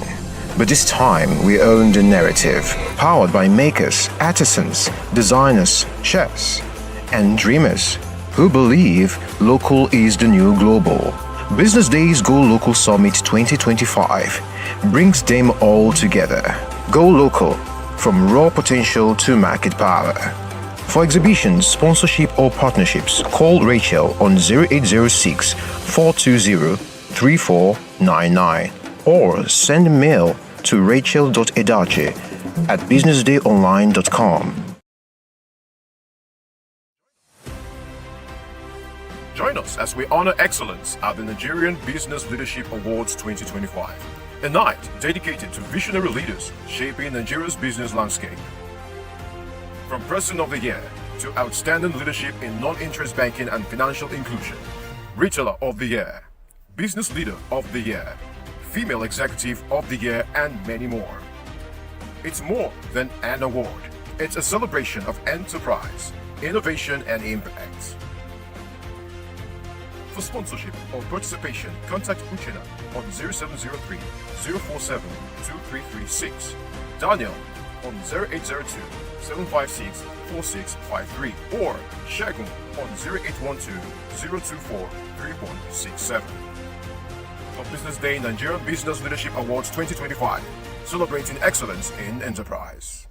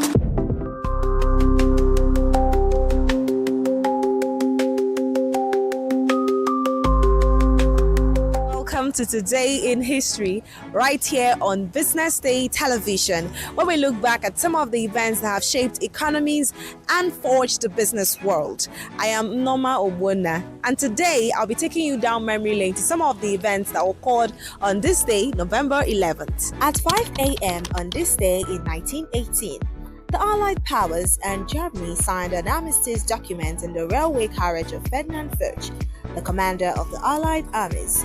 And 6 hours later, World War I was over as an armistice was signed. The New York Stock Exchange would close for celebration. World War I closed the New York Stock Exchange for 4.5 months, between July 30th and December 12th of 1914, as investors began to realize the war would bring more profitable opportunities to American manufacturers. Stock prices steadily increased during the war. By 1918, stock markets had appeared to have a victory priced in, as there was relatively little action on Wall Street after the armistice to end World War I was signed. The Dow Jones Industrial Average fell 1.70% as trading resumed on November 12th. But stock markets had rallied a couple percent a few days prior as rumors circulated that the end of World War I was near. The stock market even closed early on November 7, 1918, after false rumors of an end to World War I spread. After World War I was over, the US would enter a recession as factory jobs disappeared, exports were greatly reduced, and soldiers came home. US stocks would decline 40% from their post-war high on November 3, 1919 to August 24, 1920. This would be the last major decline in the markets until the Great Depression hit in 1929. And that is how far we can go today in history, right here on Business Day Television. My name is Norma Obunna. Until tomorrow, keep watching BDTV.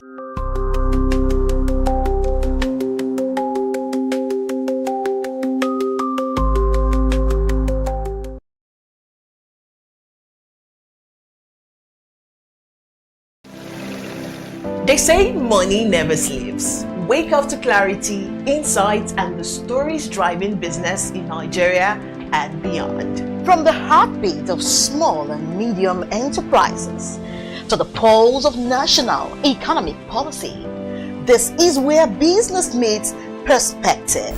With expert guests, real-time analysis, and stories that matter to you. We go beyond headlines to bring you the full picture. Join us every morning as we break down the numbers, decode the policies, and spotlight the people shaping our economy. This is Business Morning.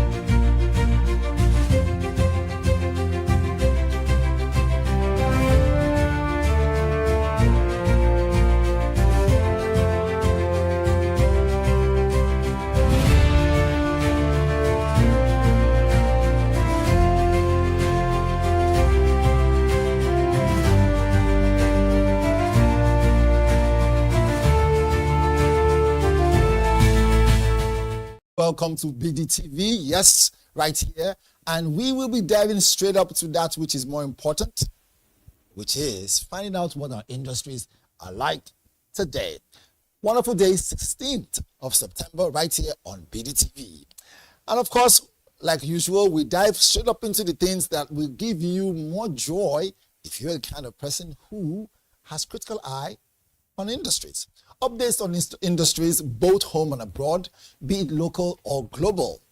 Then stay with us if you truly want to find out more, because we identify pros and cons of several industries and how the economy adds more value to the GDP, plus how it affects everything that has to do with the country, lives of Nigerians across the globe, and every other business right here. Industry Focus. Don't go away. My name is Onyeka Valentine. All lined up for you. We'll be right back. Let's take a break.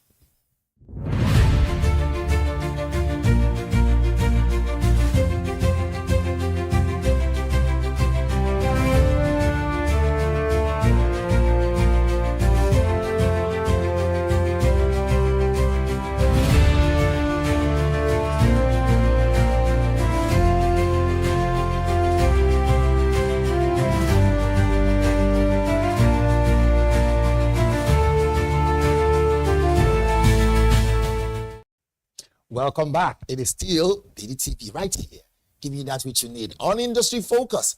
And when I started, remember I told you segments will come your way. So let me just read them out so that you know that we're here because we need business. Your business quote of the day will come your way. Then following through will be our captain's opinion with our guest, right? Ice Namdinweke. You get to find out how we plan to unpack, or rather, join us as we unpack the economic powerhouse of Nigeria's entertainment industry. And in our third segment, we will jump into Deal or No Deal, where we will discuss on how and why the federal government has decided to launch the creative economy a week that will run through. All that coming your way, but before we end, we'll also give you retrospect.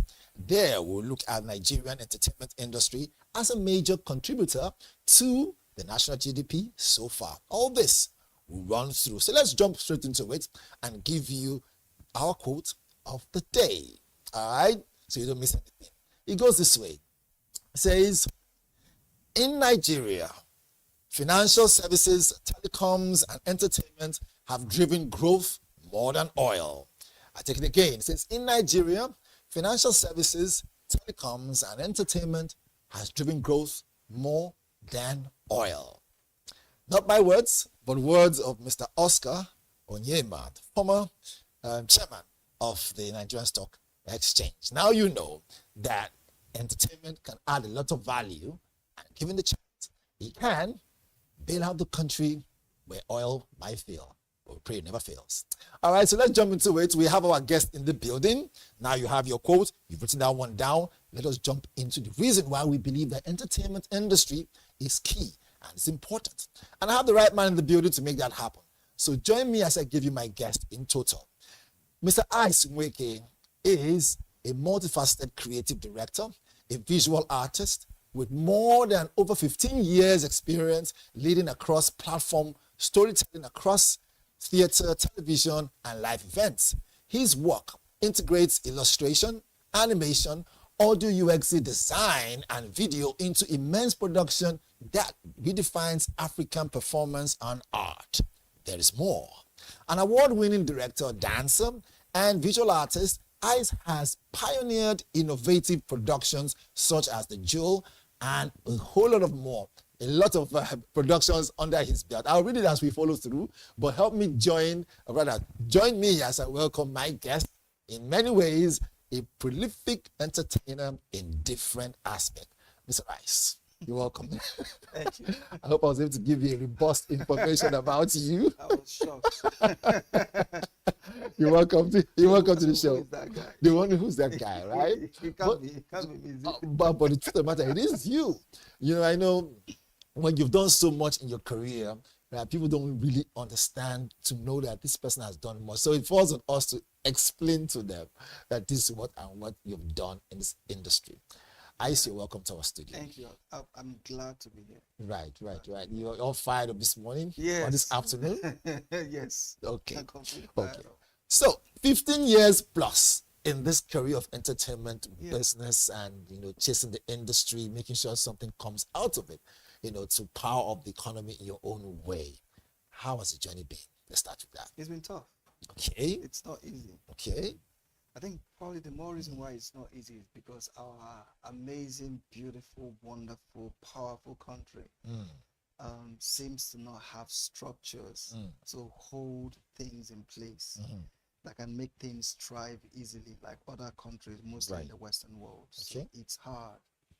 And people might always tell you that if the world serves you lemon, make a lemonade out of it. But it's not about the world. It's Nigeria serving you daily lemon. And you have to daily make the lemonade out of it. Otherwise, it will choke you. It will choke you. Yes. In this case, let's plan not to get choked by the lemon. Okay. So we have 5 key questions, right? Because no better person to talk to, right, than you when it comes to this business of performing art, when it comes to entertainment industry and how it has added a lot of value. Some will say the GDP is something that is quite shaky, but it's important for the nation to follow through. And we cannot say all these things about industries without having some key people in those areas that we have you now. So our listeners and our viewers want to know. They say, From culture to capital, what defines Nigeria's entertainment industry as an economic powerhouse? Coming from your angle now, through the culture, right? From culture to capital, in other words, from the creative sector to it becoming a money venture or money-making machine, right? What defines Nigeria's entertainment industry as economic powerhouse from where you're standing? Nigeria, the economy is already a powerhouse in itself, but the main key thing, if you look at like Nollywood is like the second largest. Right. And then you move to the music. The music, it's literally Afrobeat is taking the world by storm. And music without dance is not complete in itself, because when they are popular dance steps and everything, if you go on TikTok, you go on YouTube, you go on Instagram, you see Chinese dancing to our song, you see the whites, the Germans, the British, the Americans dancing to it. So you find out that how powerful Afrobeat has cut across globally. And same thing with the comedians cutting across globally, the likes of the Basket Mouths, the Bovi, the rest shutting down theaters across. We're not talking about Nigeria now, we're talking about in the UK, in the US, in Canada. And music is doing that, comedy is doing that, theater is doing that. And the first part of it, Nollywood's being the champion of it. Face our culture, like literally. So and if that is not enough for our GDP to look good, I don't know what else. I mean, on screen there we see productions and we see cultural activities, we see salsa dancers, we see things that are within the confines and the ambience of performance and industry. And the truth is, because I always use this term, I think Hollywood and all the Western countries, I think they, if you start something early, there is this part that you might finish early. And when you finish early, you will need to look for what else to do to complete the time. And if you look at, there's nothing new in Hollywood. There's nothing new in any Western stuff that they do. So they're looking to Africa. That's why, everybody's looking at, but when they say the world is looking at Africa, because Africa hasn't actually Africa is just starting. But they started a long time ago. So now literally Disney is looking for movies to take. A whole lot of eyes are looking to Nigeria, looking to South Africa, because South Africa is trying to push we have so much content in music, in dance, in drama, our culture. And they are looking for how to take it. Okay, they don't know how to take it. We have a lot to talk about. Let me jump into the next one as an addition to that one. We know in the past that you've done a lot of productions, right? We know you did Jewel. We know you did Love Is. At that time, we used to have you back in the day, the former platform where I was, we know you did a lot of productions, but we also aware there was a time you traveled, right?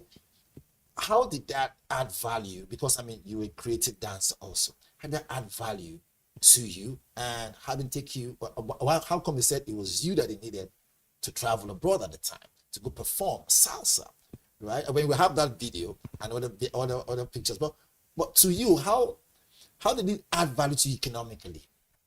Okay, one thing about that's performing in front of that crowd. And it changes a lot. Identifying you as a Nigerian. It changes a lot. Because most times when you are in your own space, you get praised a lot and you start believing that you are the very best. That's your stage there many years ago. Yeah. Right, and that's Las Vegas.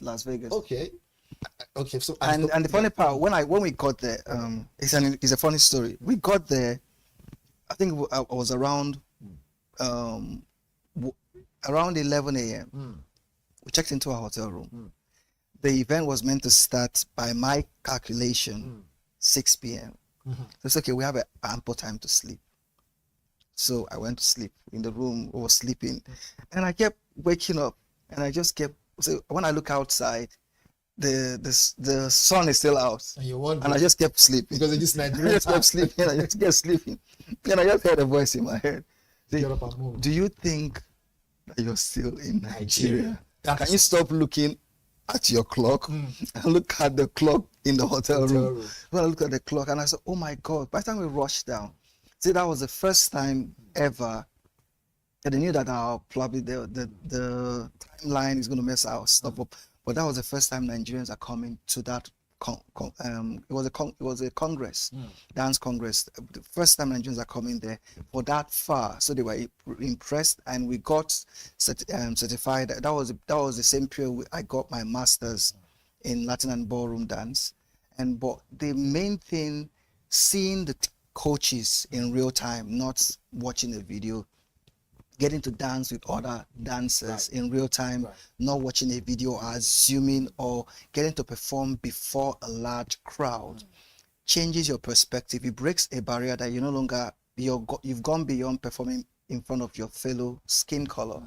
But now you perform in front of everybody because it was a mixed crowd. Just jump in.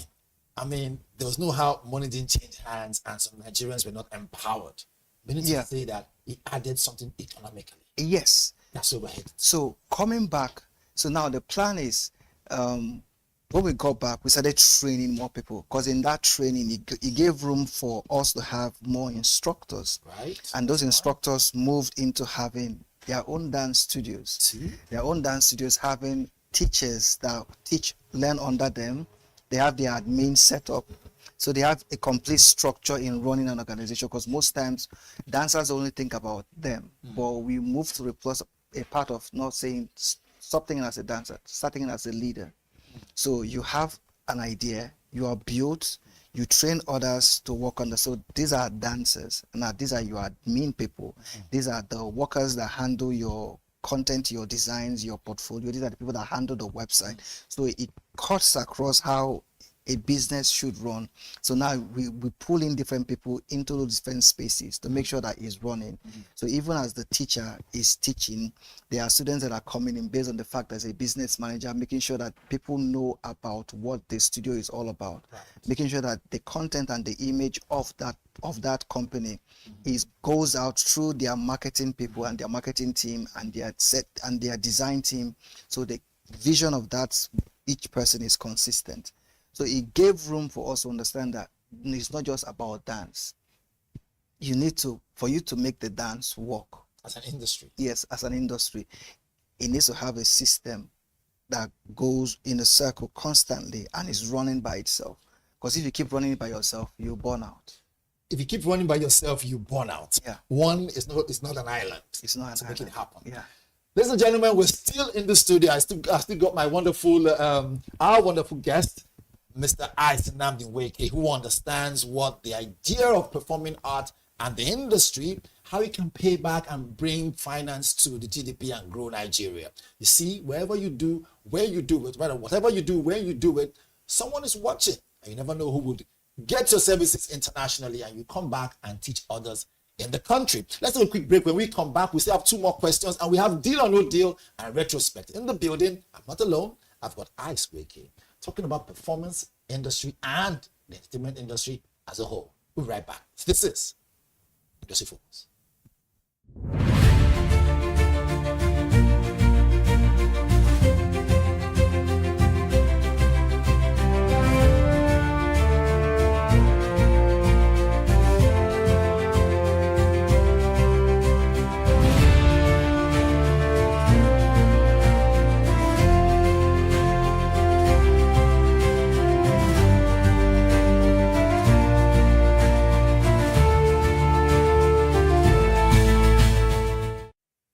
Welcome back. Still Industry Focus. I've got my guests in the building. We're talking about why it is important to stick with your talent, and hopefully it can help grow the GDP and grow the industry of entertainment in Nigeria. If you listen to this and you're a young person, you might need to increase the volume even more. My guest still in the building, Mr. Ice Weke. We're talking about why you can export your talent and still come back and teach people how to make it work. Ice. So when you came back and you started, you integrated into the industry, the entertainment industry even more, because it was from there you launched. you obviously employ some people in your production, like the Joel. We had this other futuristic one. Joel is the futuristic. That's the first ever futuristic. Yes. On theater, on stage. Then at Echo Hotel. Then we had Pride Land 1, Pride Land 2, Pride Land 3 is coming this Christmas. Then Love Is the musical. Love Is has evolved. It has been there like over 10 years yes, now. it has evolved. We've done other ones like Oprah, the musical the story about Oprah Benson. So like different musicals, but that structure, that multipliers effect things made it possible. Fantastic. I was coming there, the multiplier effect. Yes, it made it possible because I have a team of people. Like I can boldly tell you that we have about 5 productions between now and December. But if I was just me, I probably will only take one because I can only handle one. But I have a team of people that literally they are handling every other thing. Because in the midst of that, we have writers that make sure when the client gives you an idea, they create the write-up, the storyline, they script it properly. So my own part is if I have stepped back into being the creative director, so I don't need to dance at the moment. So we have a choreographer that deals with the dance. We have the dancers, so the choreographer is paid, the dancer is paid. The production manager has to be a place to make sure they manage the whole production.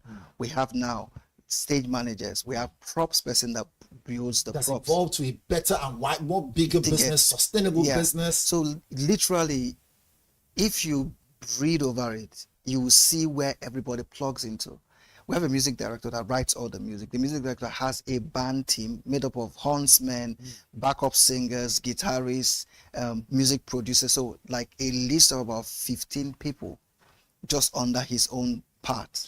Under his own part. Yeah. I'm enjoying this because, we're unpacking those ideas that can enable anyone say this industry is an industry. Yeah. Back in the days when we're growing up, our parents would tell you, don't study this course, study this other course. This one might not be too viable. You might not make money out of it. But we begin to see that the norm has changed. Yeah, because I was thinking about it this morning. It's actually a social construct that has kept us in this particular place. And if you think about it, back then school existed because we had some certain industries working. We had the hospital, we had the banking system, we had a couple of other places working. So they believe that we need to get an institution whereby people need to go and learn how to work in these places. Okay.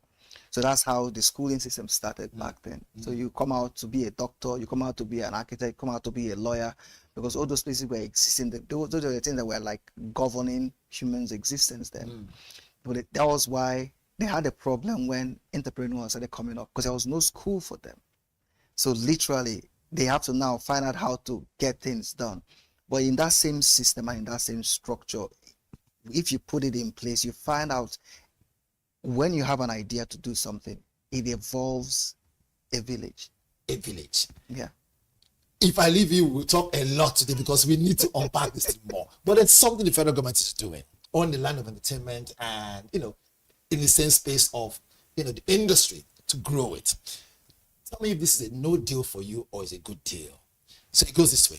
In September 2025, the federal government of Nigeria, right, has launched a Creative Economy Week, which is a joint initiative with the British Council to promote investment and growth in the creative industry, alongside unveiling other industries as a roadmap, hence using entertainment as a way forward. We're talking about the Ministry of Culture and Tourism. You will know how very well it means. That's how on the picture on the screen there, right? There is a major move to make sure that entertainment is harnessed so that people like you who are professionals in production, by the way, I also did theaters too. You mentioned, and then I had the masters. But before that, so we can have something in common.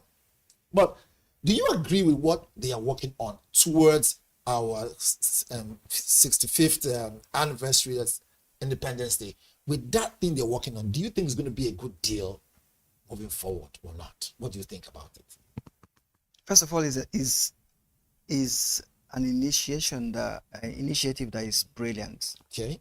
But my only but to it is in implementing it. Implementation. You get me? Because most times we get to have an amazing idea that can move the needle forward for the nation. But it's not done because we have. I have to publicly say we have gatekeepers that keep things at bay. There's this saying I always use that the most beautiful girl is not the one that won. The most beautiful girls show. Right. Because what you have is just a collection of people that you at that particular time showed up. But if you go out into the country and search for the most beautiful, you might find somebody that is 10, you might find even 100 people finer than the person that is a winner. But yet still the person is the winner. But that doesn't still categorize that every other person else is not that. So one thing I found out that I hope seriously when I saw that news, I was happy because I know the lady, the Minister of Tourism, she's been doing an amazing job. Like she's like literally everywhere that has to do with arts, like literally everywhere you go here, she's there. She's constantly supporting. So my prayer now is that let it trickle down to even those that you don't know, because most times those that you don't know in that art space are in their space actually changing their community. So I hope there's a system that can, if we sit back, say, oh, we have the initiative, everybody should come to us. The best might not come because there is always a politic getting to. But if they have, I pray they have a system that gets them, go out and search for what can make us read. The way you search for football, the best football in your football team. If they can have a system that can go into Nigeria, go into the entertainment industry, go into the schools, find out the people that they eat there. You might find out something that can take Nigeria to the next level. The next level. Yes. And make it happen. And make it happen. So you believe it's a deal? I believe it's a deal, yes. All right, I'm going to shake your hand at this point and say, Mr. Ice Maker has said the deal. For those of you back home, he says the deal, he agrees with what they are doing. And invest more, right? Yeah. Before we go quickly, we have a few minutes. What are your projects you're working on? Very quickly. Okay. I'm working on, we started something that hasn't been done before in theater. Mostly you do a theater production and you come back and do another one. But we started something called Pride Land. Pride Land 1 is a story about Africa, like never been told before. And then we moved into Pride Land 2, which actually hasn't been done because you don't do a musical and do a part 2 of it.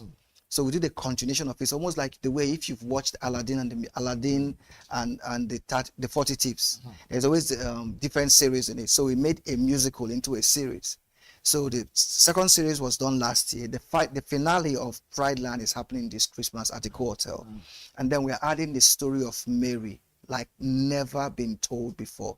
We're not telling it when it happened back then. We're not telling it in the future. We're telling it in between time, where you might probably think is technologically driven. And at the same time, too, it gives you a look and feel of Dunes, the film itself, and a touch of Foundation, the TV series. Okay. A touch of Foundation, the TV series. Yeah.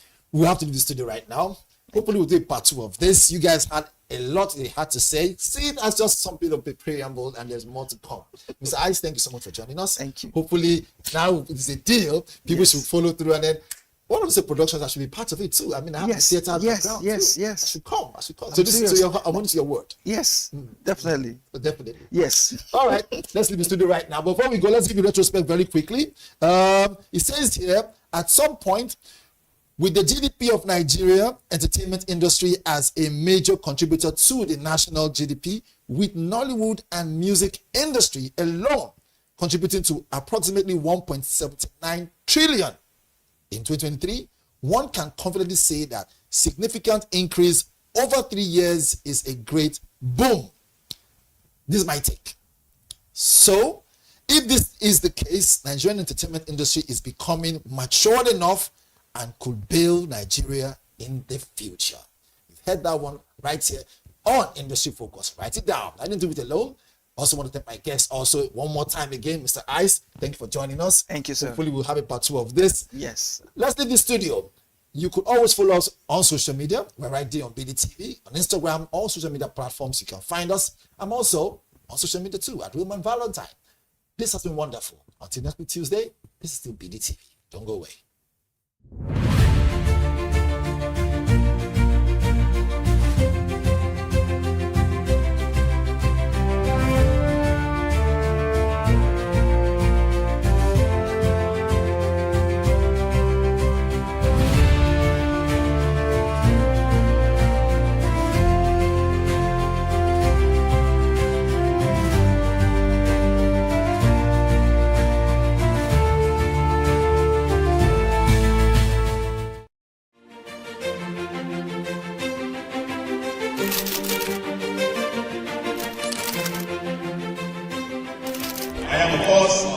admirer of the impeccable credibility, professionalism, and business savviness of BusinessDay. If you really mean business in Nigeria, start your day with BusinessDay.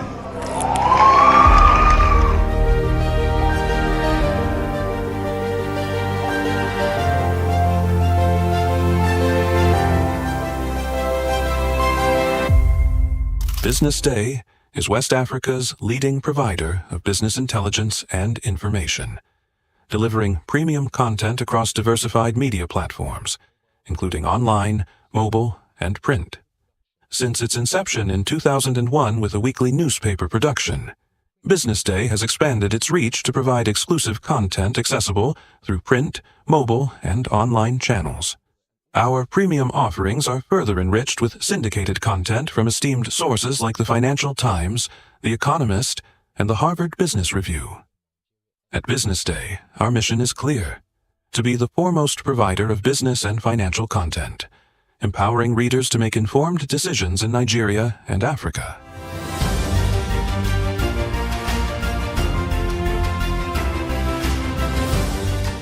Since our establishment, we have been committed to delivering insightful, relevant, and accurate information about Nigeria's business and finance environment while contextualizing the impact of global events.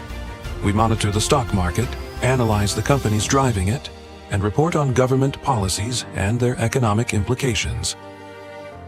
For being consistent in organizing these CEO forums for almost the last 14 years, I think this was a commendation, and I think something that will encourage them to continue. From decoding market trends to dissecting economic shifts, we offer actionable investment ideas and serve as a compass for decision makers navigating complexity. Beyond headlines, BusinessDay fosters discussions on critical economic issues through impactful conferences and events. These platforms bring industry leaders together to share narratives that drive innovation and spark meaningful dialogues. Our events galvanize connections, bridging the gap between inspiration and achievement. For businesses seeking visibility, our strong digital presence offers unparalleled opportunities, with millions of followers across social media and a dynamic website attracting visitors from within and outside Nigeria. BusinessDay is the ideal platform to boost visibility for your products and services.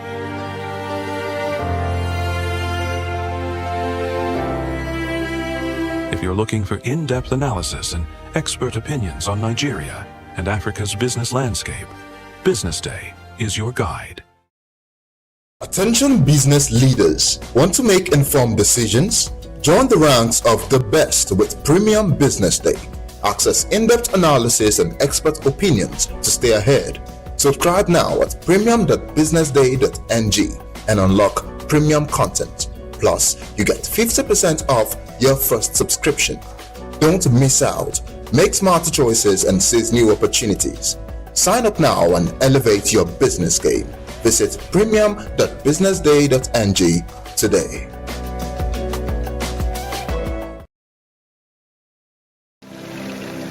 They say money never sleeps. Wake up to clarity, insights, and the stories driving business in Nigeria and beyond. From the heartbeat of small and medium enterprises to the pulse of national economic policy, this is where business meets perspective. With expert guests, real-time analysis, and stories that matter to you, we go beyond headlines to bring you the full picture. Join us every morning as we break down the numbers, decode the policies, and spotlight the people shaping our economy. This is Business Money.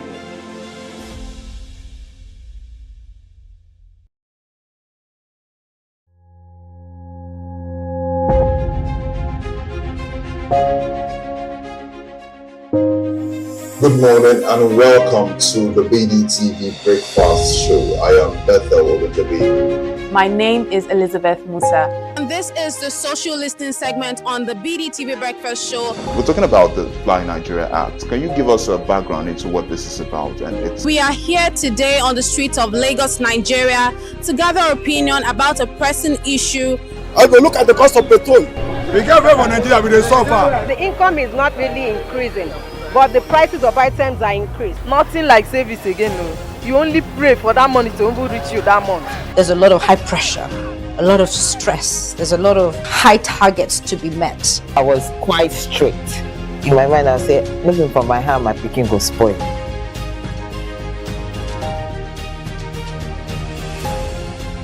To allow all banks and all the players in the space 15% inflation target achievable in 2025.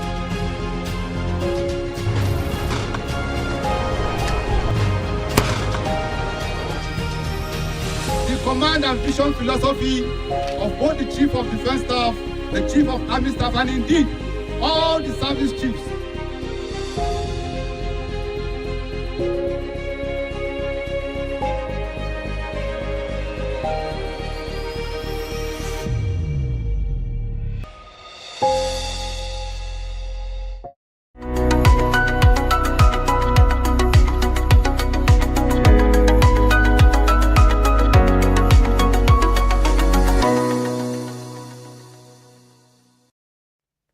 Cataract remains the world-leading cause of blindness, yet they are one of the most treatable. Early screening saves sight. And you're welcome to Health Matters, your #1 guide to health and wellness. I am Deborah Eze. In Nigeria, the prevalence of cataract is a significant public health issue with a national prevalence of any lens opacity. Cataract was found to be 19.8% in persons aged 40 years and above. Cataracts are also the leading cause of blindness in Nigeria, accounting for 43% of all cases of blindness. And finally, over 50% of Nigerian adults aged 40 and above are considered to be at high risk of developing cataract. Breaking down cataract as a leading cause of blindness, with me is Dr. Maxwell Osifo. Dr. Maxwell Osifo, welcome to Health Matters. It's good to have you.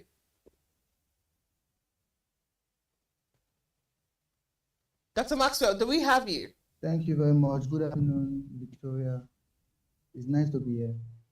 All right, let's quickly dive into it. Yes, I'm here with you. Let's quickly dive into it. Explain the concept of blindness to us. Okay.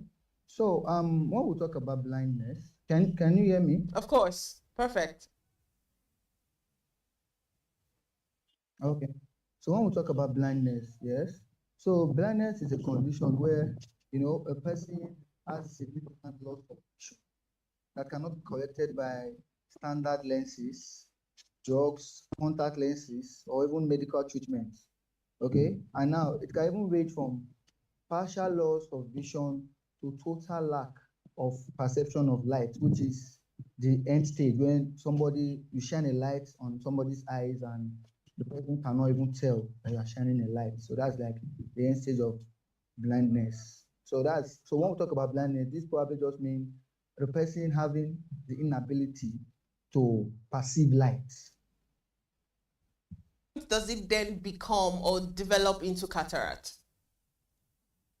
Okay, sorry, I didn't get your question. Come again. Now you've explained what blindness is. So at what point does it develop into cataract? What is cataract?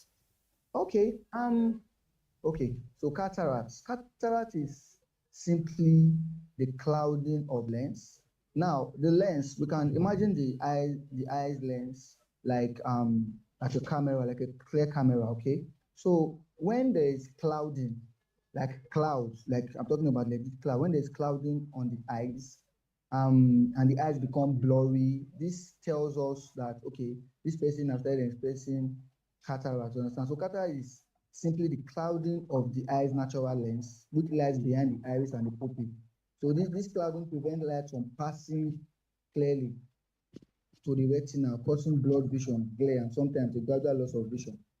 You understand? And cataract developed slowly and are leading cause blindness wide, like we are like what we want to talk about now.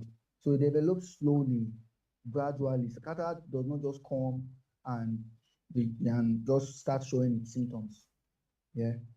So before we now start looking at the symptoms of cataract, I mentioned some statistics previously, but enlighten us. At what age group are prone, or what age group are prone to having cataract? Oh, okay. Usually the most people who are prone to developing cataracts are usually the elderly. So let's say from 60 and above. So those are called age-related cataracts. You understand? So these are the people that are prone, that are at high risk of actually experiencing cataract or having the symptoms of cataracts. Yeah. So yeah, what are the signs? What are the signs that one should look out for? We understand that there are various eye defects, but what signs can actually make cataract stand out? How would one know that they are beginning to develop cataract? Okay, so one of the signs of cataract, we have blurry or cloudy vision. Now we also have difficulty at seeing at night, sensitivity to light or glare when light is shining, especially in the afternoon when you're under the sun and there's bright light, you can barely withstand the glare from the light or sun.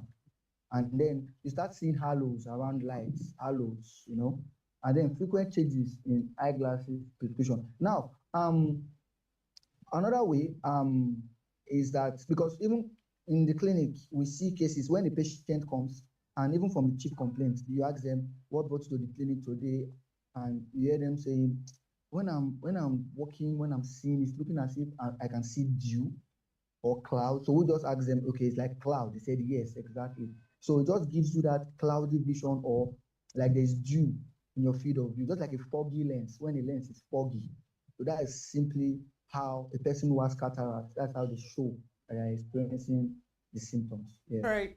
I'm going to take you back to when you were talking about blindness. You mentioned contact lens.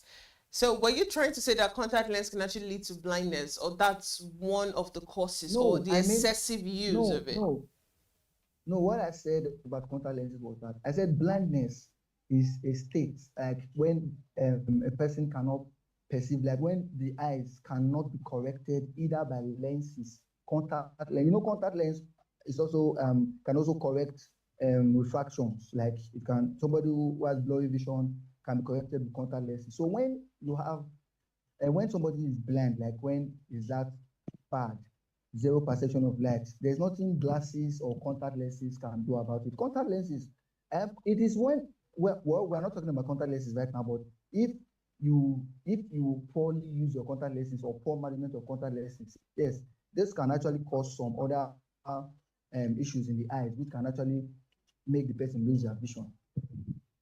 But contact lenses, I'm not saying contact lenses causes blindness. Oh, okay. Thank you so much for clarifying that. So now, educate us. I know that a lot of illnesses have genetics playing or a major role. So is cataract one of them? And also, what other factors cause cataract? Okay, so cataracts be hereditary, because as a matter of fact, we even have what we call congenital cataracts, okay, which and when we talk about congenital, that means from birth.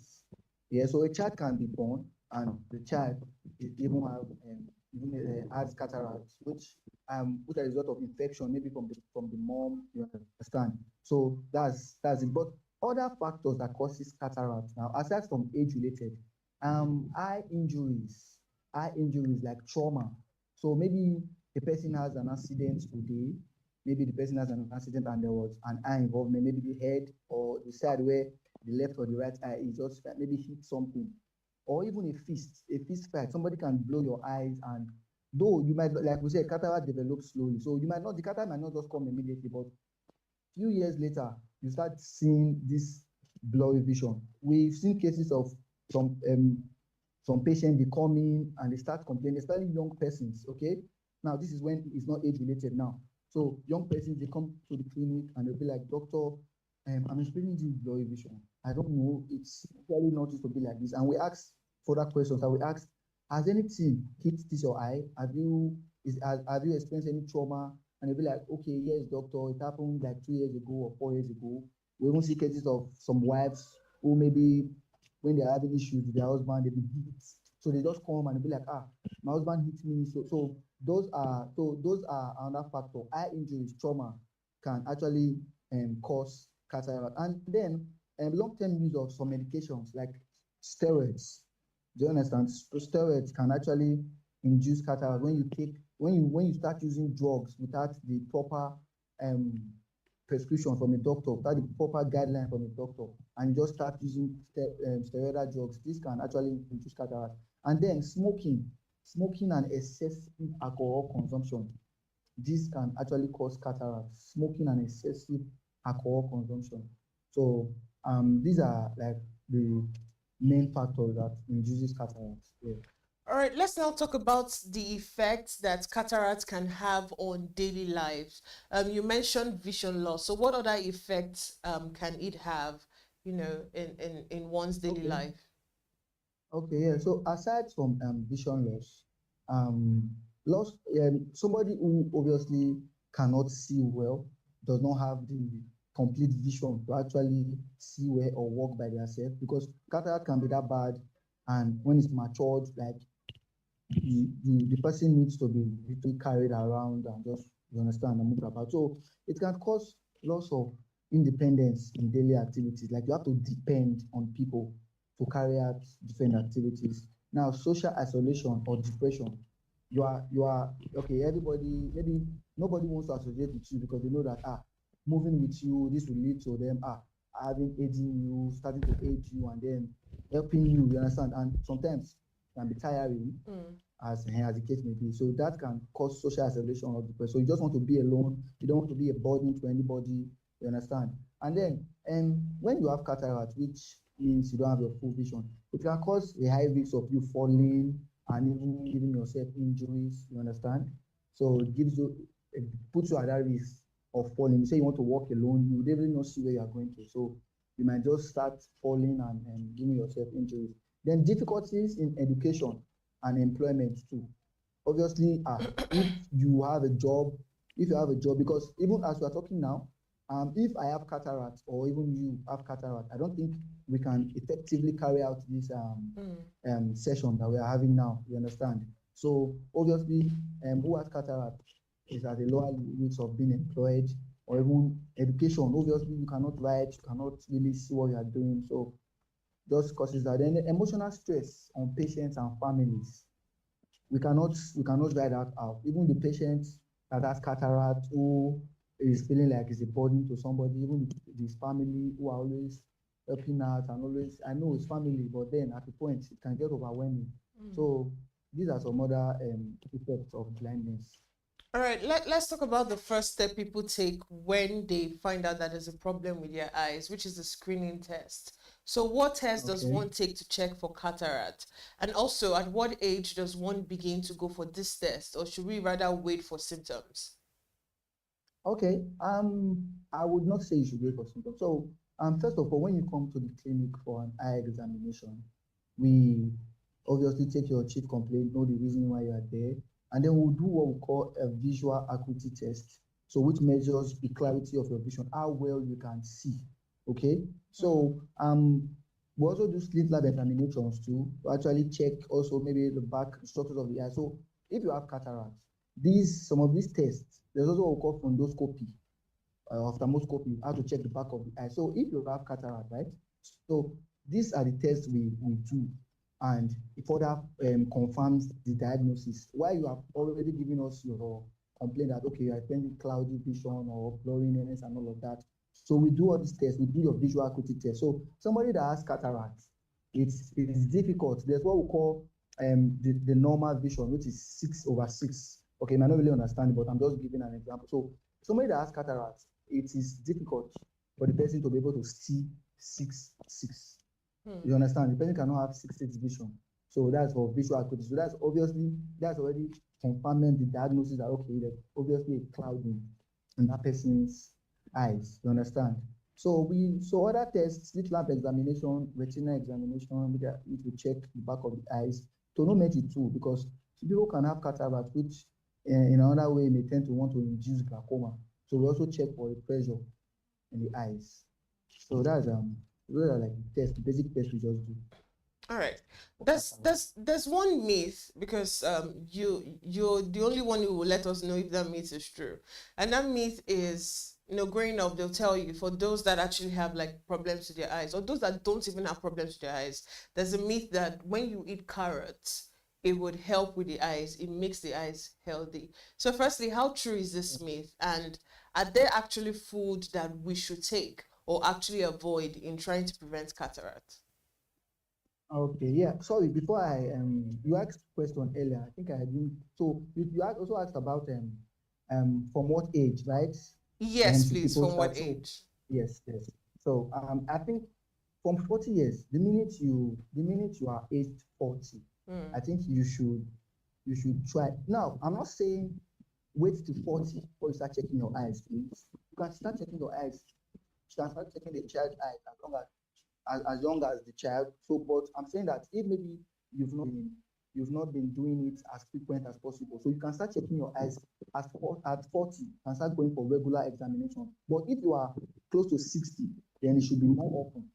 You understand? You need to check your eyes more often. So from 40 years, you should have regular eye examinations. Let's say maybe twice in a year. You understand?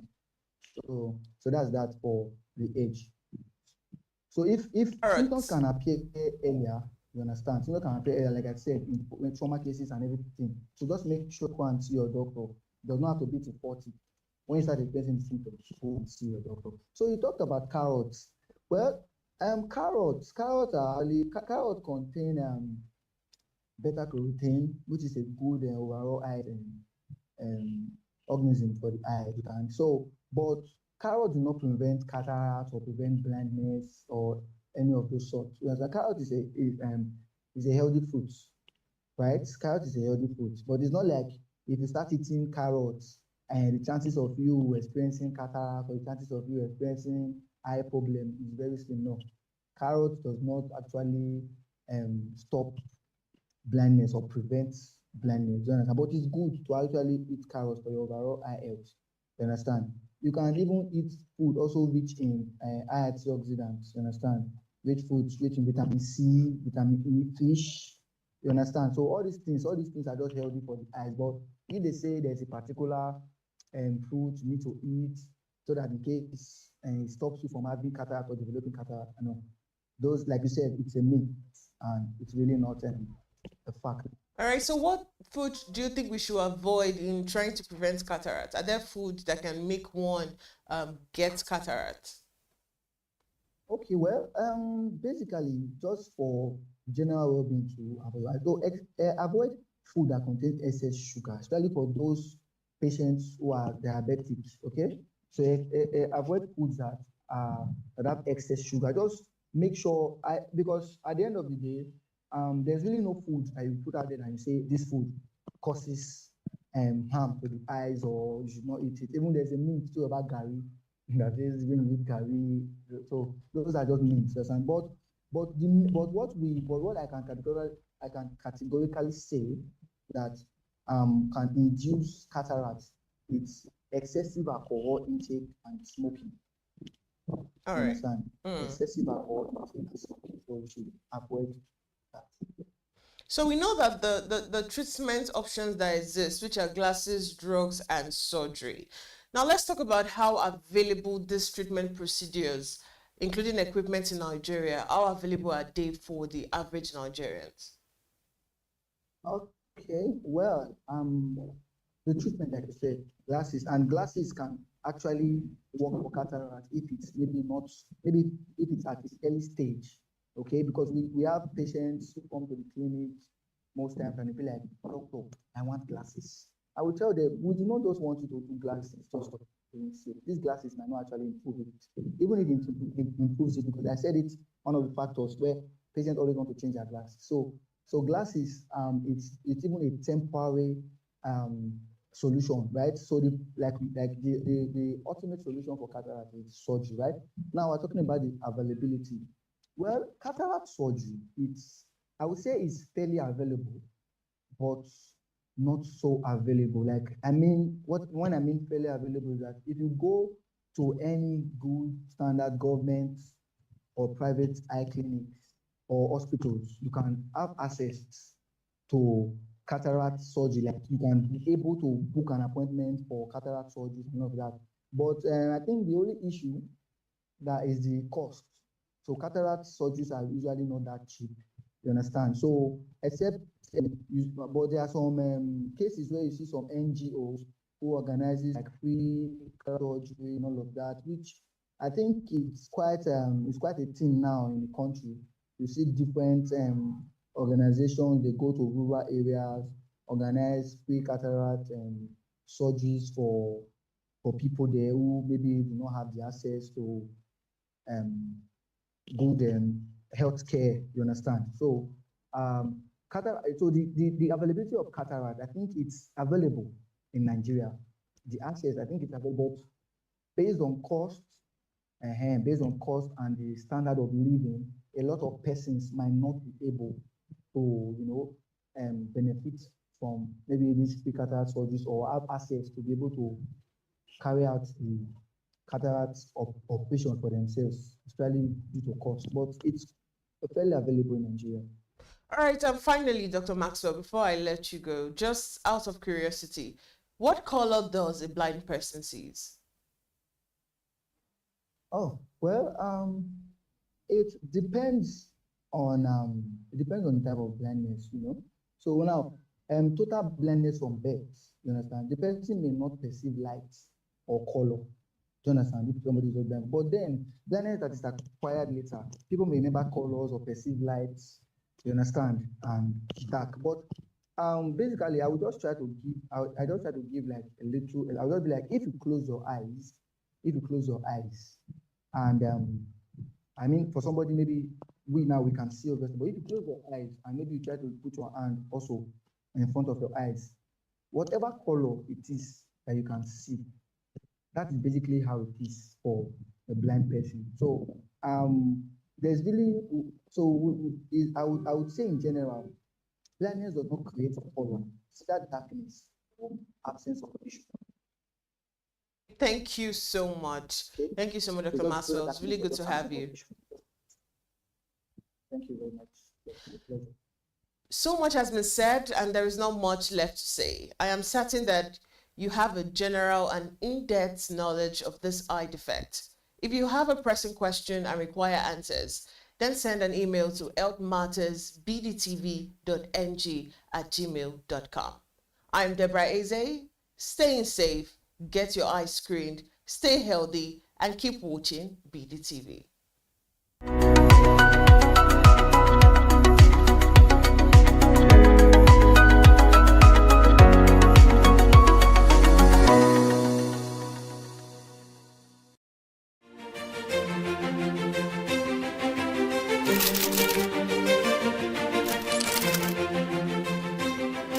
I am, of course, a great admirer of the impeccable credibility, professionalism, and business savviness of BusinessDay. If you really mean business in Nigeria, start your day with BusinessDay.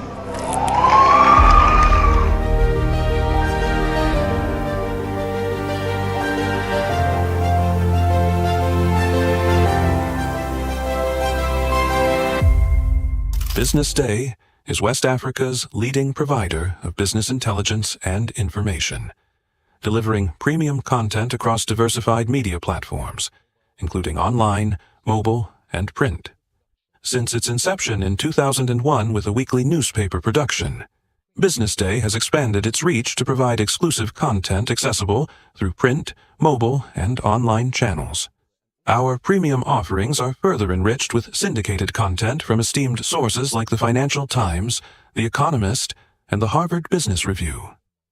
At BusinessDay, our mission is clear: to be the foremost provider of business and financial content, empowering readers to make informed decisions in Nigeria and Africa.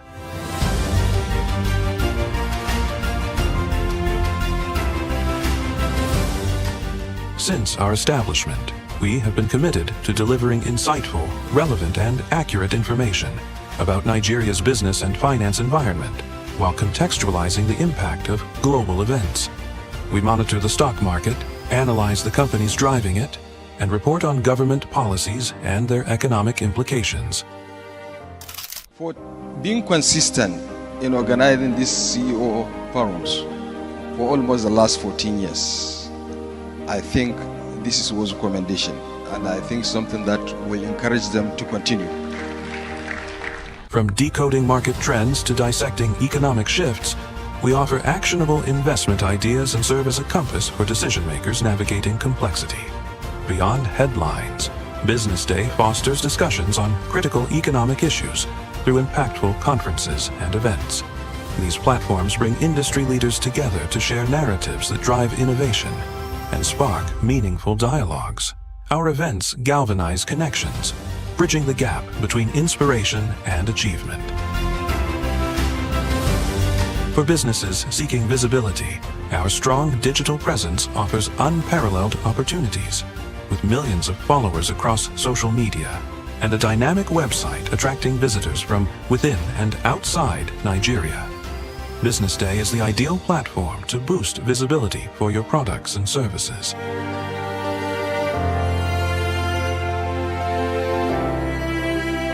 If you're looking for in-depth analysis and expert opinions on Nigeria and Africa's business landscape, Business Day is your guide.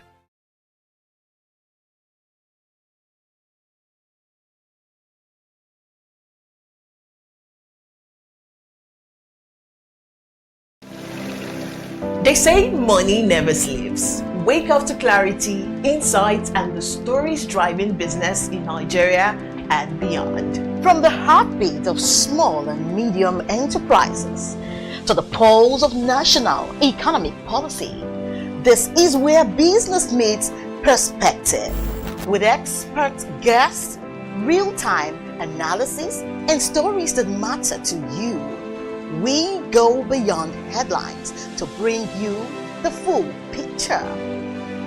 Join us every morning as we break down the numbers, decode the policies, and spotlight the people shaping our economy.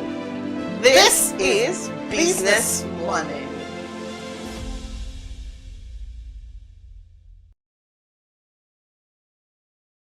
Welcome to the Triumph Against Odd podcast. Most people go through their lives without knowing what their superpower is, right? But if you're lucky enough and determined enough to find your superpower before you get to a certain stage of your life, you'll be incredibly successful. Look, the first thing is you just decide not to look at the challenges, because if you do, it's going to end you. The closest thing I think is that I had a deeply military background, which is a bit of a never say die background. I saw an opportunity in non-interest banking, and I felt that the demand was there. There was pent-up demand for it. People were yearning for it, and I felt that if we did it properly, if we brought in professionalism into it, and if we brought in our experiences, our various experiences from various backgrounds into it, that it could succeed. Very few people do that because very few people explore their superpowers. They just explore bread and butter issues. I need to eat, and Yes, there will be challenges. This is a very difficult business environment. The government keeps working on how to make business easier. The first problem to overcome is really just starting, right? We thought about this idea for over 2 years before we even took the first step. You cannot ignore this country. No, and to be from here, I think is an incredible privilege. Nigeria will be ascendant in my lifetime.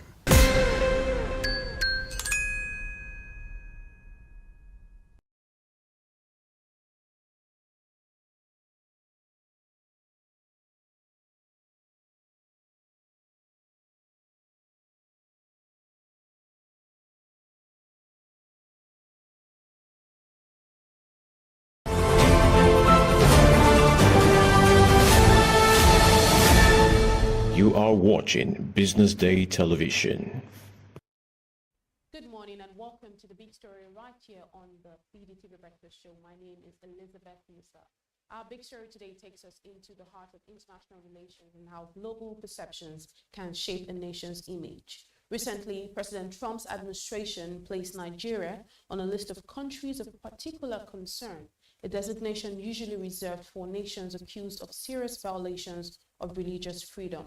It's a move that has sparked questions about Nigeria's global standing and whether this situation could have been avoided with stronger diplomatic engagement. After all, Nigeria has yet to appoint ambassadors in several key countries, including the United States of America. So the question this morning is, could the absence of an ambassador in Washington have allowed this narrative to go unchallenged? Well, to help us unpack this and so much more, we have joining us this morning Mr. Collins Nweke, Public Affairs Analyst and Global Affairs Commentator. Welcome to the show, Collins. Thank you. Thank you very much, Elizabeth. Nice to be with you again. Absolutely. Thank you so much for being here this morning. Starting with some context, really, what does it really mean for a country to be designated as a country of particular concern? What are the diplomatic and political consequences of such a classification? Well, yes, indeed, it is important to start with the context. Now, you've provided, a bit of intro to that. Nigeria was designated country of particular concern, CPC, in the first place in 2020 by who? Donald Trump during his first coming as president. In 2023, it was removed by President Biden, who actually was of the view that Nigeria does not merit to be on that list, that there isn't enough justification for that. And now, back on the spotlight amid polarized narratives about genocide against Christians, again by Donald Trump during this his second coming. The Nigerian government has obviously rejected the framing, noting complex multi-actor violence that also affect Muslims as the root cause of this situation that Nigeria is facing. Now, in terms of implications, the CPC label opens the door to the U.S. For penalties, from targeted sanctions and export license restrictions to conditions or cutting some non-humanitarian aid, unless, of course, Nigeria, gets a waiver. That is, if Nigeria applies for a waiver and the U.S. removes it from the list like Biden did.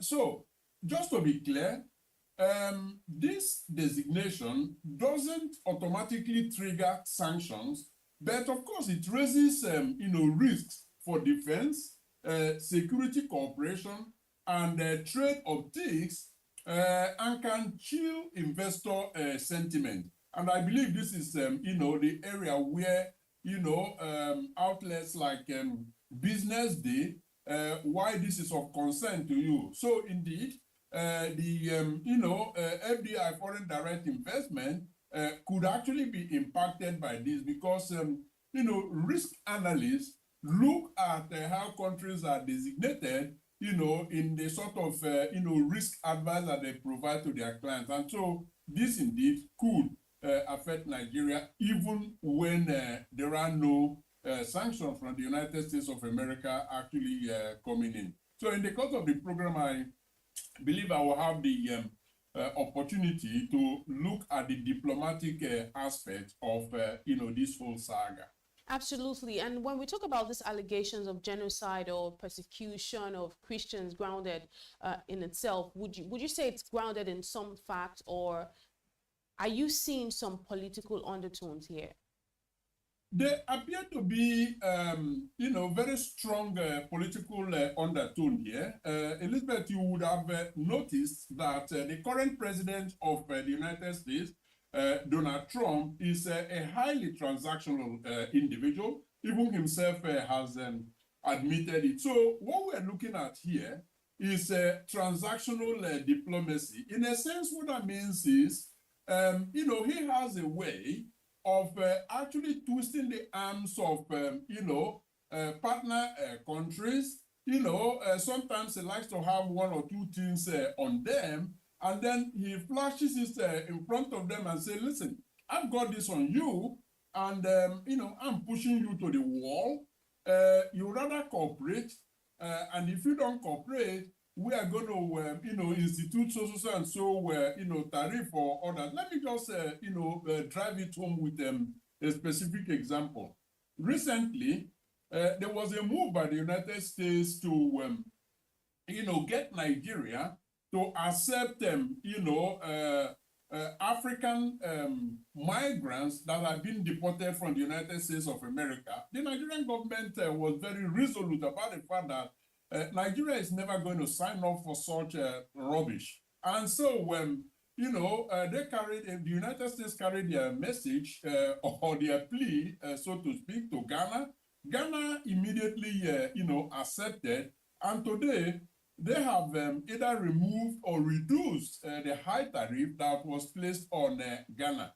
That is the extent of, you know, the transactional posture of the President of the United States. And again, let's not forget that there was this attempt to position American base in Nigeria. Again, Nigeria refused totally to accept such, you know, such a plea, such a move. Now, United States continue to have problems with Nigeria under that. But let's not make any mistake about this. Nigeria and the United States enjoy cordial diplomatic relations. But of course, now and again, you experience some upheaval like the one that we're dealing with now. So all of this put together, you know, there are reasons to believe that the United States under Trump is actually using this, you know, genocide, you know, Christian genocide narrative to get to Nigeria and force Nigeria into accepting, you know, some agreements that, you know, they may not ordinarily be willing to sign up to. But are there evidence of, you know, what America is alleging? Of course, there are killings, unfortunately, in Nigeria, you know, particularly in the northern part of Nigeria. But to say that, you know, these killings affect only Christians is a complete, you know, lie. Because both Christians and Muslims, you know, are dying in droves. And I believe that the crime that you could say that the Nigerian government has committed is that they haven't quite, you know, stepped into these killings in a manner that is expected of a country, you know, or a leadership whose goal is to protect life and property in the first instance. So Nigeria can't quite show sufficient proof that they have protected them, you know, that they have protected Nigerians. But it is not only Christians that they haven't protected them, you know, Muslims as well. So it goes across board. And on the political side, the domestic politics of the United States, I mean, such issues, they are very, very popular in the United States, especially the, you know, political base of Donald Trump. So somehow he's also playing to the gallery of his, you know, political supporters to say, you see, I care about Christianity, I care about what happens in other parts of the world. But other examples exist of America turning their eyes, particularly Donald Trump, to atrocities committed against Christians elsewhere in the world. So there is a high level of, you know, double standard playing out here as well. One thing I like that you mentioned is you did also highlight the fact that it's not just Christians who are also facing this attack. There are also Muslims who perhaps are facing this attack as well. Maybe not as well reported as we are reporting that of Christians. So it might not be completely like a religious you know, situation. It could be have some political undertones. It could certainly have maybe some tribal undertones in itself. But let's talk about the diplomatic side of things. There have been people who argue that this episode might have been prevented, you know, with more active diplomacy. And I know that this is an area that you really focus on. Do you think that the absence of an ambassador in Washington has played a role in how this entire episode has unfolded?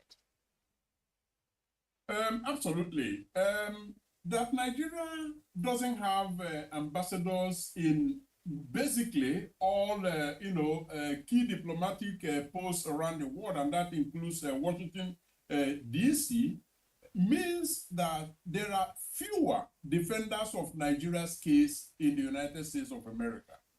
Ambassadors lead to the facts and fix narrative. They should have brokered, Capitol Hill meetings and shaped State Department waivers. Nigeria's vacuum amplified, others' microphone. Legislators will hear of, what's his name, Ted Cruz.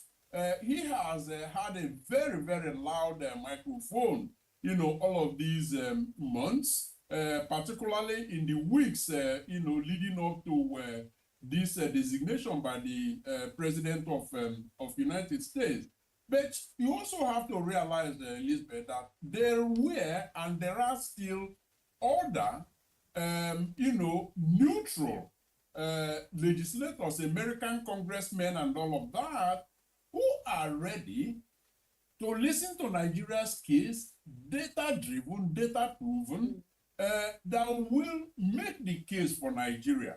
But due to the absence of, high representative of Nigeria in Washington, D.C., there has not been a coordinated response, to this. And so those legislators that are, amenable, positively disposed towards making Nigeria's case, they are left high and dry. And so they couldn't do very much. So now, could the presence of an ambassador in Washington stop the designation? Probably not. But could it have slowed down, the process, reduce the rhetorics and perhaps hasten a waiver? Absolutely. So it weakens, the absence weakens rapid rebuttal and relationship management in Washington at precisely the moment, narratives congeal. It, likely didn't cause the designation, but it removed Nigeria's best tool. And that best tool is sustained, Capitol Hill outreach, interagency diplomacy, and crisis communications to shape language, timing, or push for an early waiver. So that is where the lack of ambassador or high representation actually dealt a very bad blow to Nigeria in this instance. Absolutely. And how would you score Nigeria's foreign policy in recent years?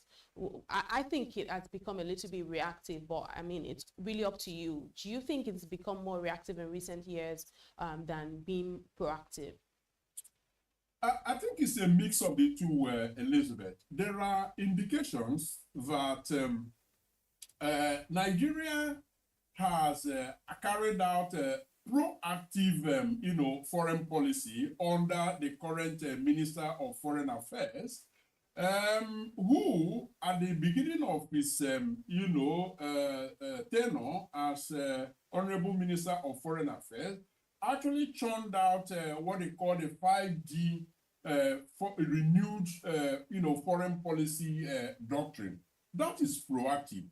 And indeed, he highlighted 5 pillars of our foreign policy. Now, is it out of place, that things come up now and again that are outside the pillars, outside the foreign policy framework that you had put out? Absolutely. That, has been the case, and that is where perhaps the reactive approach comes in. But those reactive, approach, the reactions to things that crop up have not been very well communicated, have not been very well coordinated, because communication is important, networking is important. Interfacing with counterparts are important. So it becomes then a sort of, contradiction that you start off, in a proactive manner, but the tools to drive that policy that you have churned out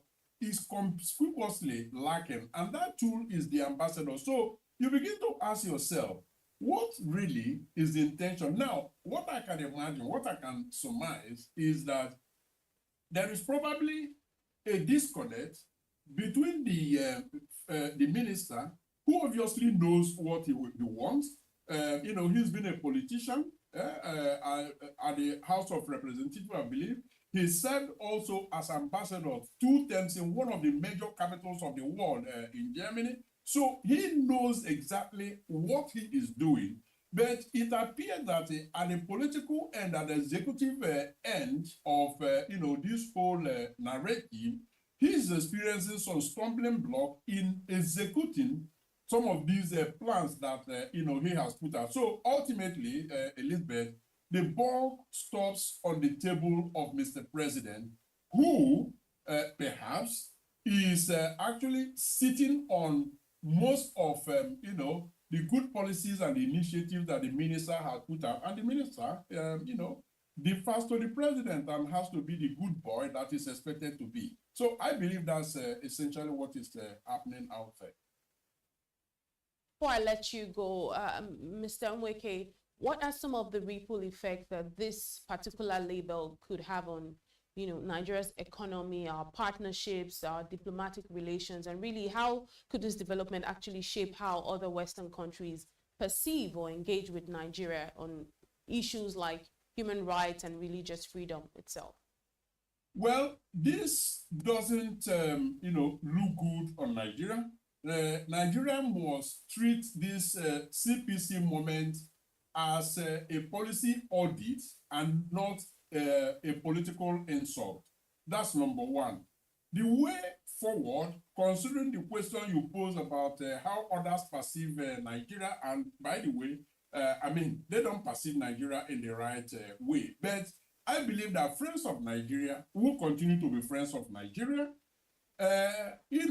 Foes of Nigeria have now, got a new, tool with which to sharpen, their opposition against Nigeria, taking advantage of what is happening. So, you can talk of equilibrium, but Nigeria has got to manage this in a manner that is, more proactive. Communication-wise, they have failed up until this point, but they could still turn things around. The way forward is swift diplomatic re-engagement, visible protection of all communities in Nigeria, Christians and Muslims, and verifiable justice against perpetrators. Because people are committing these crimes, and when they go, scot-free, when there are no, evidence of the perpetrators, being brought to the books, it leaves the impression that nothing is happening. So if we staff our diplomacy, clean up our data, and deliver on reforms, Washington has the legal room to waive punitive measures. That is how we de-risk Nigeria while upholding the dignity and safety of every Nigerian. This is a job cut out exclusively for the Nigerian government. Of course, civil society organizations, diaspora groups, could key in. The Nigerian government has got to provide the necessary leadership for others to now join in the bandwagon of helping to sort this once and for all. Mr. Nweke, public affairs analyst and global affairs commentator. Thank you for joining us all the way from Belgium this morning. Thank you. Thank you, Elizabeth, for having me. Have a great day. Great. This has been The Big Story right here on the BDTV Breakfast Show. Up next is Social Listening. Do stay with us.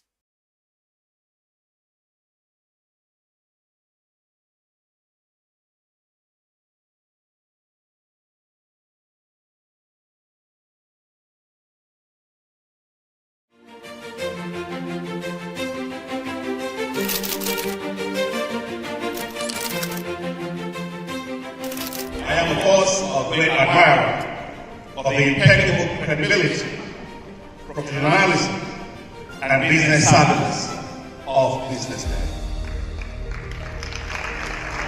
If you really mean business in Nigeria, start your day with BusinessDay.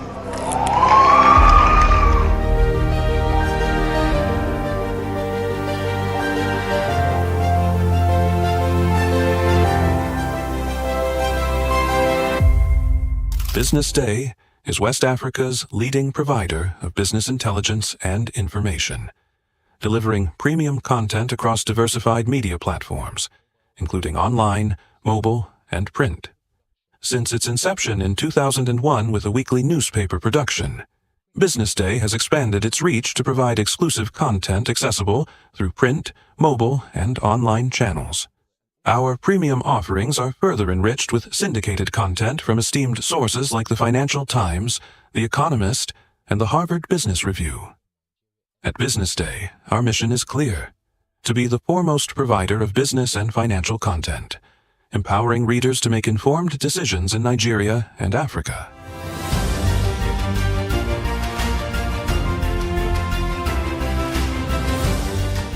Since our establishment, we have been committed to delivering insightful, relevant, and accurate information about Nigeria's business and finance environment while contextualizing the impact of global events. We monitor the stock market, analyze the companies driving it, and report on government policies and their economic implications. For being consistent in organizing these CEO forums for almost the last 14 years, I think this was a commendation, and I think something that will encourage them to continue.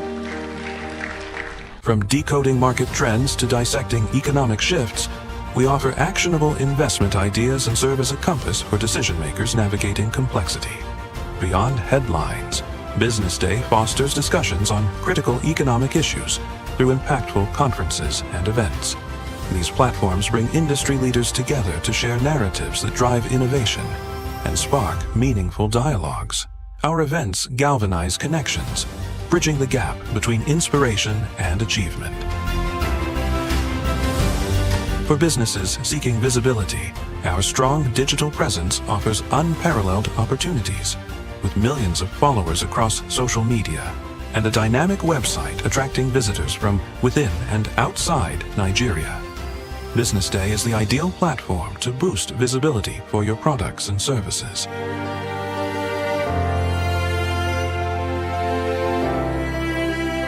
If you're looking for in-depth analysis and expert opinions on Nigeria and Africa's business landscape, BusinessDay is your guide.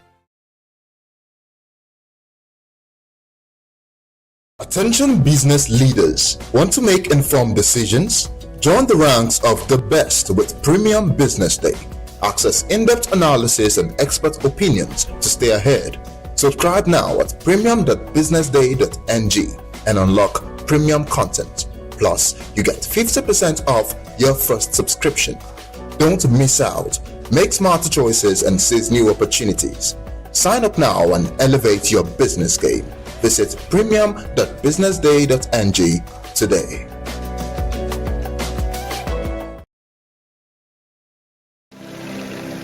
They say money never sleeps. Wake up to clarity, insights, and the stories driving business in Nigeria and beyond. From the heartbeat of small and medium enterprises to the pulse of national economic policy, this is where business meets perspective. With expert guests, real-time analysis, and stories that matter to you, we go beyond headlines to bring you the full picture. Join us every morning as we break down the numbers, decode the policies, and spotlight the people shaping our economy. This is Business Money.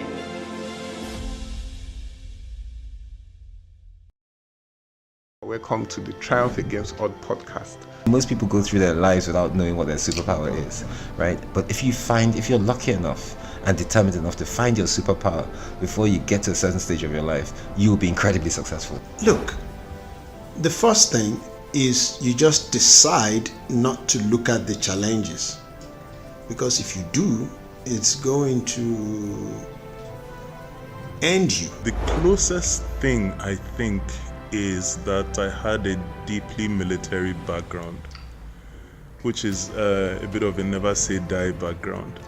I saw an opportunity in non-interest banking, and I felt that the demand was there. There was pent-up demand for it.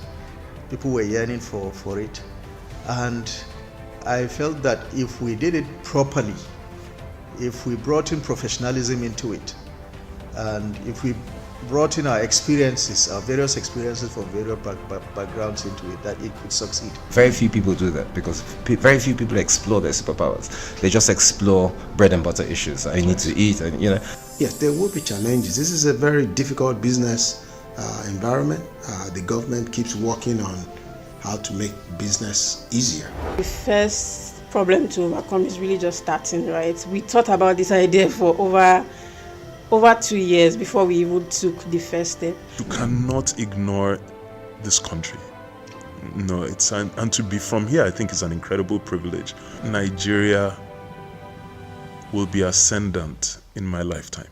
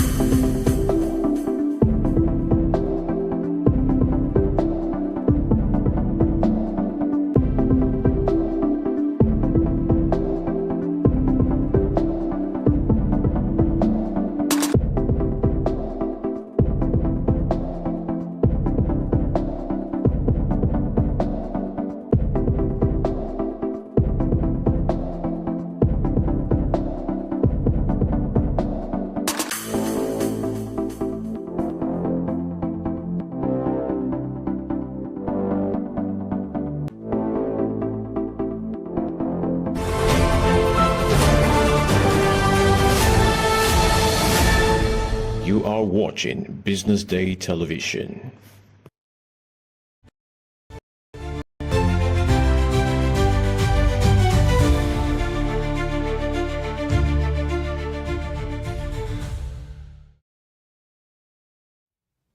This is the news update coming to you live from Business Day Television here in our Lagos studio. Coming up,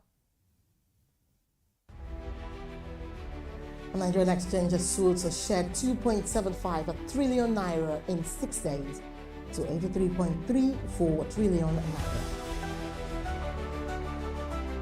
And meanwhile, the House of Representatives pushes e-governance bill to transform public service delivery. And Tinubu directs Siemens Energy to expand major power substations to 3 phases. And Nigerians' earnings from crude oil sales tumbled by 824.66 billion naira in 2024. Thank you for joining us on the news update. I am Destiny Momo.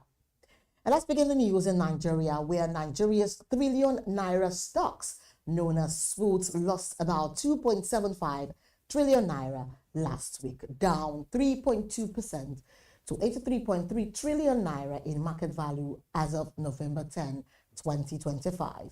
According to reports, the 22 elite companies still dominate trading, make up over 88% of the exchange's total capitalization. The drop was driven by profit-taking and weak sentiment, with heavy losses in telecoms, banking, and consumer goods. MTN and Airtel shed over 1 trillion naira, while Tier 1 banks lost 545 billion naira in 6 sessions. Nestle, Nigerian breweries, Aradel, and Lafarge also fell sharply, while Okomo Oil was one of the few gainers, while analysts say foreign investors are pulling back amid global uncertainty, fueling the sell-off. And despite the deep experts note that these trillion naira stocks spanning telecoms, banking, cement, and power remain the heartbeat of Nigeria's capital market. And I'm moving on. Nigeria's House of Representatives say it is pushing ahead with the National Digital Economy and E-Governance Bill in a move to digitize public service and boost transparency. The bill reportedly sets out a legal framework for e-transactions, data protection, and cyber security. Speaker Abbas Tajuddin at a joint public hearing in Abuja says digital transformation is now a national priority for efficient and transparent governance that includes all Nigerians. Chairman of the Senate Committee on ICT, Senator Shuaib Afolabi Salisu, called the bill groundbreaking, describing it as the first of its kind in Africa, positioning Nigeria as a leader in digital policy and innovation. Minister of Communications and Digital Economy Bosun Tijani also confirmed full executive backing, saying the president will sign the bill once it passes. And then while President Bola Tinubu has ordered the expansion of the Presidential Power Initiative, reaffirming his push for stable and affordable electricity across Nigeria. He gave the directive at the State House Abuja during a meeting with a Siemens Energy delegation led by Dayed Ma and Sesdofa. The president commended Siemens for its partnership since 2019 and pledged full political and financial backing to fast-track the project. He also directed that key transformer substations be expanded to 3 phases to strengthen power transmission and distribution. Minister of Power Adebayo Adelabu said the initiative has attracted over $2.2 billion in new investments and activated 15 state electricity markets since the signing of the Electricity Act 2023. He added that work on 5 substations in Abeokuta, Ofa, Ibadan, Sokoto, and Onitsha is underway, with 2 expected to be completed by December 2026. Siemens Energy confirmed plans to complete the 2 substations in schedule and establish a training center to build local expertise and create jobs. The company said the initiative will transform Nigeria into a regional power hub, deepening ties between Nigeria and Germany. Up ahead, Nigeria's earnings from crude oil sales tumbled by 824.66 billion naira in 2024. We bring you more details after this timeout. Stay with us.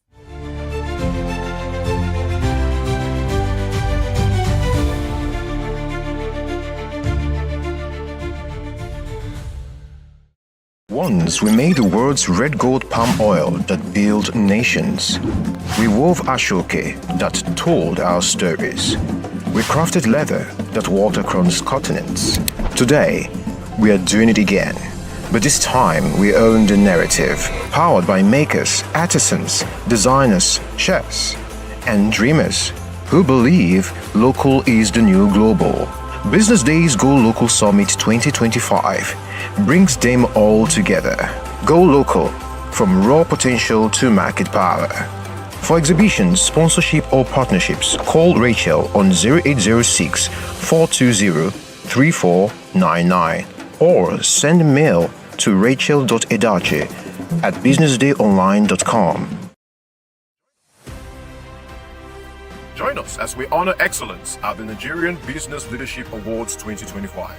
A night dedicated to visionary leaders shaping Nigeria's business landscape. From Person of the Year to Outstanding Leadership in Non-Interest Banking and Financial Inclusion, Retailer of the Year, Business Leader of the Year, Female Executive of the Year, and many more. It's more than an award. It's a celebration of enterprise, innovation, and impact. For sponsorship or participation, contact Uchena on 0703 047 2336, Daniel on 0802 756 4653, or Shagun on 0812 024 3167. For Business Day Nigeria Business Leadership Awards 2025, celebrating excellence in enterprise.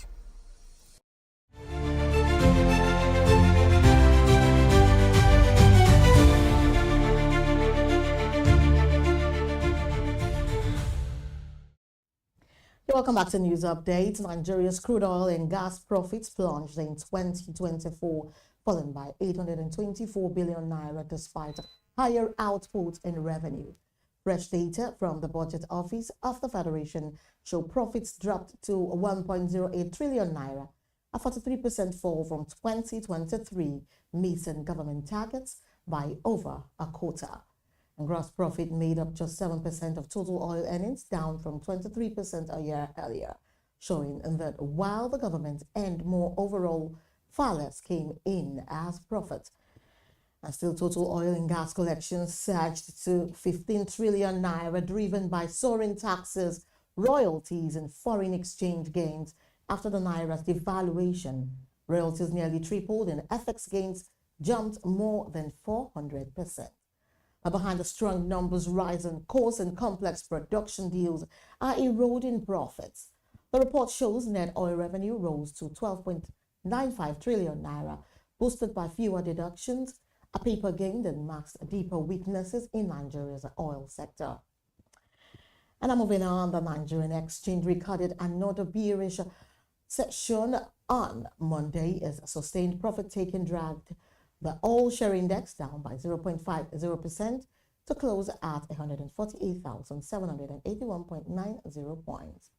The market capitalization also fell by 0.50% to 94.53 trillion naira, resulting in a 471.99 billion naira loss to investors, while the year-to-date return moderated to 44.55%. The decline was driven by sell-offs in key stocks, and the market breadth closed negative at 0.33 times, with 40 losers outweighing 13 gainers.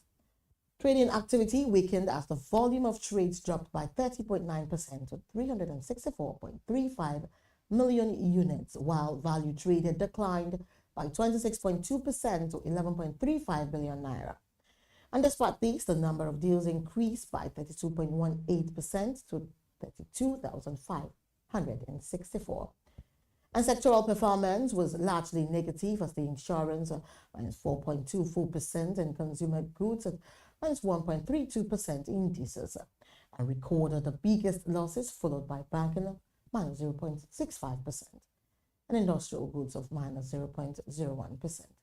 Analysts said the decline reflected reduced investor appetite and cautious positioning.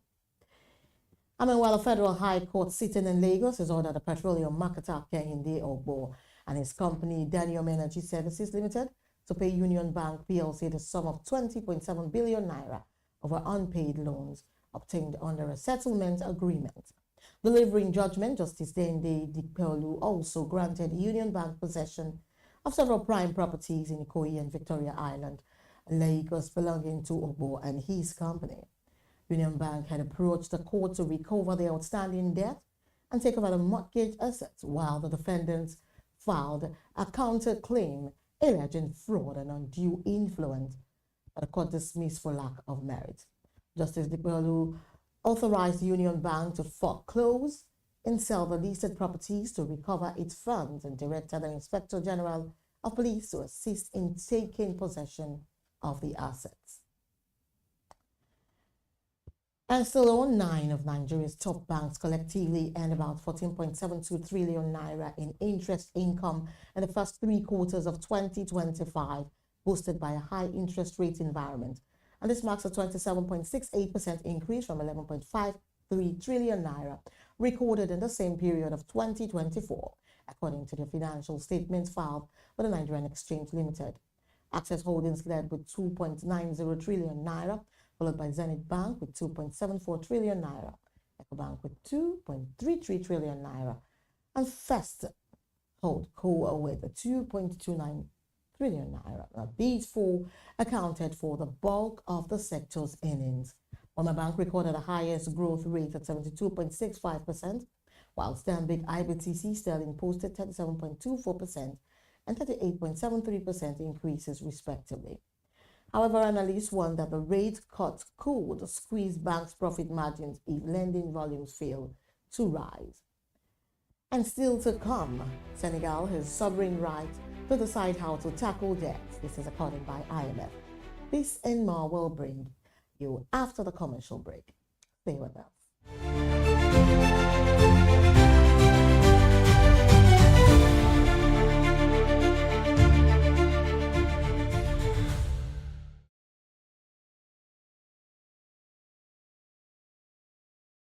Once we made the world's red gold palm oil that built nations. We wove ashoke that told our stories. We crafted leather that walked across continents.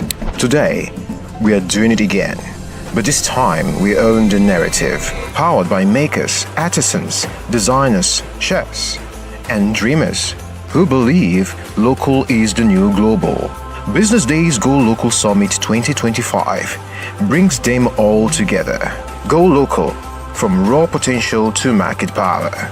For exhibitions, sponsorship or partnerships, call Rachel on 0806 420 3499 or send a mail to rachel.edache@businessdayonline.com. Join us as we honor excellence at the Nigerian Business Leadership Awards 2025, a night dedicated to visionary leaders shaping Nigeria's business landscape.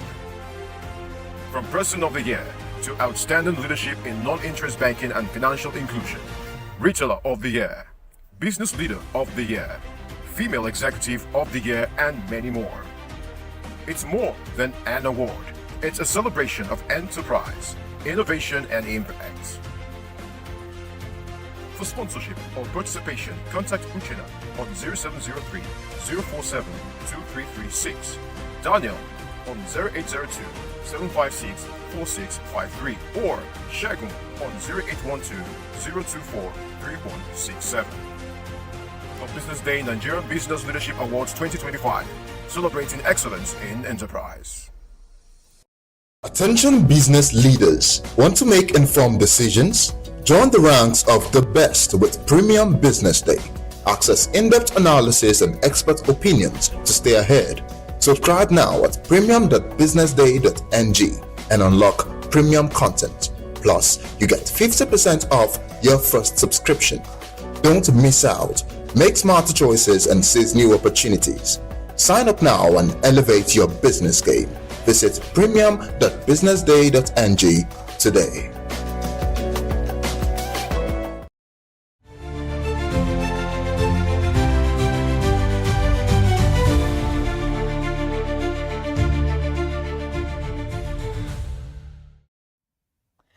Welcome back to News Updates. The International Monetary Fund has discussed various options with Senegal to address the country's significant debt restructuring.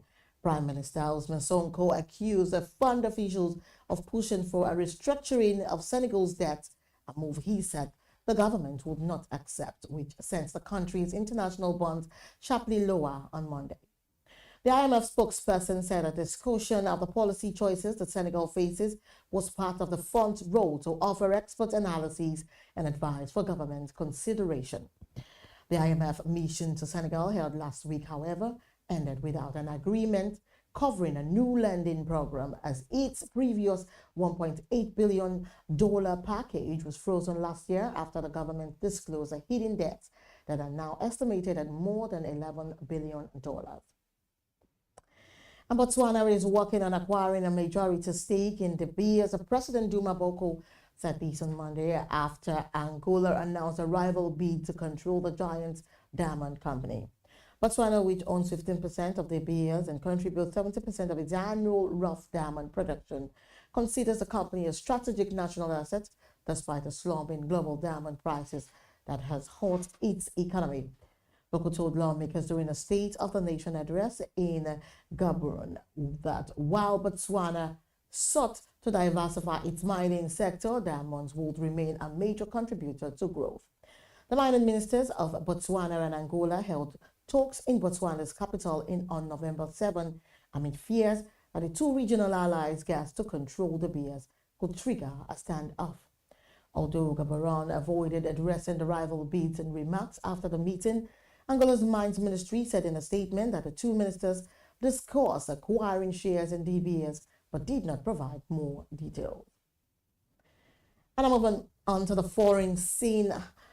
The Senate on Monday night passed a bill to fund the federal government through January and end the longest shutdown in U.S. history. The bill, which passed 60-40 with support from a handful of Democratic senators and nearly all Republicans, will be sent to the House of Representatives as the agreement sets up a December vote on the subsidies vote, which reportedly benefits 24 million Americans but does not guarantee continuity. The deal would restore funding for federal agencies that lawmakers allowed to expire on October 1 and will stall President Donald Trump's campaign to downsize the federal workforce, preventing any layoffs until January 30. It next heads to the Republican-controlled House of Representatives, where Speaker Mike Johnson has said he would like to pass it as soon as Wednesday and send it on to Trump to sign into law. The deal will extend funding through January 30, leaving the federal government for now on a path to keep adding about $1.8 trillion a year to its $38 trillion in debt. And still on the foreign side, a senior Chinese trade negotiator Li Chenggang said that China will continue to promote the expansion of market access, particularly in the service sector, which will bring new investment opportunities to companies, including those from the United States. The spokesperson revealed that Li, China's international trade representative, who has participated in recent U.S. trade talks alongside Chinese Vice Premier Lai Feng, may meet the deputy-level U.S. government, adding that the visit was not part of formal negotiating session. A U.S.-based source familiar with the negotiations said there was no meeting planned between Li and U.S. Trade Representative Jamison Greer and was not coming at the request of the U.S. side. According to the source, Washington does not consider Li the primary interlocutor for planning future trade negotiations under the channel established by U.S. President Donald Trump and Chinese President Xi Jinping. And traders on both sides of the Pacific are reportedly watching to see whether this month's latest tariff extension will become permanent or if Trump will once again upend global supply chains with a fresh wave of prohibitively high duties on Chinese imports. And up next is sports after this break. Stay with us.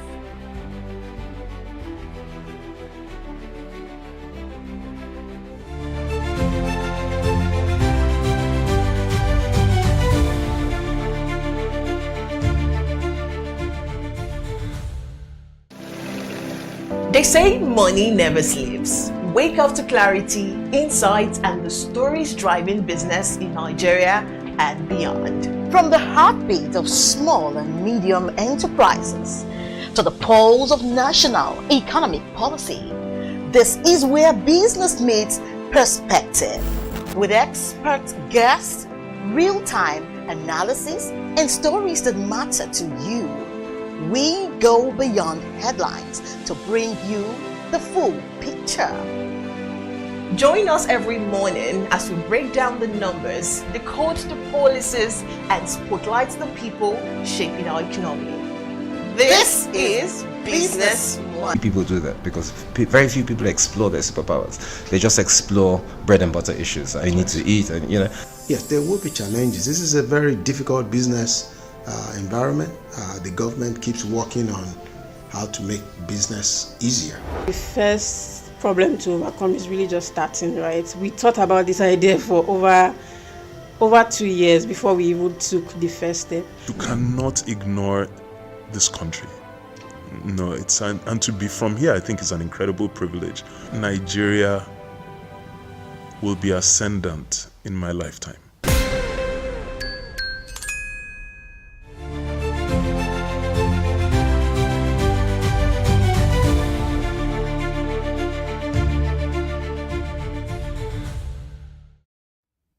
You're welcome back to News Update. And now, moving on to sports news. The Turkish Football Federation has suspended 1,024 players from its professional leagues as part of an investigation into betting. The TFF said the players who have been identified as having bet on football externally, including 27 from Turkey's top flight, have been referred to the country's professional football disciplinary board.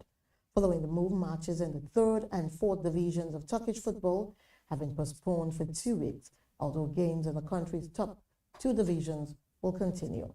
The TFF has asked the world governing body FIFA for an extra 15 days in addition to the winter transfer window so that clubs can deal with squad shortages. And FIFA has been asked for comment. And Besiktas, one of Turkey's biggest clubs, issued a statement saying 2 of their players had been referred to the PFDK and that they had full faith in the innocence of the pair. A local media report also reported that 8 people, including a club chairman, had been arrested by Turkish authorities as part of their investigations. And to end the news, Ben Davies and Kiefer Moore will meet Wales' final World Cup qualifying group games against Liechtenstein and North Macedonia due to injury. Swansea City defender Ben Cabango has also withdrawn as Tottenham Hotspur defender Davies, 32, has not played since damaging his hamstring during October's defeat by Belgium. According to reports, the defender was included in Wales' squad for the trip of Liechtenstein on Saturday, 15th November, and the home match against North Macedonia the following Tuesday. And Wrexham striker Moore, 33, was also named in the squad but sustained an injury during his club's championship win over Charlton Athletic last Saturday. And Moore has been replaced by uncapped Cardiff City forward Ishak Davies, while Queen's Park Rangers left-back Rhys Norrington Davies comes in for Spurs defender Davies. And Davies' withdrawal also means Wales will need to find a new captain, as he has been leading the team in the continued absence of regular captain Aaron Ramsey through injury. Now, this is where we wrap it up this afternoon on the Business News Update. Remember to follow us across all platforms and YouTube for more updates. I am Destiny Momo. Many thanks for watching. Good night.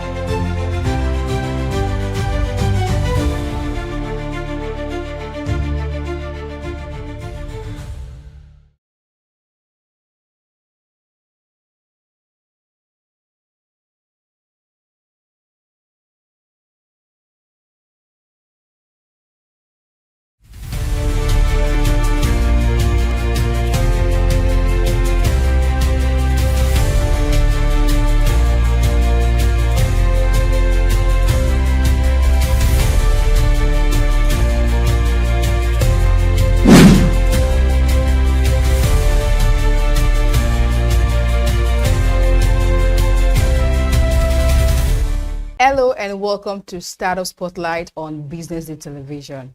This is the show that celebrates both founders and fresh ideas making a big impact in Nigeria and beyond. Today's episode dives into a very fascinating topic, the startup story of Jalon Limited, thriving in real estate and catering. The journey of thriving in real estate and catering is never smooth. There are risks, tough competition, and countless challenges. But those who rise above, adapt, and stay focused find themselves not just surviving, but thriving in both industries. My name is Glory Brown Odibo, and joining me to explore this exciting journey is Dr. Mrs. Jennifer Osadeye, the Chief Executive Officer of Jalon Properties and Jalon Catering Services. Dr. Mrs. Jennifer, welcome to Startup Spotlight. It's such a pleasure to have you join us this afternoon. Thank you for having me. You're welcome. Can you tell us the story behind Jalon Limited, like a brief story behind it? I would say personally, Jalon Limited was born from a place of my passion. Yes, for creating values in homes and happiness through good food. So I talk about it when you talk about real estate, when you talk about landed properties, it's serving essential needs to humans. And when you talk about food, it also serves like good nourishment to human also. So Jalon Limited was born from a place of passion, serving as essential needs and creating values in the life of humans. Yes.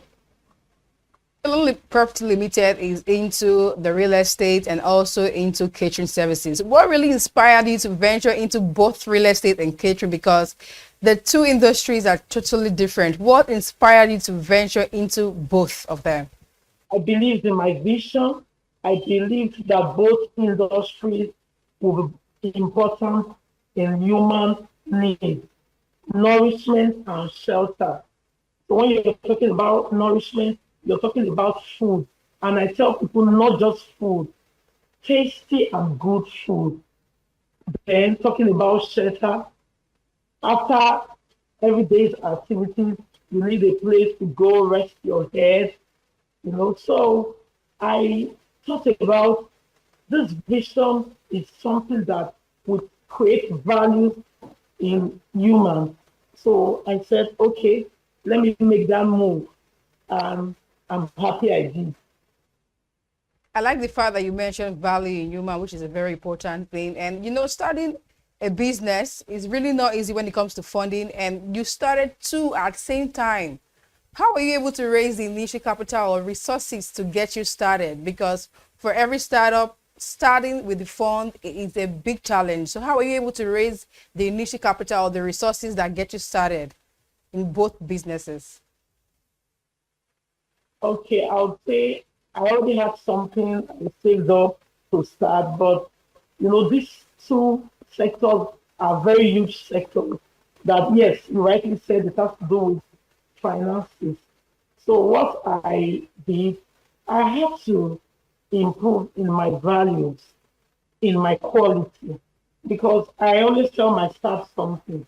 Anything you're doing and you do well, yes, people look for you and people will be interested in what you're doing because you do it so well. So what I did was I started small and I had to improve in my quality. I had to improve in my value. So as I was doing that, I found out that I was having more clients, I was having more businesses. With that, I was able to save up and I was able to finance both sectors.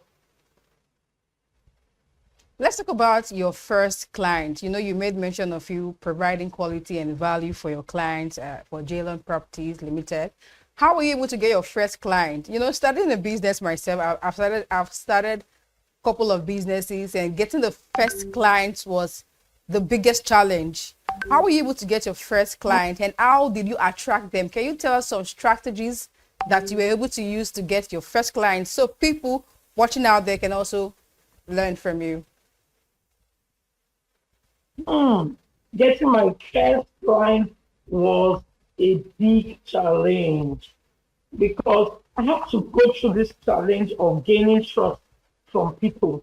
So there are some clients, when you meet them, if they are not men, people believe that men are the stronger, what will I call it now? Men are the stronger beings, they are the stronger ones, So it was really hard for people to do with me as a woman because people felt like, a woman, the weaker version, what would she know really about real estate and all of that? So I had this big challenge of gaining people's trust, for people to have deals with me, So, but I had to be strong and I had to, I stayed focused and I kept pressing. So, but I was able to get the biggest customer I had, the first, was a family member that trusted me, because I'm very high on integrity, and she has known me over time, So when she bought, she had to be, spreading the news abroad. She was telling people here and there, helping me to get one client and the other referrals and all of that, And I was able to overcome that, that trust. People having to gain trust, dealing with me by being consistent and being reliable. Because when people know that you are reliable, people want to deal with you regardless of the gender, whether you are a male, whether you're a female. So I have to keep my hope high. I have to break through. And, I was consistent. I was reliable. I said I would not give up. I would not give up. And, having the first client was like a deal breaker for me. I celebrated. I was happy. That day, I can still remember my excitement. She didn't just buy like a plot of land. She bought over 4 plots of land. So that was a lot to me. It was something I never envisaged. And, I was happy she was able to gain my trust. And from there, it has been, something else. It was like a huge turnaround for the company. So people are able to trust me regardless whether I'm a male, whether I'm a female. As far as they know that I'm reliable and I deliver. So I've been able to gain that trust. Yeah. That's a very nice one. And let's talk about how you've been able to balance real estate and catering. Catering on its own is a big deal, and also real estate. How have you been able to balance real estate and catering, other one brand successfully without you losing focus? Because you're a genius. I want to know how you're able to manage both brands successfully, and then you've been keeping it going for a long time. Now, how have you been able to do this? I would say by building really strong systems and delegating. So I do more of delegating, no matter the sector you are in. You can't do it all on your own. You have to learn to delegate. So to my workers, there's always something to do. For the education, delegate. For the real estate, I delegate. I have staffs here and there. So I found out that with delegating, I've been able to give equal focus and attention to the both sectors so that one doesn't have to suffer over the other. I've been able to, achieve a growing business by delegating and building really strong systems. At the start of every business, take it or leave it, there's always challenges that you face when starting a business. What has been the biggest challenge for you that you faced as a founder? As a staff, is a total different thing when you're working with a new company. A lot of pressures are not on you. But as a founder, how have you been able to go through a lot of challenges, and the most difficult challenges you've experienced, and how did you overcome it at the start of Jalon Limited? I would say gaining trust. It wasn't easy for people to trust me. I would have to talk and talk and talk and talk. They will not still buy. People will not still trust me. So that was like a very big challenge for me. But I didn't give up. I was able to overcome by staying consistent and reliable. And as a founder, you really can't do all alone. You can't do everything. You need to have staff in the catering department, and also when it comes to the real estate department. How do you keep your team motivated, especially when things get tough? I would say I keep them motivated by leading with vision, encouraging them. I do more of encouraging them, and I also celebrate small wins. So there are times we go out there, regardless of the challenges, we are able to deliver. The clients, they are satisfied, they are happy, So I don't take that for granted. What I do is I'm able to celebrate our little wins at every point in time. And personally, I also celebrate them. I make them feel loved in the company, letting them know that they are not only loved at home, but they are loved in the place where they are working. And that keeps their spirit alive, their hopes alive, and their zeal alive. It makes them happy, it makes them stay motivated, and it also makes us as a team achieve good and quality results. So talking about your clients, you've made mention of how you were able to get your first client when you started the business. And how do you ensure customer satisfaction when running the business that has to do with lifestyle and well-being? The customer satisfaction, I'm able to do that by listening to my customers, delivering quality to my customers, and exceeding their expectation. So when you are expecting that I'm going to be doing 100, trust me, I'm going to be doing 120. So I deliver quality, and I also make sure that I exceed their expectation. And with that, they are able to get satisfied, they are happy, and they want to do more with me. Let's go on a quick break now. When we come back, we have a lot of exciting conversations coming your way. Stay with us. Welcome right back to Startup Spotlight. We've been having a discussion with Dr. Mrs. Jennifer Osadeye. We're talking about how she has been able to thrive in both businesses that has to do with catering and real estate in the Startup Spotlight. Moving on to the next question, how important has networking and building relationship been for you and your startup journey?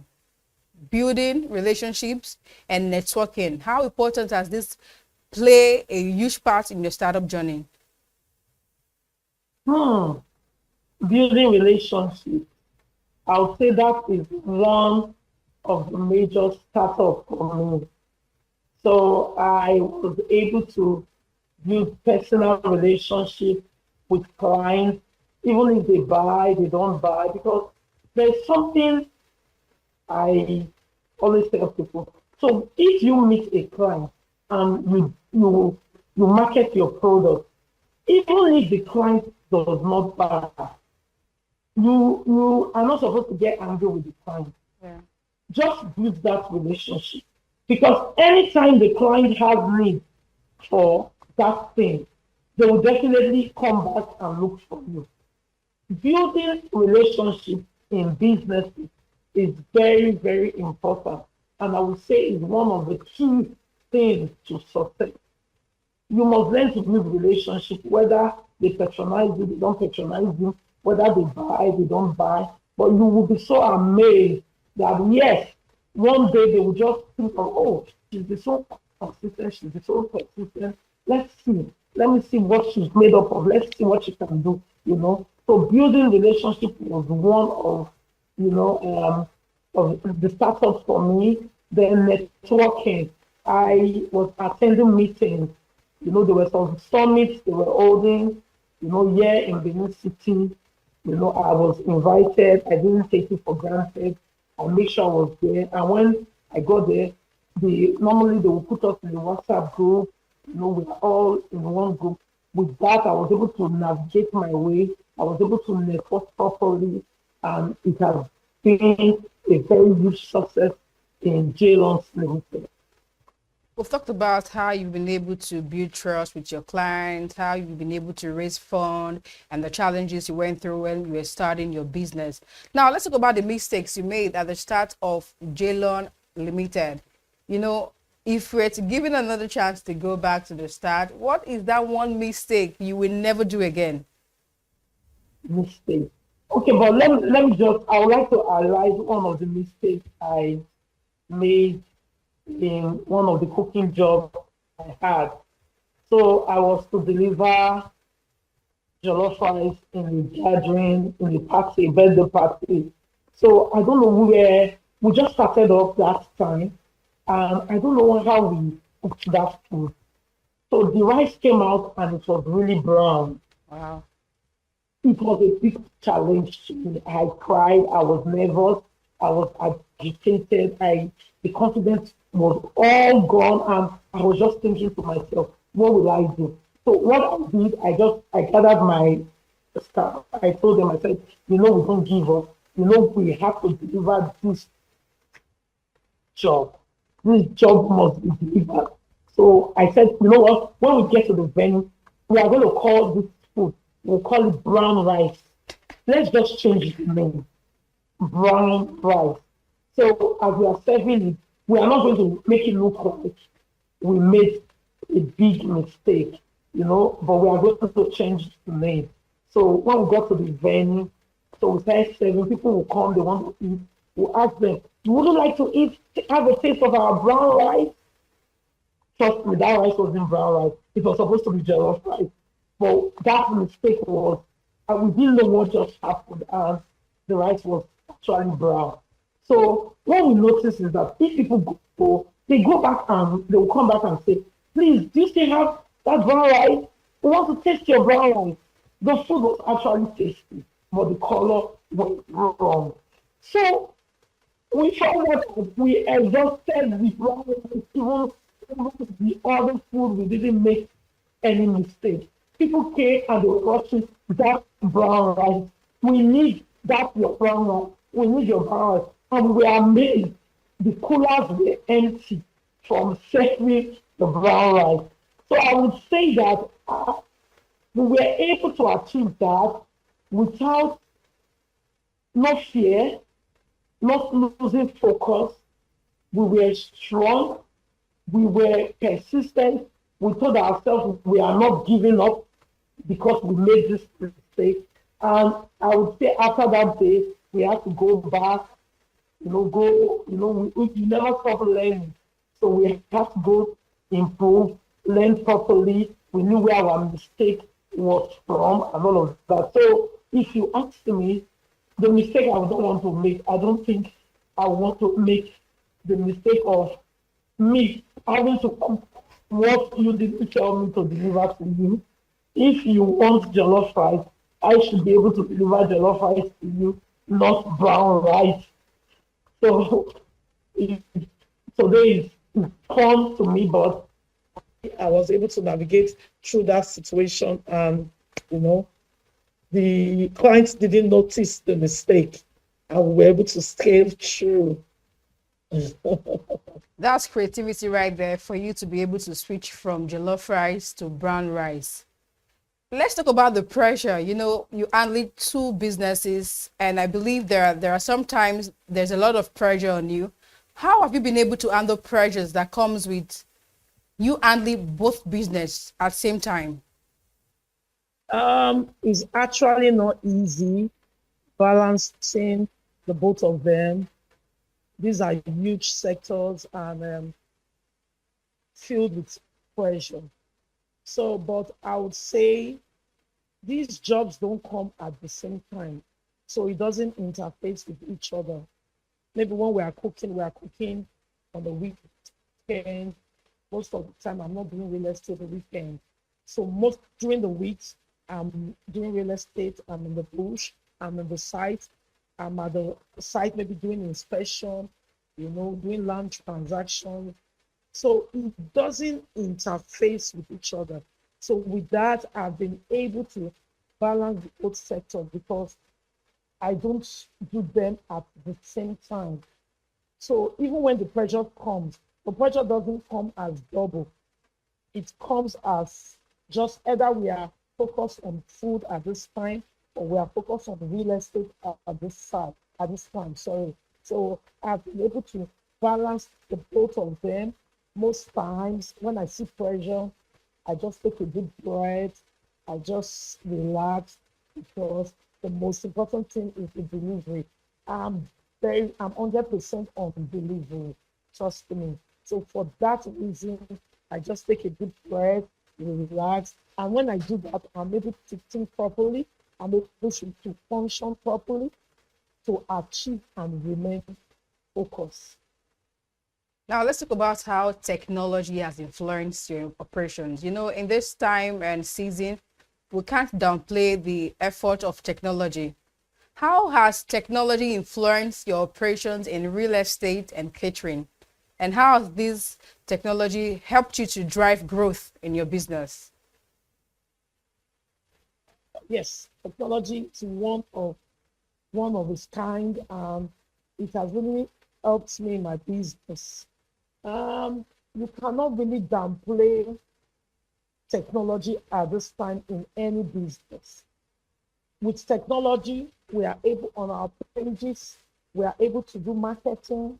With technology, we are able to reach out to even people across the globe, not just within, you know. So when you go to our pages, people around the world, they are viewing our Instagram, our TikTok, our Facebook. When you go there, you see what we are doing there. And with that, there are some people that even when they want to give you business, they want to, okay, they'll say, let me see your page. Let me see what you've done before. And let me see, so that they'll be confident enough to give you that job. So with technology has really helped us for the growth of our business, because even the adverts we do is online, and through that advert, I've been able to get 1, 2, 3 countless people coming to say, hey, I want to buy land. Hey, I need to cook. I have my dad's birthday coming up. You know, my birthday coming up. You know, you need to do this. You know, you need to do that. So technology is a major role in any business, and it has helped us in the growth of J-Longs Limited. Now, on a lighter note, since you're into real estate and catering, if you had to choose between closing a big property deal or hosting a sold-out catering event, which one will you pick and why? I would say real estate. Why? So in real estate, you just do more of the talking, and if the client is convinced, it's convinced. I mean, the client is buying. You know, it's when you close a big deal, you don't want to know the amounts, like the sum coming out from a big one, just one deal, just one real estate deal. You don't want to know the amount millions coming out from that. Yeah, I didn't want to say millions, but trust me, you don't want to know. I want to know, But please. But for catering, you can still get as much, but catering takes the whole of you. Hard work, you have to put in hard work. Cooking is actually not easy. You have to put in hard work. You are working with all of your body. You might not sleep. When you have a job to deliver, maybe by 11 o'clock the next day, you have to cook throughout the night for you to be able to meet up for 11 o'clock. And trust me, when you finish cooking with catering, you need like 2-3 days to rest for the whole of your system, your body system, you know, to be reactivated again. So catering takes more, you know, hard work, putting in your all, and your body will just, you feel it, you know, really, you feel it that, yes, I did something. But with all you need in real estate is just your lips. You just talk and talk, your bargaining power, your convincing power. When you are able to convince and the client just say, okay, let's go do this, I'm telling you, you don't want to know the millions you are going to be making in real estate. So I personally would choose real estate over and over and over again. Before we call it a wrap, what advice would you give to young entrepreneurs who dream of thriving in more than one business? You know, there are a lot of people, they want to start doing businesses, but they have big dreams, they have big plans, and they have more than one business idea. What advice can you give to those entrepreneurs who are looking for how they can thrive in more than one business from the start? Okay, my sincere advice will be, don't let fear stop you. Start small, stay focused, and grow steadily. The sky will be your starting point. Thank you so much, Dr. Mrs. Jennifer, for the inspiring startup story of J-Long Limited and for your valuable insights you've shared on this topic. Thank you so much. Thank you for having me. Thank you. Thank you. And to our viewers, thank you for tuning in. We hope today's episode left you inspired to see possibilities in new ways. My name is Gloria Brown, and it's been a pleasure having you with us. Until next time, keep watching Business Day Television.